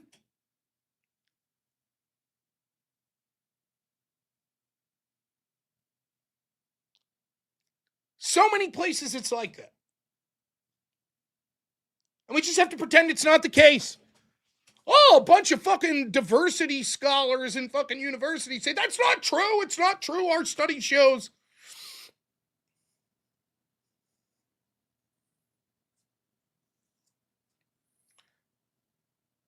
By the way, are we running a DEI show tonight here? We're only at 74% of our goal. Tisk, tisk. One more story I wanted to cover, and this one's tough for me. It's a toughie. Does anyone remember who my first choice was to win the Republican primary? Does anyone remember? I'll give you a clue. It wasn't Trump.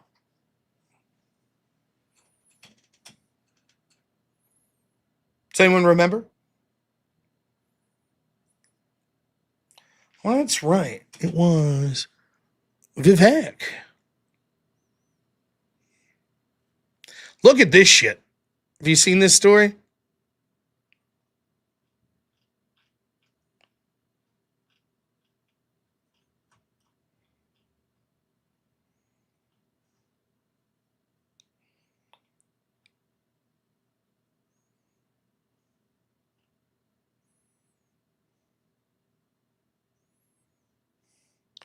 Vivek announced that he's leaving social media.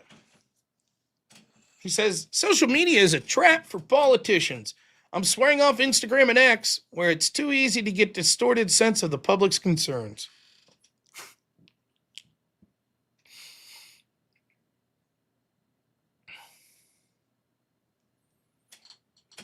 Now, social media, which is the only reason that someone like Trump could have a foothold, Vivek says, don't do that. Because he made a bunch of bullshit, America's suck, and we need to bring in the great saviors that are better cogs in the machine for GDP from India and H-1Bs. Wax may be filled with bots, but it's also a more accurate interpretation of what's going on than the real world. Or I guess, how else will you judge what the real world is? It can't be more accurate than the real world. Mainstream media? Is that what he's going to do? I'm going to take my message to CNN, says Vivek. Oh, okay. Great.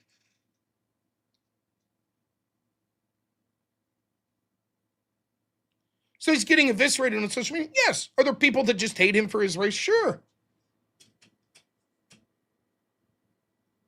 But you got to have some thick skin.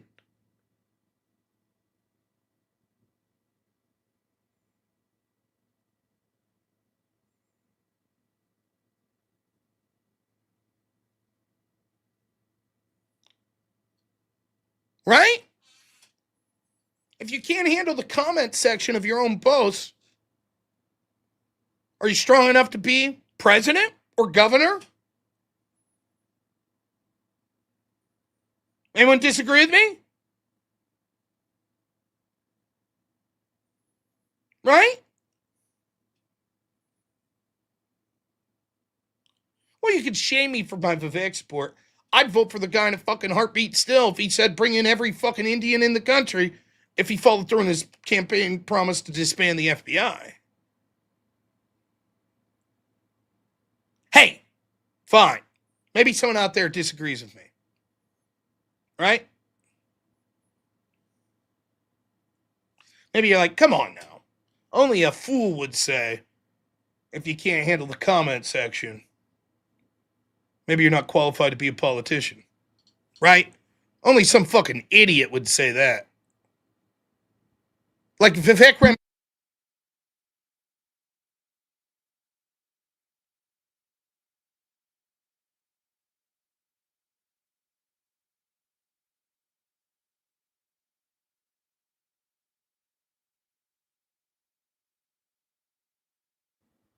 Bump the mute button.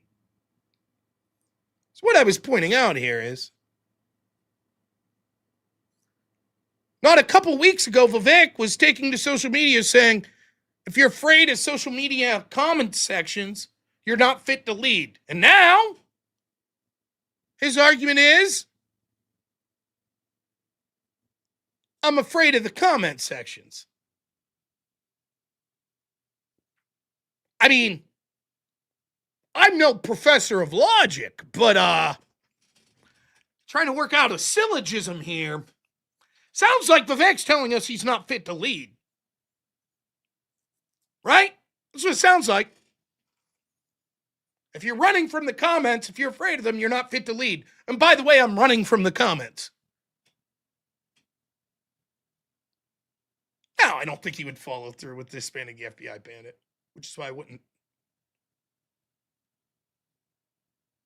Also, I'm being hyperbolic. Even if he did promise to disband the FBI, if he said, I'm bringing every Indian over, no, I would not vote for him.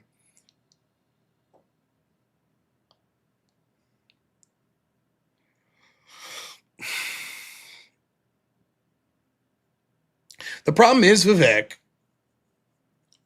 like so many of these other people, think that America is just cogs in a machine. That's it. If you're here, you're American. If you do a job for 30 years and your great-great-great-great-great-grandparents fought in the Civil War, you're no more American than the Indian they bring over to replace your job for 5 cents an hour less. He's just as American as you, motherfucker. That's the belief. And if you don't like that, he thinks you're a bigot. Of course, it just so happens to coincide with his ethnicity, but he claims that he doesn't care about.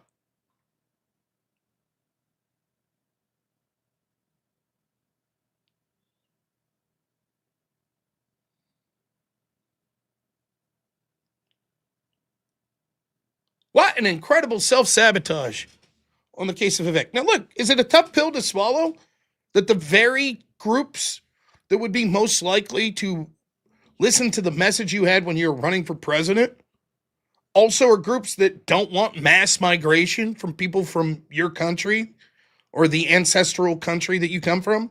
Sorry, dude. That's life.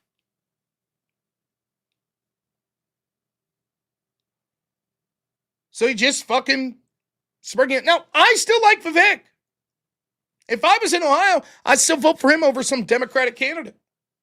I think he is wrongly positioned to be governor of Ohio, a blue-collar, overwhelmingly white working-class community that he's all but saying, hey, fuck you guys.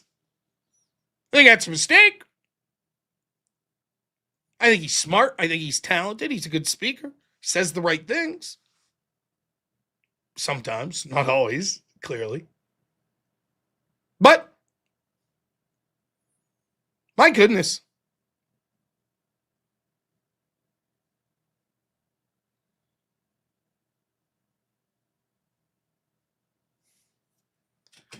Couple more super chats, which I appreciate. But God and Iron, thank you so much for the $5.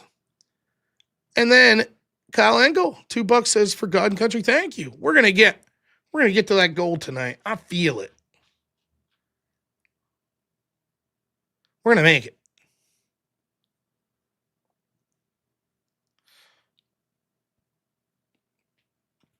So Vivek, have a good time over on the mainstream media, wherever the heck you're gonna spread your message.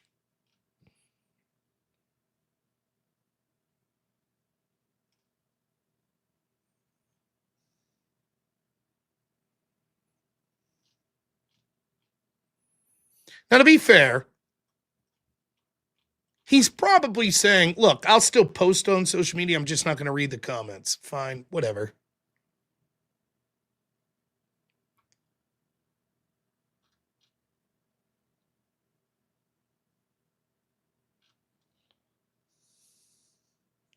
Now, one other story I wanted to say. I used to work at Burger King. Anybody here ever worked fast food? So I worked at Burger King like my first year or so of college. Maybe a year or two. I can't remember. I drank a lot back then. The details are fuzzy. Yeah, when you're 17, I was about 17, 18, 19. Wendy's, there you go. Yeah. But a pizza place, a fast food place, something like that. Anybody ever do any of that? A restaurant? I loved Burger King. I loved it. Paid shit, but I worked there with a bunch of friends, and there's something liberating about a job that you can just say, fuck you, and just quit any moment. You know? There's something nice about that. If you're working with good people, that it's fun, and you don't give a fuck, it's liberating. You know? Now, it's not something you try to raise a family on, but you see the point. So I saw this, and I saw this clip and was like, I've been this guy. So the Burger King I worked at in the little town I was at, there's so many problems with it. First off, you had off nights that were completely off. So you'd go hours sometimes without seeing someone.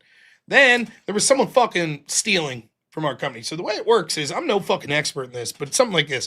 You got your cash register, and they, even back then, like fucking 20 plus years ago, they had little like computers in them in the cash register. So they would be able to tell you how many people you should have working. So for example, if the lunch rush, you yielded $600 worth of sales, it would say when the next shift's coming in, bring in more people. We're very busy today. I forget what the technical term was, but it was like you could only operate at such a percentage of what you had made. In other words, if you didn't sell any food for 3 hours, then the computer was going to tell you, call someone off tonight. So what had happened was, there was money disappearing at the Burger King I worked in. There's just money disappearing. Okay? So they'd take orders by hand. So imagine someone steals $100 out of the cash register. So how do you make up for it? Well, the next $100 worth of orders that come in, holy shit, you guys are incredible. I'll get to this in a second. The next $100 of orders that come in, you take them by hand. Now, to the computer, it's registering as no one's bought food for the past 2 hours. But in reality, you're still selling food. You're just not marking it down in the computer, right? So I can't tell you how many nights I would come into work and my short shift would be sent home early. So what would happen would be is you're trying to make up, so you're not there until fucking 2, 3 in the morning. Also, I was usually scheduled around 40 hours and they didn't want you to have overtime. So if we closed at 11, I wanted to be out of there by midnight. That was about what was expected. So you'd start cleaning early, right? Wipe the broiler down. Clean out the fryer. Everything good. And then what happens? Does anyone know? If you've worked at a restaurant, what happens? You close at 11. You get everything done. It's 10:55. What happens? I know someone's experienced it. Pizza place, same thing. There it is. He gets it. Someone comes in and fucking orders the last minute ales. And so I saw this on X today and I was like, it brought back memories. I hope this doesn't get me violated TOS. But man, this just made me laugh so hard. So here we go. I thought I would share this with you. Hi, welcome to Hot Phoenix. What can I get for you? Hi, it's 9:58. Can I still order? Oh yeah, of course. What can I get for you? Can I have 2 large cheese pizzas, please? Yeah, of course. Anything else? 10 veggie pockets. And 3 buffalo mac and cheese pizzas. 3 buffalo mac and cheese pizzas. Anything else for you? Complete order. Can I have 10 mozzarella sticks and some Papa Bites, please? 10 mozzarella sticks and some pop. That'll do it. It's gonna be about 10 minutes away. Everything about that's so funny. The cashier losing his shit. The dude in the back, fuck, just slamming shit. Yeah, that's it, man. I can't tell you how many times that was me. Like, son of a bitch. Then you got to re-clean the whole. At Burger King, you had to take apart this broiler, right? Well, it probably took 20 minutes to take apart and clean all the. Then you have to put one fucking burger patty because some asshole, after you cleaned it, comes in 1 minute before close. You run that fucking burger patty through. Of course, what we would do is I would just cook extra burgers and just have it fucking microwave this son of a bitch. Oh my gosh. I was so pleased with that video. I was like, yeah. Yep. Yes, sir. I have been there. But it's nice because you didn't give a fuck if you got fired. So you're like, fuck you. I was a great employee, but terrible at the same time. I threw fucking sandwiches at people. I give people the business. I didn't give a fuck. They had me work up front. I lasted 5 minutes just expediting. Like people putting fries in a bag and fucking handing out the sodas. 5 minutes I lasted. So I was like, I was the only person that worked in the back making food and shit that worked both day shift and night shift. But they knew I always wanted 40 hours. So they called me one day and were like, can we come in and expedite? Just do fucking, we're slammed. I said, sure. So I come in and it's going fine for like 5 minutes. And then some guy comes in and he ordered like, a king size meal or whatever shit. Okay. So you got these like fucking, your fries are in the little thing there and you get this like little scoop guy. I'd never used it, but it's not rocket science. So you take the little scoop and the carton fits at the bottom of it and you just kind of fucking swoop and scoop it up and fill it. And you know how it's supposed to look. The fries are kind of poking out the top. That's what I did. And I didn't give a fuck. I'd give an extra food. I give a shit. It's not my money. So I filled up this fry and I watched this fucking asshole that I handed to because he was a to-go order, but he ordered inside. It wasn't drive-through. So I watched this dude. I hand him his bag. It's like 1 cheeseburger, fucking king-size fry, king-size soda, right? And he's like this. He's got the bag, and he's shaking it. Shaking the bag, grabbing a bunch of ketchup and salt, shaking the bag. And he pulls out the fries, and he intentionally shook it so that a bunch of the fries fell out inside the bag. And he's like, excuse me. I was like, oh, yeah, what's up? And he's like, I ordered a king-size fry, and this isn't filled? And I was like, yeah, it was. And he's like, I don't care if it was. I want it filled. I was like, sir, you dumped a bunch of fries in the bag. And he's like, I don't want them in the bag. I want them in the cart. And so we went back and forth for a little. And then he said it real loud, like an asshole. He's like, I don't want the fries in the bag. I want them in the carton. So I grabbed the bag out of his hand and I dumped it in the counter. And then I just scooped them with my fucking bare hands into the carton. And I was like, there, now they're in the carton. He got his money back. He got like fucking 5 free coupons for meals in the future. I got wrote up. I was like, fuck that guy. I don't give a fuck. Fuck you. I was yelling at him. Like, go fuck yourself. They're like, you can't do that. I was like, yeah, I just did. They're like, you're not allowed to work up front anymore. I was like, fuck these guys. I was ruthless. I was dead serious about making good food, though, normally. But I would get pissed when people would, like, here was a scam that people would do. Like, let's say a Whopper meal was, I don't fucking know. Let's say a Whopper meal was $5. But a Whopper with cheese meal is $5.20. So this is what you'd have. You'd hear it. People would come through the drive-thru and be like, oh, I'll take a Whopper meal. And then the girls up front would be like, would you like cheese on that? And they'd say, no. Blah, blah, blah. Okay, your total's going to be $5 and whatever the taxes are. Then they'd pull up and hand the money. Cashier would hand the change back. And they'd go, actually, can I get cheese on that? And I'd be like, no fucking way. Ring that shit back up. Nope. I am not making this fucking sandwich with cheese. Fuck you. Trying to scam us out of 20 cents. Go fuck yourself. You're paying for that fucking cheese. I'll tell you that right now. And there was at least twice I was like, I refuse to make this sandwich. The manager had to come back and make it. I was like, fuck that. They know what they're doing. Fuck them. And it's the same people. It's a small town. You know the fucking assholes. Now, then another time, my, God rest his soul, my uncle passed away here last year. He was a funny guy.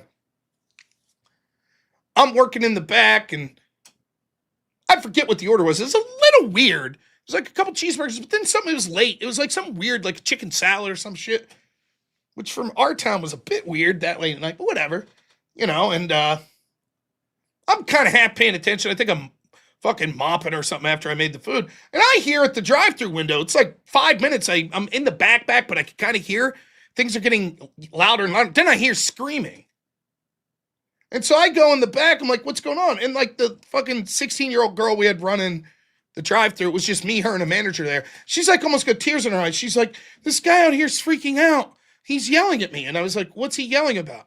And she's like, well, he ordered a bunch of food and a bottled water. And I told him we were out of bottled water. So I said, can I just get you a cup of regular water? And he said that he read an ad that said that if you order something that we don't have, you get your entire order for free. And so because we didn't have the bottled water, the like $18 worth of sandwiches and salads he wanted those for free. And I was like, what? She's like, yeah. I was like, I'll fucking talk to him. So I get out and I'm about ready to give someone the business. And it's my fucking uncle. I was like, what are you doing? Well, hey, Rob. Yeah, didn't you see on TV that ad? I was like, oh, go fuck yourself. I was like, why? If that's the case, I would just call my buddies and say, hey, go order 100 Whoppers and a bottle of water. And then you get the 100 Whoppers for free. Fucking uncle. I was like, shut up and pay your fucking money. I was like, if you don't shut the fuck up, I'm going to fill your water up in the bathroom. How about that, asshole? Oh, my family, definitely weirdos. Definitely. So, yeah, I had a great many. Then I've told this story before. The broiler there, I promise I'll get to super chats right after this. The broiler there, the way Burger King works, it's not like flipping hamburgers like at McDonald's or probably Wendy's. You have a broiler. And what it is basically just a conveyor belt, right? That just runs at a certain speed. So what happens is when you turn the broiler on, at least this is the way it used to be, when you turn the broiler on in the morning, you set it to temp, right? Like there's heat that comes on in it. And then there's speed at how fast that conveyor runs. And you're not supposed to change the heat source, you change the speed. So in the morning, you run a burger through and then you take your thermometer and you check the temperature of the burger. And if it's too warm, then you speed up the conveyor a little. And if it's not cooked enough, you slow down the conveyor a little. Once it's set, it's set. You're not supposed to fuck with it, right? That's it for basically the day. And then, of course, like every 2 hours or whatever, you temp the meat again. Make sure that it's up to temperature. It's not, again, not rocket science, right? It's pretty simple. But we're not supposed to fuck with that, like, on an average basis. So this dude comes through and he wants a burger well done. So here's how we did it at Burger King. Well done meant that we cooked it normally and then we put it in the microwave some. That was well done. And so I do this and the guy's like, nope, that's not what I want. I want a cheeseburger well done. And I was like, well, we can't do that. It's not like a McDonald's where I could leave the patty on the grill a couple more seconds. It's not like that. And he's like, no, I want you to run it through the broiler twice. And I was like, nah, you don't want that. And he's like, yeah, I do. And I was like, no, because if you do that, it comes out like a fucking hockey puck, like a little piece of charcoal if you run it through twice. That's what it'll do. That's what I want. I was like, I'm telling you, it's not edible. That's what I want. So I made his fucking Whopper. I put it through once, put it through again. So Whopper's usually probably like this big. This fucking thing comes out like this, like a 50-cent piece. Black charcoal puck. I put it on the fucking bun. So mayonnaise, lettuce, tomato, onion, ketchup. Bam, send it out to him. Takes the bag, goes, sits down in his seat. About 3 minutes later, I see him standing up there with the burger sitting there. He's like, excuse me, this isn't edible. And I went fucking ballistic. I was like, fuck you. You ain't getting shit from me. Go down the street. Subway's right up the road. You ain't getting fucking shit. I told you. I was like, don't you give that motherfucker his money back. I told him. Fuck him. He knew best. Fucking asshole. Of course, they fucking made another sandwich for him and fucking wrote me up. Assholes. That was my favorite. Go Rams, my brother. That was my favorite line because the only other like food place in town like that was Subway. It was like fucking literally right across the parking lot, you know. I'd say that all the time. Like, Subway's right up the road, ma'am. Head to Subway. Leave us alone. I've been here 6 times this week, and every time you fucked up my order. Wow, sounds like you should stop coming in here. We must suck. See ya. You know? Then another story, this one was the opposite. This guy come in and order like a Whopper with extra pickles. Now, the way you did extra was 50% more. Not to talk fucking math again like yesterday with percentages. Right? So if a hamburger has 2 pickles on it, extra pickle would be, instead of 2 pickles, 50% added, so 3 pickles. You add 1 pickle. A Whopper comes with 4 pickles, so extra pickle is 6 pickles. So the guy says, I'll take a Whopper or whatever, extra pickle, or a quarter pounder, whatever the fuck it was. So I put 6 pickles. He's like, yeah, not enough pickles. I wasn't trying to argue with the dude, so I was like, okay, and I threw like another 2 or 3 pickles on. He's like, not enough. Then I'm pissed. So they send it back the second time. So I just took, I'm telling you, I had to take fucking 200 pickles and shove it on this fucking bun. I smashed that fucker as hard as I could. Like, puts it down, just fucking pickles, oozing out. Barely, I had to fucking, like, you see them at, like, Chipotle wrap the burrito so tight. Barely could get the wrapper around this fucking Whopper. It's, like, this tall, you know, just stacked with pickles. Gave it to him. Guy goes over, and he's like, hey, excuse me. And I'm ready to yell. He's like, thank you very much. That's exactly what I wanted. I was like, oh, okay. So I guess he won that exchange. And then another thing I did was, this is how big of an asshole I was. All the employees were stealing too much food, right? So we had a company meeting, and they were like, here's the deal. You can have 1 sandwich. That's it. 1 sandwich per shift. None of this fucking, you know, burger at the beginning of your shift and a burger in your break and a burger. 1. That's it. And someone was like, well, like, does it have to be a burger? And they're like, no, it could be any sandwich we have, but just 1. So it was my cousin was the manager, and I liked her. And she's like, you know, it's like fucking 9:30. She's like, okay, Rob, go on break. I was like, okay, I'm gonna make my sandwich. She's like, that's fine. So I took every motherfucking thing we had on the menu and put it between 2 fucking big buns. The regular chicken, the chicken Whopper, the regular hamburger meat, the Angus hamburger meat, the Whopper hamburger meat, fucking chicken tenders, everything. Just fucking huge. This thing was enormous. And she's like, I'm like, oh, okay. And I go like out front because I knew she was out front and that we didn't have any customers. So I went out front, got a tray, put it on a tray, got this big sandwich. And she's just sitting there. She's like, what are you doing? You can't do that. I was like, you said 1 sandwich. You said we could have whatever we want, just as long as it was 1 sandwich. And she's like, that's it. We got to rewrite this rule. I was like, okay. I just took 1 little nibble. I'm like, this shit sucks. She was fucking livid. And she's like, you didn't even eat it, you son of a bitch. I was like, it sucked. That was, we used to, me and my buddy on the hood, it was like a metal hood that was above the fryers. We'd have these grease pens, and we would write on the hood that we in the back we were the Rebel Alliance, and the managers on front shift were the Empire, and we'd see how much shit we could get away with.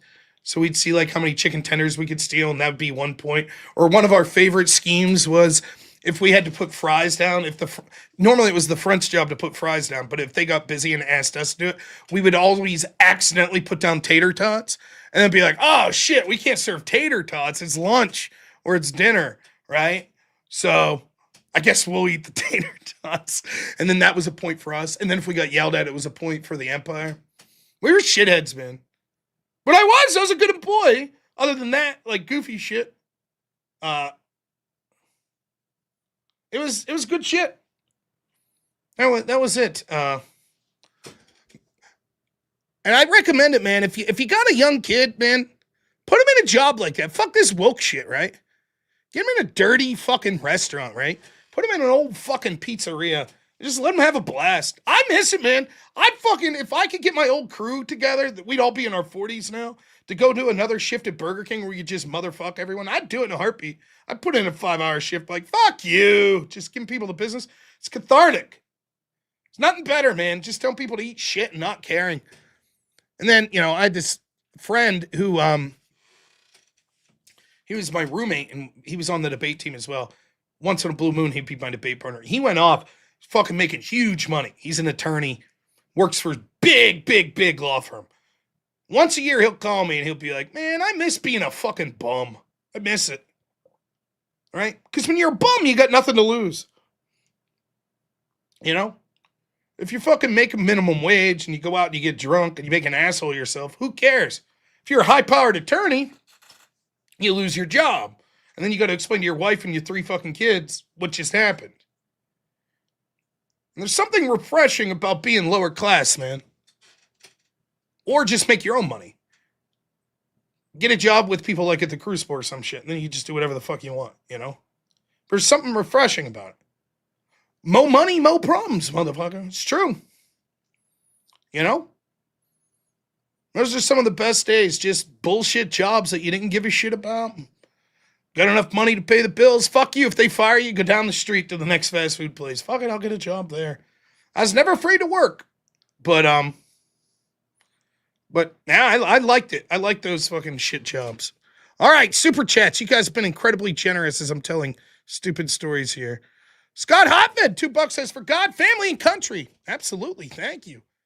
Wade Boggs, $50 says, Chad is looking super light in the whip donos this evening. Yeah, I guess that's one. Thank you, Wade.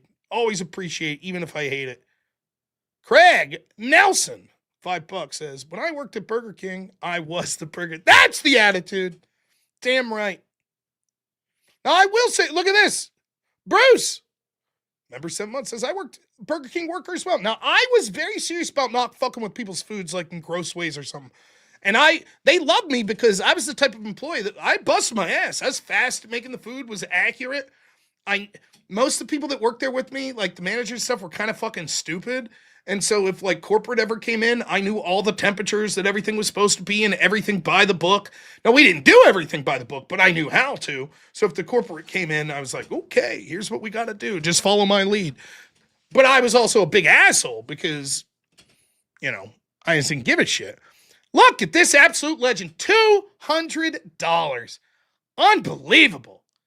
Says, here you go. Now, what I'd like you to do is say a good word to Andrew to have more guests on his TikTok panels and shows. I want to help Jim Bob and others in the orthosphere, good content creators out, if they'll accept it. I can see y'all being big contenders on these platforms. Now, listen. First off, I have to be clear about something. I appreciate the $200, but I'm very sparse in invitations to Andrew. That is not my role. And one of the most aggravating things is when people come to you and they have like recommendations all the time. It's one thing if it's people that are organic, like you. It's another thing if it's like, hey, Andrew, you hired me. Now can you do me this favor? However, having said that, I'm pretty sure that that's the intent. I'm pretty sure the siege of TikTok, I can't speak for Andrew, but I'm pretty sure that part of the goal is we're going to see people like Jim Bob on there. We're going to see people like Jake Rattlesnake. Those people are going to come on, and each episode there might be different prompts that we're suggesting. So maybe one day you do like evolution type prompts. There's Jim Bob. Another day maybe you do religion type prompts. You see what I mean? So thank you so much, Gravios. I guess what I'm saying is I don't even have to tell Andrew that because that is the intent. I think that he fully intends to bring other people on as well. So, but thank you so much, man. I really appreciate it. Really do. But just to the rest of you out there, if you're ever like, hey, Rob, here's $20. Can you ask Andrew to bring so-and-so on? Probably not. Probably can't. Or I could, but I probably won't. I'm not trying to be a jerk. Just, I know my role. Bagger Vance. Look at that. The legend himself. $10. Thank you so much, man. Intel Wild. $5 says, Rob, why can't I send a super chat that says Coomer Gremlin? I don't know. You just did. And then sends $10, says, Rob, you're our Rocky fighting Apollo Creed, Mr. T, and Ivan Drago. When you get knocked down during a debate, I want to hear you go, get up. We're counting on that. You, Intel Wild. I appreciate it, man. Is Jake going to bring other people clips? I haven't talked to Jake in a while. I hope he's doing well. I wish the bastard would move here to the States. I'd love to do some more shows with him. Scott's bought $2 over on Rumble. Thanks so much, sir. Says, can we give the Statue of Liberty back to France so we stop having to hear that dumb lib reference the quote? Seriously, send that shit right back. It'd be worth it, wouldn't it? Ellis Island. What about the quote in Ellis Island? What about that? Have I seen the list of senators connected to Maduro? I have not. But it is, we did talk about this with Ryan Mullally on Law and Order today about the possibility of U.S. politicians being connected in possible plea deals. Gravius, $50. What a legend. Thank you so much. I just want to see some pushback against the machine. And if I have to send gifts for the grift, I will. Well, thank you. This is seriously a moment. And time to take back these channels from degenerates. It's prime time and people are ready and willing, not one step back. Yeah, so here's a little about my philosophy. That you have to understand, I've been friends with Andrew for a long time, right? And I remember we used to talk. Our goal's been the same. We are obviously not 100% aligned on everything political. Like, for example, Andrew's probably far more for the Venezuela attack than I am. But it doesn't matter. It's not the biggest issue in the world to me, etc. I've said my piece. However, what we both have understood is we want to take these fucking lefties out every space. I don't mean physically take them out. I mean, if they're big on YouTube, then we get big on YouTube. If they're big on TikTok, then we get big on TikTok. And the idea is this. We want our biggest streamers to be way better than their bigger streamers. We want our bigger streamers to have more views. We want them to get more super chats. We want them to get more promotion. We want them to talk to bigger guests. And then we want our second tier of debaters to be better than theirs. And we want our third tier of debaters to be better than theirs. And we want the people that are hosting shows to be better than theirs that are hosting shows in every fucking space. Every space. If we have random people that watch our shows and then jump in on a debate panel once in a while, we want our people to crush it. That's why part of my goal with working with the Crucible was like doing debate and shit. I'll help anyone as long as I have free time that's connected to it. Yeah, I got a little debate coming up with a guy at work. Fuck it, I'll help. We want to crush them. That's the goal. It's not about, well, Andrew has to be the biggest fucking streamer and I have to be connected. It has nothing to do with that. We want to win. It's not about personal ego. We want to win. I've said this for years. I'm good at debating the style I do. It doesn't have to be me, though. If someone else comes along and does what I do better, you think for a second I'm not going to be like, that's excellent. So, Gravios, suffice it to say, yes, that's absolutely the goal. The goal is to build a community of people and to go into these spaces. Why TikTok? Why has Andrew done the TikTok invasion? Because that's where the lefties are. That's where they're at right now. Already dominating on YouTube, let's go to TikTok. And maybe once we dominate in TikTok, maybe we'll say, let's go to Twitch. Let's go to Reddit. I don't know. But that's the goal. So I really appreciate it, man. But you're absolutely on point. That is the goal. That we are trying to build a community and a coalition of people to dominate on our online spaces. And that's not enough either. It's not enough to dominate here. Then it's dominating in the real world as well. Yeah, Reddit may be a bit too far for even us.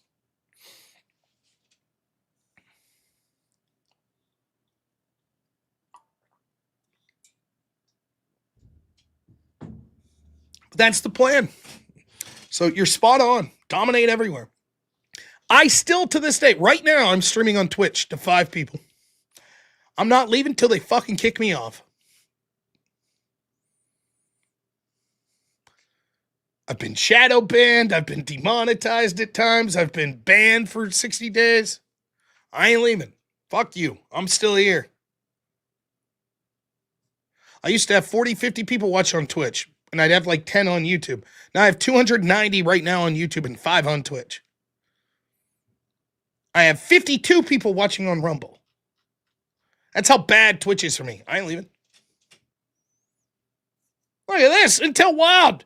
$50 says for you, Rob, because of Gravios. Thank you, man. Really appreciate it. Yeah, we're real close to 200% of our goal. How about it? Now, I know somewhere Wade Boggs is pleased because that's 3 $50 donations. I know he's pleased about that. So, before I play these whip songs that I owe, I want to remind you of the schedule. No, normally on Tuesdays, I would be doing a call-in show during the day. I am so busy right now, man. So busy. With Word War coming up and all that good stuff. So there will be no call-in show tomorrow. However, the 10 o'clock show will still be going. Wednesday, we may be doing a TikTok siege. I don't know. I got to communicate with Andrew. And then I will be doing a lot of Word War shit in the evening. For example, it looks like Wednesday at 8 o'clock, probably on this very channel, you'll be able to see a Twitter Spaces that me and the folks from Word War will be hosting. And you're going to see Gavin McInnes there. You're going to see Ben Swan there. You'll probably see Sam Tripoli there and a bunch of other people. So that Spaces is going to be on the Word Wars account. But I'll be one of the people that are running it. Yeah, we get a Noerrdor song for one of those 50. We can do that. So that's sort of the plan. Then we'll just go into the night. And then Thursday, I'm off to Atlantic City. The way it's looking is I probably won't stream Thursday night or Friday night. I don't know. Maybe we'll try one of those two nights. Maybe I'll do Thursday night. Just a phone stream on YouTube. Friday night, it'll be difficult. I don't think I'll be streaming. Saturday night, I'm going to see what I could do if I could stream Word War to my channel. But I'm not sure. So, and then it may be that I'm hopping on an airplane as soon as that's over and I'm doing some stuff with the Crucible. So it's going to be very busy. This month's going to be very busy, but that's a good thing. It really is. So, as far as the Word War project goes, it's a great idea. And I really hope that it takes off. I really do.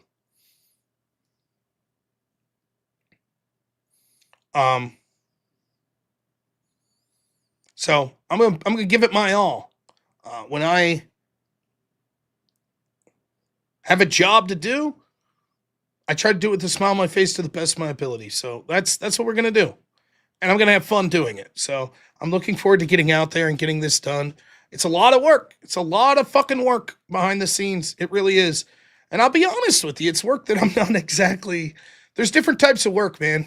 Like if I'm doing debate research and shit like that, that's good work. But there's a lot of stuff that I got to be honest with you, it's not my favorite thing. Like communicating with huge members of a team. You know what I mean? Like it's one of the things I always disliked about trying to do a debate panel. I love the panel.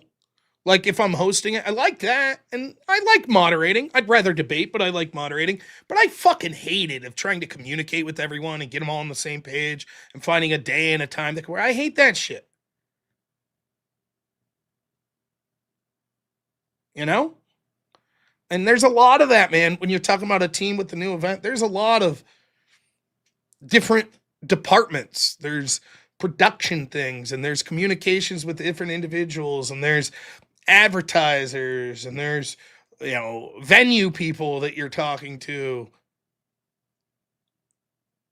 And it's my part in this as a debate architect. I have to be the one that's explaining to everyone. And I'm telling you right now, I think I'm kicking ass, and I hope that it shows. I really do. And I'm proud of it. I'm proud of what I've done. And so I hope these debates are fucking excellent. I really do. I hope it's a party. I hope to see you out there. I think it's going to be a blast. But I'm proud of it. And I'm going to have fun there, man. We're going to get the show done. I'm going to have a beer with Gavin McInnes. I've been told that Andrew Wilson chugged a beer faster than Gavin McInnes, and I'll be damned if us Crucible folks don't keep that going. There is zero chance that Gavin McInnes could drink a mug of beer faster than me. Whatever fucking device he wants to drink out of, I assure you, I could drink it faster than Gavin McInnes. So we'll see how that goes as well. But I'm looking forward to it. And I hope that it brings opportunities to a bunch of other people as well. I hope it does. So believe it or not, I'm actually very happy for Ryan and Pisco to have an opportunity to be showcased in front of a different group of people. And hopefully they could run with it. I hope they can. I hope they knock it out of the park. And, anytime this community, particularly, I'm not going to shit you, the right wings, what I'm concerned with, these right wingers, fuck yeah, man.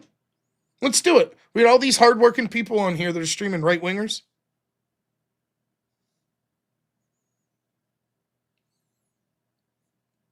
Quiet, Jeff. I'd love to see them have more access. So, okay, so I have a question before I get to these songs. I'm not on camera, so I'm thinking no suit and tie, right? What do you think of something like this? A little more classy than this, but something like this, like a nice sweater, like with the little zipper. Is that classy enough? What do you think?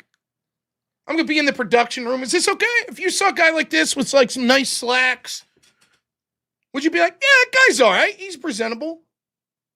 Collar. I don't know. A tuxedo shirt, cravat, you fuckers. The full Bill Belichick, the hoodie. Hoodie it up. You guys are a lot of help. Thanks. Suit and tie? I asked. I don't know.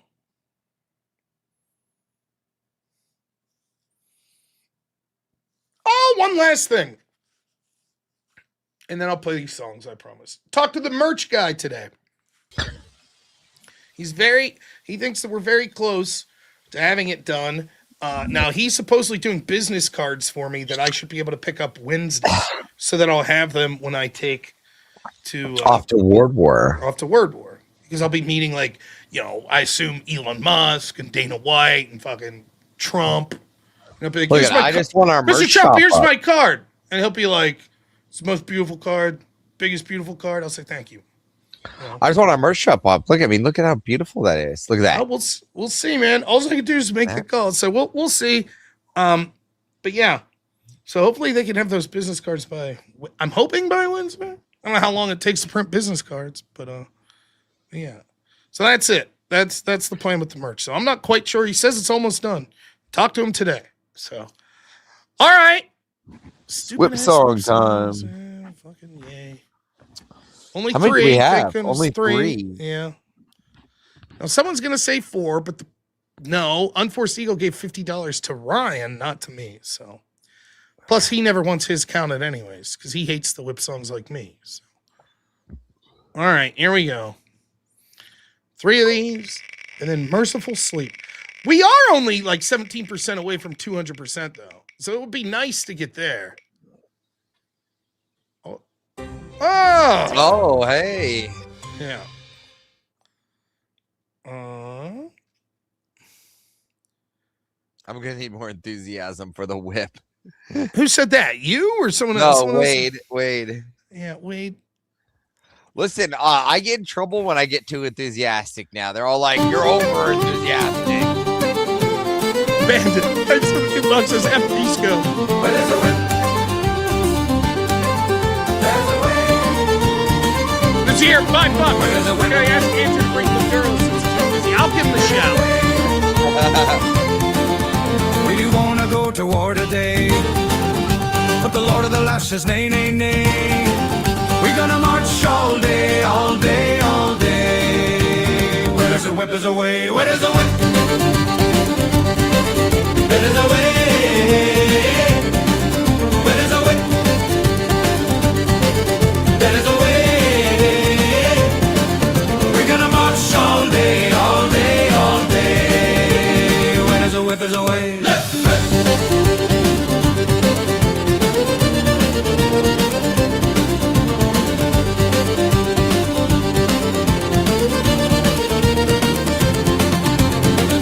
Back, so we're gonna fight. We're gonna march all day and night and more. For we are the slave of the dark Lord's war. Where there's a way, where there's a way, where there's a way, where there's a way, where there's a way.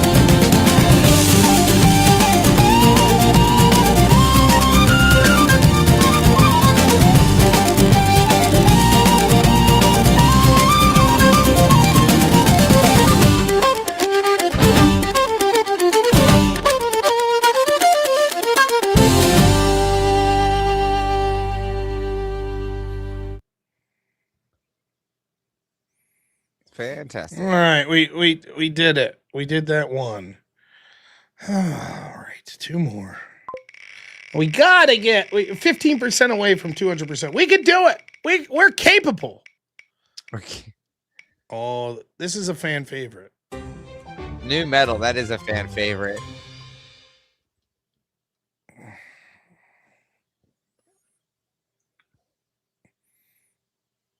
Like some corn or something. Well, there's a way. There's a way. There's a way. There's a way. Well, Rob, we didn't come here to listen to men listen to music. Maybe he'll just pop on here at the end. I'm not arguing with the dumb bastard. Where there's a whip. Grown ass men listen to There's a music. How way. dare they? Where there's a whip. There's a way. Where there's a whip. There's a way. Where there's a whip. Left, right, left.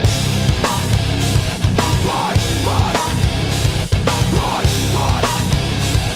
Right, right. Where there's a whip. There's a way. Where there's a whip. There's a way. We don't wanna go to war today, but the Lord of the Lash says nay, nay, nay. We gotta march all day, all day, all day. Where there's a whip, there's a way. Where there's a whip, wait, there's a whip.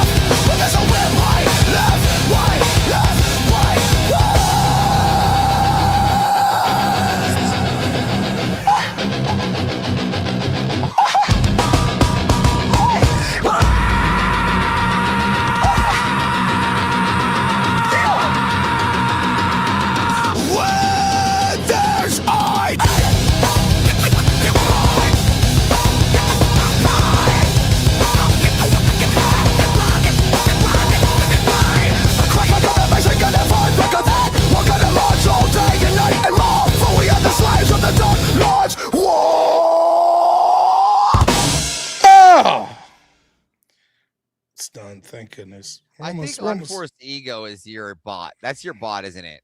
Isn't it It's your not. bot? I don't You donate sure? that. Unforced ego. The man. He's your- Thank he's you your so main much. $21. Thank you so much. We're only 9% of the way. Last stupid ass whip song. While it spins, I thought I had something to say, but I just totally ran it off by. Remember on the 7th, everybody, we have a guest. We have Cool VC coming on the stream for the night show. Fuck. The 7th. Yep, that's the night show. Can it, like 10 o'clock? You can do 10. 10 o'clock. It Yeah, might have 10. to be. It might have to be late. I don't know how long he- the spaces will go. So He's here for 10 p.m. 10 p.m. Eastern is when he's starting. okay. We'll see. I should have known. That they would. If we have to change things around, then we'll move it around. So Yeah, I just gotta talk to the folks and see what's going on. You know how it is. So well, that's still 2 days. Unfortunately, got $2 says Whip Song fans are the biggest LGBT, by the way. Very rainbow coded. Oh no, they really like this super masculine music, like this Calypso song. To be fair, I actually kind of I hate all of these, but as far as the ones I hate, this is one of the ones I hate the least.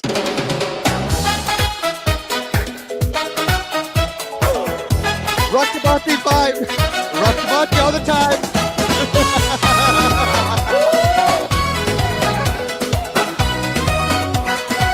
Where there's a whip, there's a way.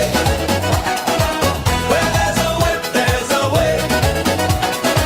We don't want to go to war today, but the lot of the lass says nay, nay, nay. We're gonna march all day, all day, all day. Where there's a whip, there's a way. Where there's a whip, there's a way. Where there's a whip, there's a way. Where there's a whip, there's a way. Right, left, left. Where there's a whip, there's a way. Right.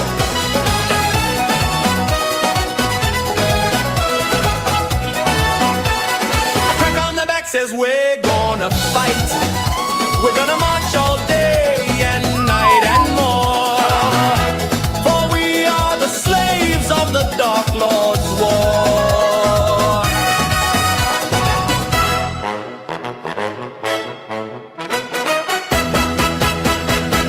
Where there's a whip, there's a way.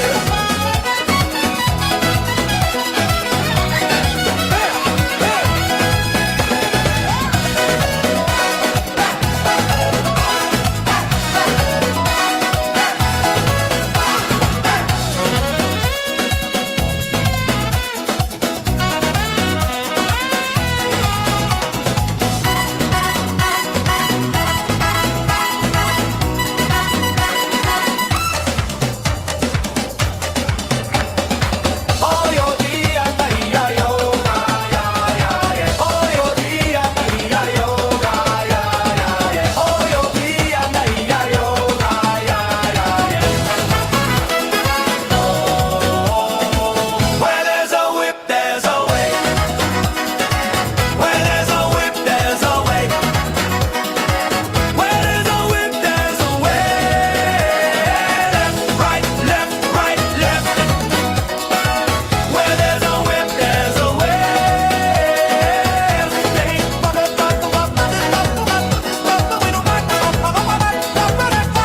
Oh, please end. Where there's a whip, there's a way.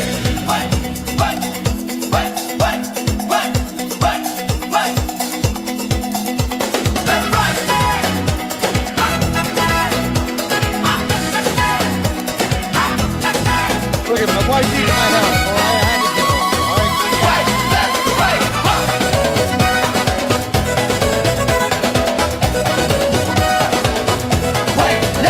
right.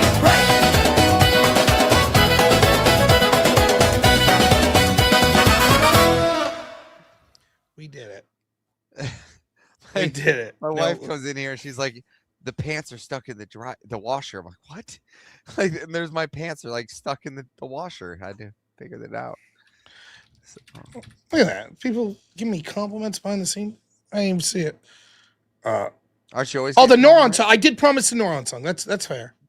Did you? I did. I think we should only if it gets to 200%. You see? I'm right. Look at that. Look at that We'll bar. stick- Oh wait, that's me. That's me. How? Wait, no. Oh my. Wait, how do we switch? How did it switch us? There we go. There we go. So we're 8% away. I don't know what 8%. 8% is. 8%. We'll do whatever 8% is once we get to 200%. So, someone needs to send $50. There we go. Oh yeah, the Chad Yinzer. Nice. I had fun doing that show this morning, man. The Siege. I just wanted to say that we filled our donut bar up before Andrew did. We did. That's true. That's true. We did it. Oh man, $30 we need. Yeah, there you go. Damn it! Yeah. Well, you know what? I'm trying to grift. We Pray we 200%. don't alter it anyway. Isn't that the line? Yeah, man. I don't know. I had a lot of fun doing that Siege. I can't wait to get some lefties on there and start wrecking shit. Yeah, I mean, I'm excited because it gives us opportunity. The only thing I don't like is that I guess I don't not like it. I guess the part that's not fun for me is that it's ops on the panel and not. Wow, yes. Unforeseen. Unbelievable. $30. Thank you. I suppose I should do I gotta do a goal. I said my goal is to do a 30-second goal by the end of the year. There's my resolution. So Get the timer. I see. I have a timer here. So Do you have the timer?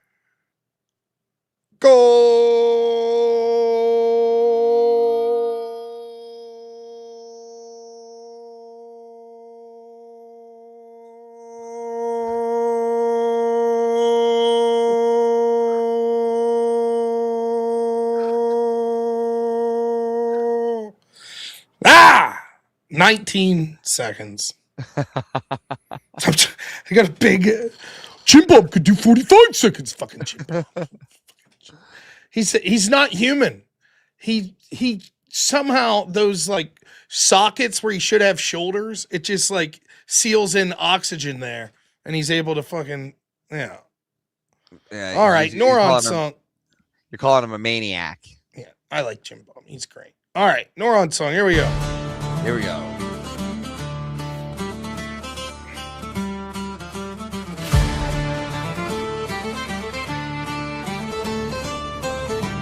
Who rules the waves when the black flags fly? The Noerrdor runs, let the cowards cry.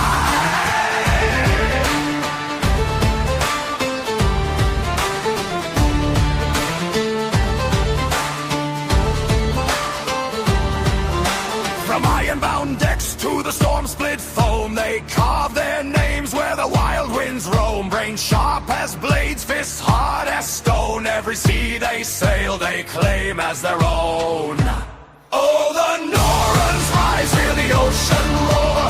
Based as fuck, we're back for more. Smart and savage, tough as nails.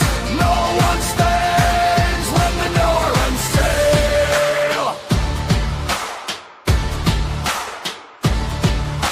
Kings can beg and tyrants shout. The Norrens laugh and shut them out. No chains hold fast, no threats take root. They don't take shit, never have, that's truth. Oh, the Norrens rise, stealing our grin. Best damn crew that's ever been. Mind and muscle, bone and gale, clear the way, the Norrens sail. Let the weak men talk, let the liars scheme. The Norrens move like a waking dream. If you bother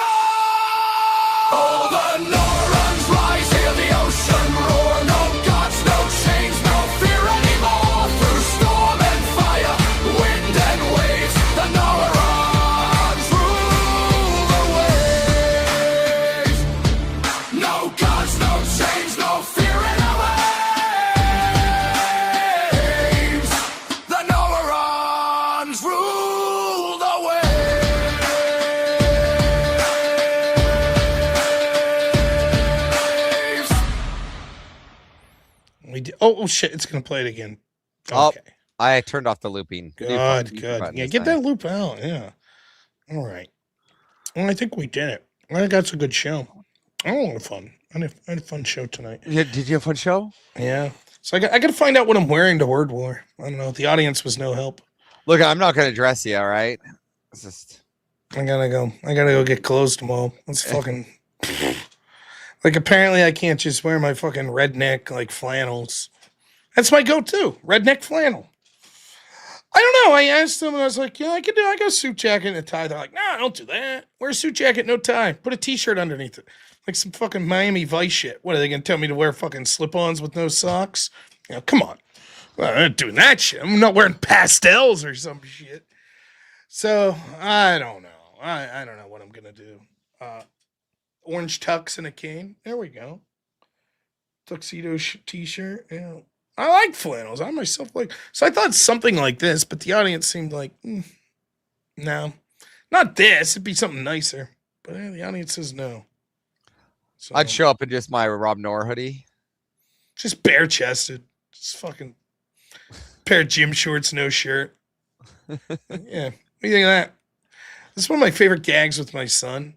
Is like not having different articles of clothing on. Not in like pervert, but it'll be like I won't have a t-shirt on, right? So it'll be like going out in the snow. I'm like, you ready to go play in the snow? Oh, forgot to put my shoes on. So I'll just put like gym shorts, shoes, no shirt. I'm like, I'm ready, right? He's like, Dad! I'm like, or I'll put like one shoe on, be like, am I ready?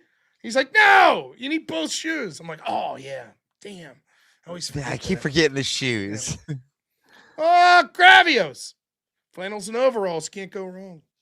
So I don't know if this is true, but this guy I know is a good friend of mine, claims to me that in the town right down the way, in fact, the town my brother lives in, 20 minutes away, there was a judge there, like the county judge, and that years ago, like 20 years ago, he was approached by like TV executives, and they were going to do a Judge Judy show with this guy, except it was going to be redneck court.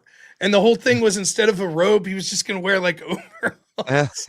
And like, have the gavel and shit and be like, bring in people, this guy owes me 3 chickens, son of a bitch, and that was going to be, but it never got made. But he always told me that. And I saw a picture of the judge, and back then it's like, yeah, judge, he would have been a good redneck judge. Like, he looked the part, so. Like Colonel Sanders with robes. Yeah, I would tune into redneck court and be like, all right. What's going on, Shotgun wedding, the real game. Yeah, so wear a suit jacket and a t-shirt and a metal chain.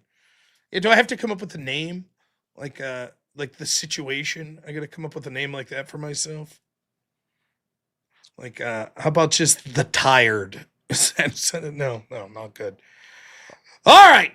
So I'm thinking we're going to raid over to Speakeasy this fine evening. Speakeasy it is. I think he's on. So he is. I was gonna hop on the panel right after this just to yell at him. Oh, there you go. So yeah, well, I need to yell at him because his lack of responding to messages took him 3 days. 3 days to return to me. Hey man, I can't say shit. I still got people. It's like, you said you're going to respond to me like 6 years and 3 months ago. I'm like, I have a rapport with you. If you don't answer my call, like I can wait an hour and then call back. Now, most of the time, I will say most of the time I'm not answering the call. I'm either not so much with you. If you're someone in my real life and you call, there's a solid chance one of 3 things is going on. I'm driving, I'm streaming, or I'm working on some shit behind the scenes and talking. I always go to the in-laws. For me, it's always the in-laws. Whenever you don't answer, you're at your in-laws. I try the service there. Oh yeah, I don't have service there. That's I forgot that. Yeah, they live in the fucking boondocks, and it's like you get service in like the corner of the house, but you never think about it, right? So if I have to call you, it's no problem. I go to the corner of the house and call. But I'll be like just walking out and I'll go on the porch and all of a sudden my phone's like ding, ding, ding, ding, ding. And it's like, 17 missed text messages and 3 missed calls. So always shit like that. I'm like, oh, yes. And you never remember it. It's like, it not until you're leaving, you're like, oh, fuck yes, I don't get reception here. So, Well, anyways, Avers, thank you so much for the help for tonight's show. Should be back at 10 p.m. tomorrow. So it should be I will see you then. We have nothing to discuss after this. So I'll just head on over. I'll tell you where I'm heading. Right to bed. I'm on yep. 2.5 hours of If you're sleep. in, I'll So see you at Speakeasies. If not, I will see you tomorrow night at robnoerr. thank you. All right. Thanks a bunch, Evers. Also would like to thank my wonderful, wonderful, wonderful editor. Oh, okay.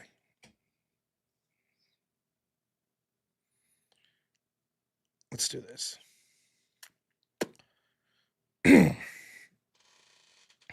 Hey everyone, a reminder coming up January 10th, we have Word War I. That's right, the premier debate league, Word War, which I'm the debate architect for, happy to say, is having their immediate event. I mean, it is pretty immediate. It's coming up January 10th. And that's going to be at ACX1 Studio in Atlantic City. Tickets still available at wordwardebate.com. However, don't fret if you can't get out there and you're busy. It will be streamed everywhere that Word War has a social media account. So you'll be able to find the stream live on X, on the Word War Debates X channel, Word War Debate on YouTube, Word War Debate on Rumble, and at Play TV over on Parler. So on all 4 of those areas, and good news for this first event, that's right, the entire event will be free. So tune in January 10th. It's going to be starting around 2 p.m. We got 3 excellent debates coming up. So all major platforms with the Word War Debate channels will be streaming. So we'll see you there. There. I hope Imaginarium, Black Elk, I hope that worked for you. Thank you for the reminder, Imaginarium. Stumbled up a little. That's rare. Stumbled up my words. Fuck. Immediate. The fuck was that? What am I doing trying to use 3-syllable words like immediate? Anyways, thank you, Black Elk. Thank you to everyone who donated. Thank you to Ryan Mullally and Pisco for coming on today. Really appreciate it. It was a good show. Go to the post tab and vote. Oh, yeah. Go vote for me over in... Here, I'll put the link up one more time. Or vote for whoever you like. It doesn't have to be me. Oh, I'm winning only slightly. Here's the link. It's a matchup, man. Gotta say.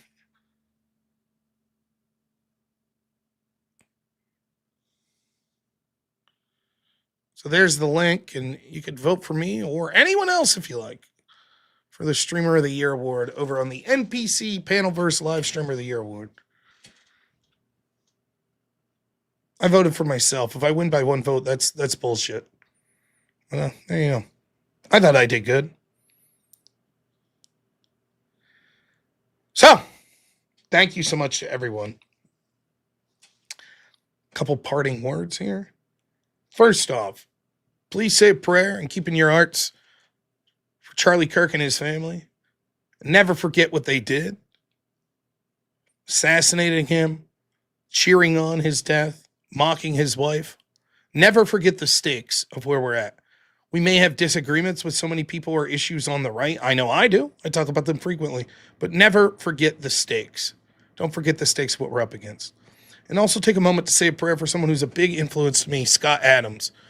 He's going through some very difficult medical situations. And so say a prayer for a miracle. And if not, it's good news that he talked about converting to Christianity here. So say a prayer for him as well. I am out for the night. I will see you all around 10 p.m. tomorrow Eastern. Thank you so much as always. You guys are the best. Oh, and I almost didn't say thank you to my moderators. Thank you, EOD, Achilles Ware, Naughty Germ, Zen's Forehead, and Are We Not Men? Thank you guys so much. Really appreciate it. So, all right, we'll talk to you guys soon. See you tomorrow at 10 p.m. As always, have a good one. Only in America is it possible to say, you know what, I don't like the way the country is going, and to do something about it. Take that risk. Take that leap of faith. Stay involved. Trust God and act obediently.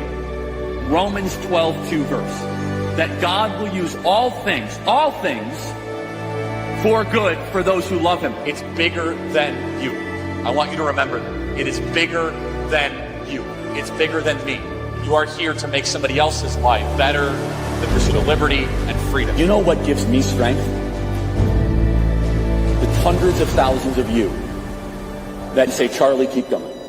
1 Corinthians 5 and 15. So that's all pretty amazing evidence, not just intra-biblical evidence, but extra-biblical evidence that Jesus Christ was a real person. He lived a perfect life. He was crucified, died, and rose on the third day, and he is Lord and God of all.